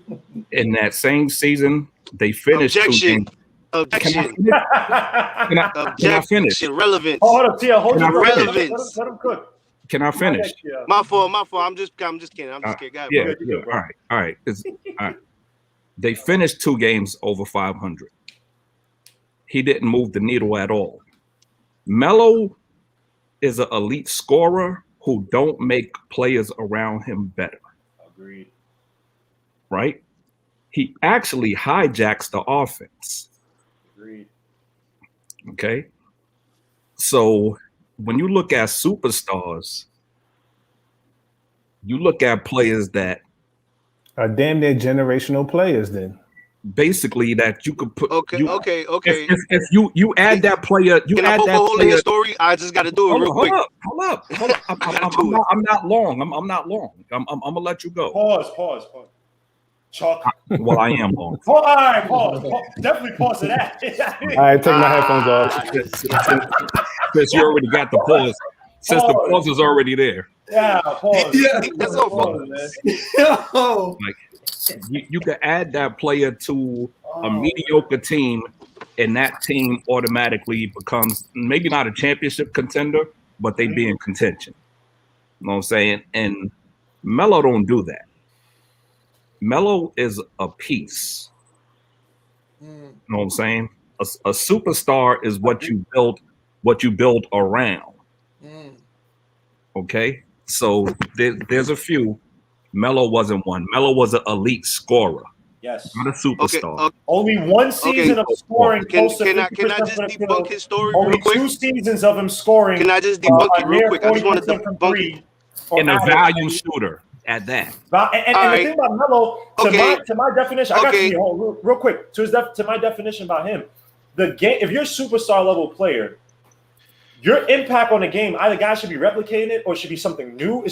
Melo's game, being that volume shooter, was slowly fading away from the NBA. Highly inefficient volume guys who are uber talented. Yes, by the late 2000s, whatever, the NBA was moving away from that. Guys who weren't the most athletic. Melo was losing athleticism, the little that he had. He was a crafty guy, but he was a volume shooter. NBA was moving away from those T-Mac, those Baron Davis. Oh, Baron Davis not a forward, but those high volume guys who are talented, but they literally could shoot 30, 40 shots a game. They were moving away from Melo. So Melo, go ahead, Nick. Oh no, sorry, go ahead, TL. No. All right. With the Melo thing, how he got traded and they were a playoff team, and then he came and they were still like the same team with record. They traded away half the team to get Melo, right? So it wasn't the same dudes that was on the team getting that playoff roster the way it was. They subtracted and then added to it. So of course it's not going to be the same team. Now it took them a while to actually put good people around Carmelo Anthony, because there were seasons where he was tops in scoring and he was averaging like 5-6 assists a game. So Carmelo Anthony was a superstar. And he was a superstar for the Knicks. And you don't get into the top 10 scorer all time not being a superstar. So why is that when Melo left the Nuggets, that Ty Lawson's numbers went up exponentially? As a point guard, why did J.R. Smith's numbers go from 13 points to 18 points when Carmelo Anthony left? Everybody complained that Carmelo Anthony needed a point guard. That was Ty Lawson. Everybody complained that, he needs shooter, and that was J.R. Smith. Granted, J.R. Smith joined him with the Knicks. But again, when he came to the Knicks, he used to come off the bench, though. But, I mean, they win 55 games. Sixth man of the year. He won the sixth man of the year. No, that's what I'm saying. We almost cracked 60 wins with Melo. What are you talking about? Right, but that's a good bit. Hold on, but to Chuck's point, when you talk about making guys around him better, right? That's what I'm speaking to. Melo was not that type of player. I think the dudes around him were just so bad, and I think that's what's been the problem with the Knicks for so long. I want to ask a question. Go ahead. Is D Wade a superstar? Yes. When he was in Miami, yes. Yes. So D Wade actually lost so many games that they had the number 2 overall pick. Yep. Beasley. Yep. So D Wade actually missed the playoff. Why would you skip all that? You act as if he got drafted that year. What did he do before that? I'm not saying that he didn't do things, but his team didn't make the playoffs many times. And they won a championship with an old Shaq and Gary Payton and Mike Miller. With him not being that was a well-built team. Oh my gosh, okay. Well-built. No. Hold on. Wait. You made a point. I'm just about to make another point. Go ahead. I made an argument. I apologize. I rather the idea of, if you're calling a superstar be a generational talent that changes the league, than to say D Wade, or if you're gonna say Dame Lillard is not a superstar or something like that makes sense. But then, and also if you throw Melo in there, that's fine. That makes sense. But you can't call D Wade, who depended on a generational talent in Shaq, a generational talent in LeBron, to actually go somewhere in the playoffs. What was that? Because generational talent, LeBron, Shaq, always got to the playoffs, always got to the final. But here's the thing, though. All those guys got there with good players, right? You always need good players, right? Dwayne Wade could not shoot to save his life from outside, right? Handled the ball, key facilitator. One of the best guard defenders ever. I'm not disagreeing with all that. Right below Jordan, right? He was leading bum teams with Smush Parker and Lamar Odom to the playoffs. He won that championship. Granted, Shaq had one more good year left in him. But Shaq was not Shaq in those early 2000s. Yeah. That team had who else? Mike Miller and Gary Payton. What did that bum-ass team have against him? But again, the argument that you just made to say that Carmelo is not a superstar is the same thing I could use against D Wade. Yeah, D Wade didn't make the playoffs many times. They actually got so bad that they were the number 2 overall pick. Can I jump in here and say you one more can't separate the two and then say, yeah, and then it works here, but it doesn't work there. It works for this one person, but it doesn't for that person. My thing for saying why I think there is a difference between generational talent and superstar. I said 3 things with Dwayne Wade. Dwayne Wade, both Melo's scoring is considered generational. Dwayne Wade, but think about it, Dwayne Wade has had eras. Well, 2, you could count the LeBron, whatever. But he's had errors of dominance in the league. Attached to a generational talent in Shaq and LeBron. Shaq for 1 year. Forget the LeBron year. But it's still attached to him. You can't separate the two. Give Carmelo Shaquille O'Neal in his prime. Carmelo didn't win a championship. Carmelo didn't win. That's the whole point. Yeah, but Shaq, he never had Shaq. He never had LeBron. You can't make that argument. He had Nate. He had JR. Was Charles Barkley a superstar? No, not by the argument that they just made. If you say generational talent that the whole league has to prepare for or change the game, that is what Henry just said. If you're gonna say that, I agree with Nick. Y'all trying to differentiate the two. Here's the thing. Somebody in the chat David Jackson put in there, and here's the key. This is the end all be all. AI, was he a superstar? Yeah, because that team he got to the finals, they had nobody. Yeah, hold up. But then you can attach that to Did AI change a paradigm in the NBA regarding guards? Yes, he did, because all these guards in the league are his babies. All these guards in the league are his babies. You gotta change the paradigm or have an era of dominance, right? Allen Iverson did that, and he didn't win. I granted, yes, he didn't win. But he literally changed how guards play in the NBA. A lot more not freestyle, but a lot. He basically took out that mold. Yeah, I think when they try to kick Melo out the league, I think it brainwashed a lot of people. That's what I think happened. Y'all dudes forgot who Carmelo Anthony was, bro. Y'all better put some respect on that man's name. Yeah, but Carmelo Anthony for the longest is always like top 5 in scoring, man. Don't do that. Don't do that. Melo is objective, bro. I mean, Melo is a superstar because I believe that if he had the right team around him, he would have won. But again, too, like we always separate the fact that Amari Stoudemire punched a freaking fire extinguisher and couldn't play as well, or J.R. Smith was untying guys' shoelaces, or Chauncey Billups pulling a hamstring. But that's the point. And then Bargnani or whatever his name is, like he was traded for. Like at the same time, we can sit here and say the front office is just as much to blame for Melo's failure as much as Melo is to blame. Nah, you can't blame a superstar, a team's failure and say that man's not a superstar. No, but that's what I'm saying. Like people are separating the whole story from the actual. Exactly, I agree with you. There are things that are actually kept Melo away from being a player, a perennial. But then why do but then the same thing with Allen Iverson with stupid Billy King, and he couldn't build a team around Iverson to save his life. He never won, and I still you can't discredit. But you can't discredit a player's ability for being a superstar by his team's losses. No, but I'm not doing that. I'm not discrediting it by team losses. But again, my thing is either an era of I'm talking about dominance in the league where no one can stop you, which will who could have stopped Melo in his prime? Who could stop Melo in his prime, bro? The Lakers. Who stopped Melo in his prime? The Lakers stopped him in the Western Conference. Oh my God. Finals. But you can't. Bro, that was a stack team, man. They had Bynum, they had Gasol, they had Lamar Odom, Kobe.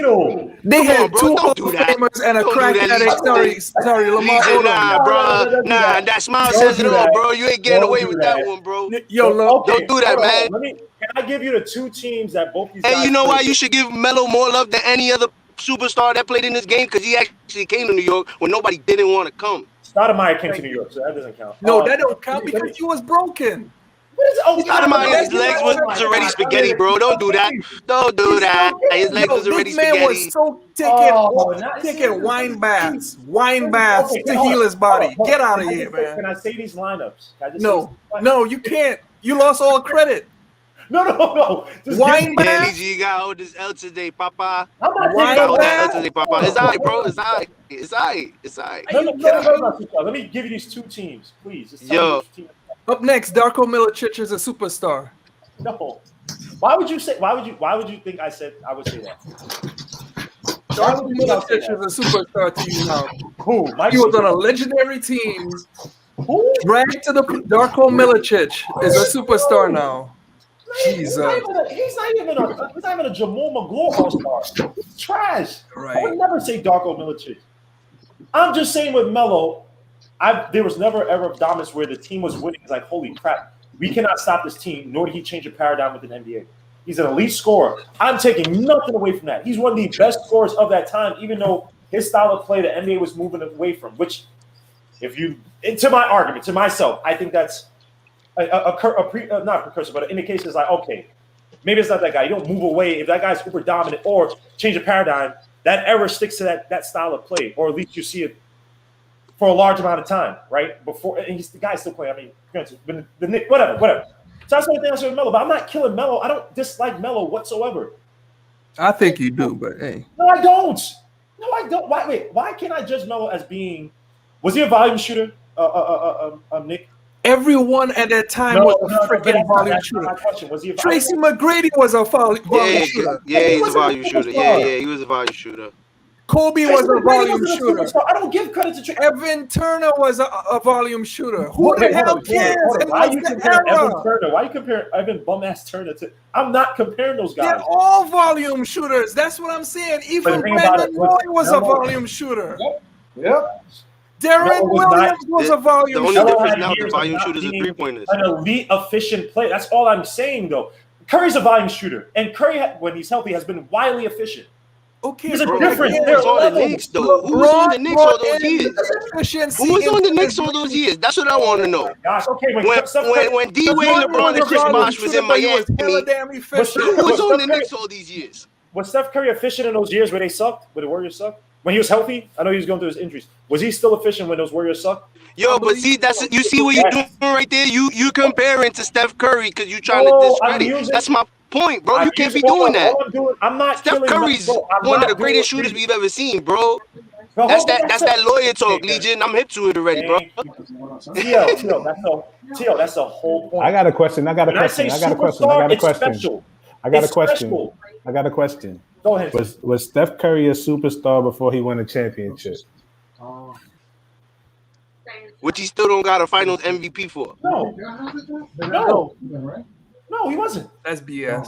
Yeah, he's the same player after. Steph Curry was the same player before he won the chip. Stop it. He's the same player. Like it's not. Nick, you watch basketball. Different game changed with Steve it's an Kerr. offensive system that unlocked some of that thing. No, Nick. Now yo, Legion. His style changed with Steve Kerr, bro. That championship year, his style changed completely. He played way more off the ball than he did with Mark Jackson. That's what made him even more dangerous. Okay. He was already a knockdown shooter, though. Basketball, exactly. He was already a knockdown shooter before he learned how to play off ball. Okay, again, hold up. 55 when win. they played that year with they literally expanded. Granted, Draymond Green had a bigger role in the offense. Klay Thompson was putting up numbers back then.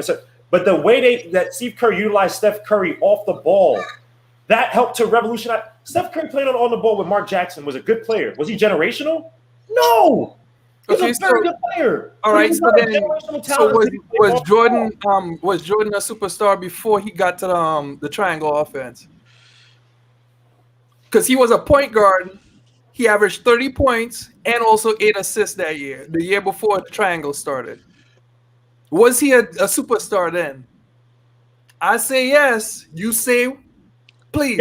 Yes, and I'll explain why. Okay, please. And the reason why even before that was because back then that league is to one of my so-called criteria, right? He changed the paradigm to where the guard could be your best player on the team. Back then, your best player was typically a big man. You had was Magic and Larry Bird at that time? No, it was Magic. Yes, and Isaiah Thomas. Magic was the point guard. They had Isaiah. Isaiah was a point guard. But when was the last time in that day where your shooting guard was an uber dominant player, your best player on the team, you built around him, and you did not rely on a big man? The year before Jordan went into the triangle offense, he was the point guard of that team. He averaged 30 points and 8 assists. Yes, he had the ball in his hand. He was the basically point guard. He was like a Westbrook with higher IQ and better efficiency, right? 53.5% from the field, 33 points, 8 rebounds, 8 assists. He was a do-it-all guard. He wasn't I think they had He did everything. Yeah, he did everything, but he wasn't the. Didn't they have what's this guy? He was the point guard. They had Paxson off ball. Was he a shooting guard on that team, or was he the point guard, Nick? He was the point guard of that my team. Gosh. He was Chuck. Was Jordan the shooting guard on that team? You biased when it comes to was he a point guard? No, wait. I remember being a shooting guard. Thank you. Nick, stop. Dude, he was the point guard. He was not the quote-unquote point guard. But even forget that. Okay, forget that. Point guard, shooting guard, right? When was the last time you had – because even with the Isaiah Thomas, you said Bill Laimbeer. Bill Laimbeer wasn't the best player on the team. Isaiah Thomas was. But a shooting guard. When was the last time you had an uber-dominant shooting guard and that team – granted, whatever his role point, whatever. But that was a do-it-all guard, and they didn't have a big man to build around or a big man to play off of. Clyde the Glide. Clyde the Glide? Clyde the Glide. Clyde the Glide, dribble and put his head down better than everybody else? Okay, but at the same time, you asked for one, I gave you one. Clyde the Glide. What the hell you want? Did Clyde dominate the league? Okay, Julius Erving. Not Julius Erving. Julius Erving had what's his name? He had Moses Malone. What are you talking about when they won the 83? Yeah, you're right. Hold on. Yeah, a shooting guard that dominated. What was the question? The question was when was the last time a shooting guard dominated in the league without needing a big man before Jordan? Probably Nate Archibald, but I don't know about that. But he's a point guard. Archibald a point guard? And Bernard King was a small forward, right? Yeah. That's a tough one. I give you that. Yeah. He changed the paradigm. He changed the paradigm so much. But we said that though. All those guys, they literally try to copy his style. All the baby Jerry Jordan, West? Harold Miner. No. Jerry West won 1 championship out of 8. He was not that. No. He did change the league though. He's the logo for a reason. He wasn't an impactful player. I ain't taking away from him. But dominated? I mean. Okay. Well, let me take that back. I mean, he's the logo. He was one of the best. I ain't gonna take away from him. But didn't he play with Elgin? He played with Elgin. He played with Elgin, and then Elgin retired literally a year right before they lost. Won the championship. He changed up Jordan. Baby Jordans, Stackhouse, Harold Miner, then Tracy McGrady. The whole thing. I'm gonna go and try to be a Jordan on the team. Everybody tried to follow his style, and it almost made the NBA unwatchable. For a while. That's what it is kind of right now because most of these are Jordan, Kobe Bryant, Allen Iverson children in this league. Yeah, and Steph Curry. Jordan, right? So that's what I say when Jordan. You asked me before the championship. Yes. Before the triangles. Yes, he was a superstar because of that. Yeah, TL. See, y'all quiet. I don't like this. Inson's quiet. TL's quiet. No, but I know what the league is. It still doesn't mean that you're not biased, bro. Melo's still superstar. You still got an issue with Melo. We unanimous on that. I don't know why you're dabbing right now. And Dame Lillard too. You're biased, bro. You're super biased, man. It's all right. Yeah, because what's Chris Paul? What do you classify Chris Paul in as? Hold up, guys. Here's this. Yeah, that's true too. I still think. That's a good one. Look at that. What he wanted his life. Oh, hold on. What happened? No, I was saying, what do you classify Chris Paul in as?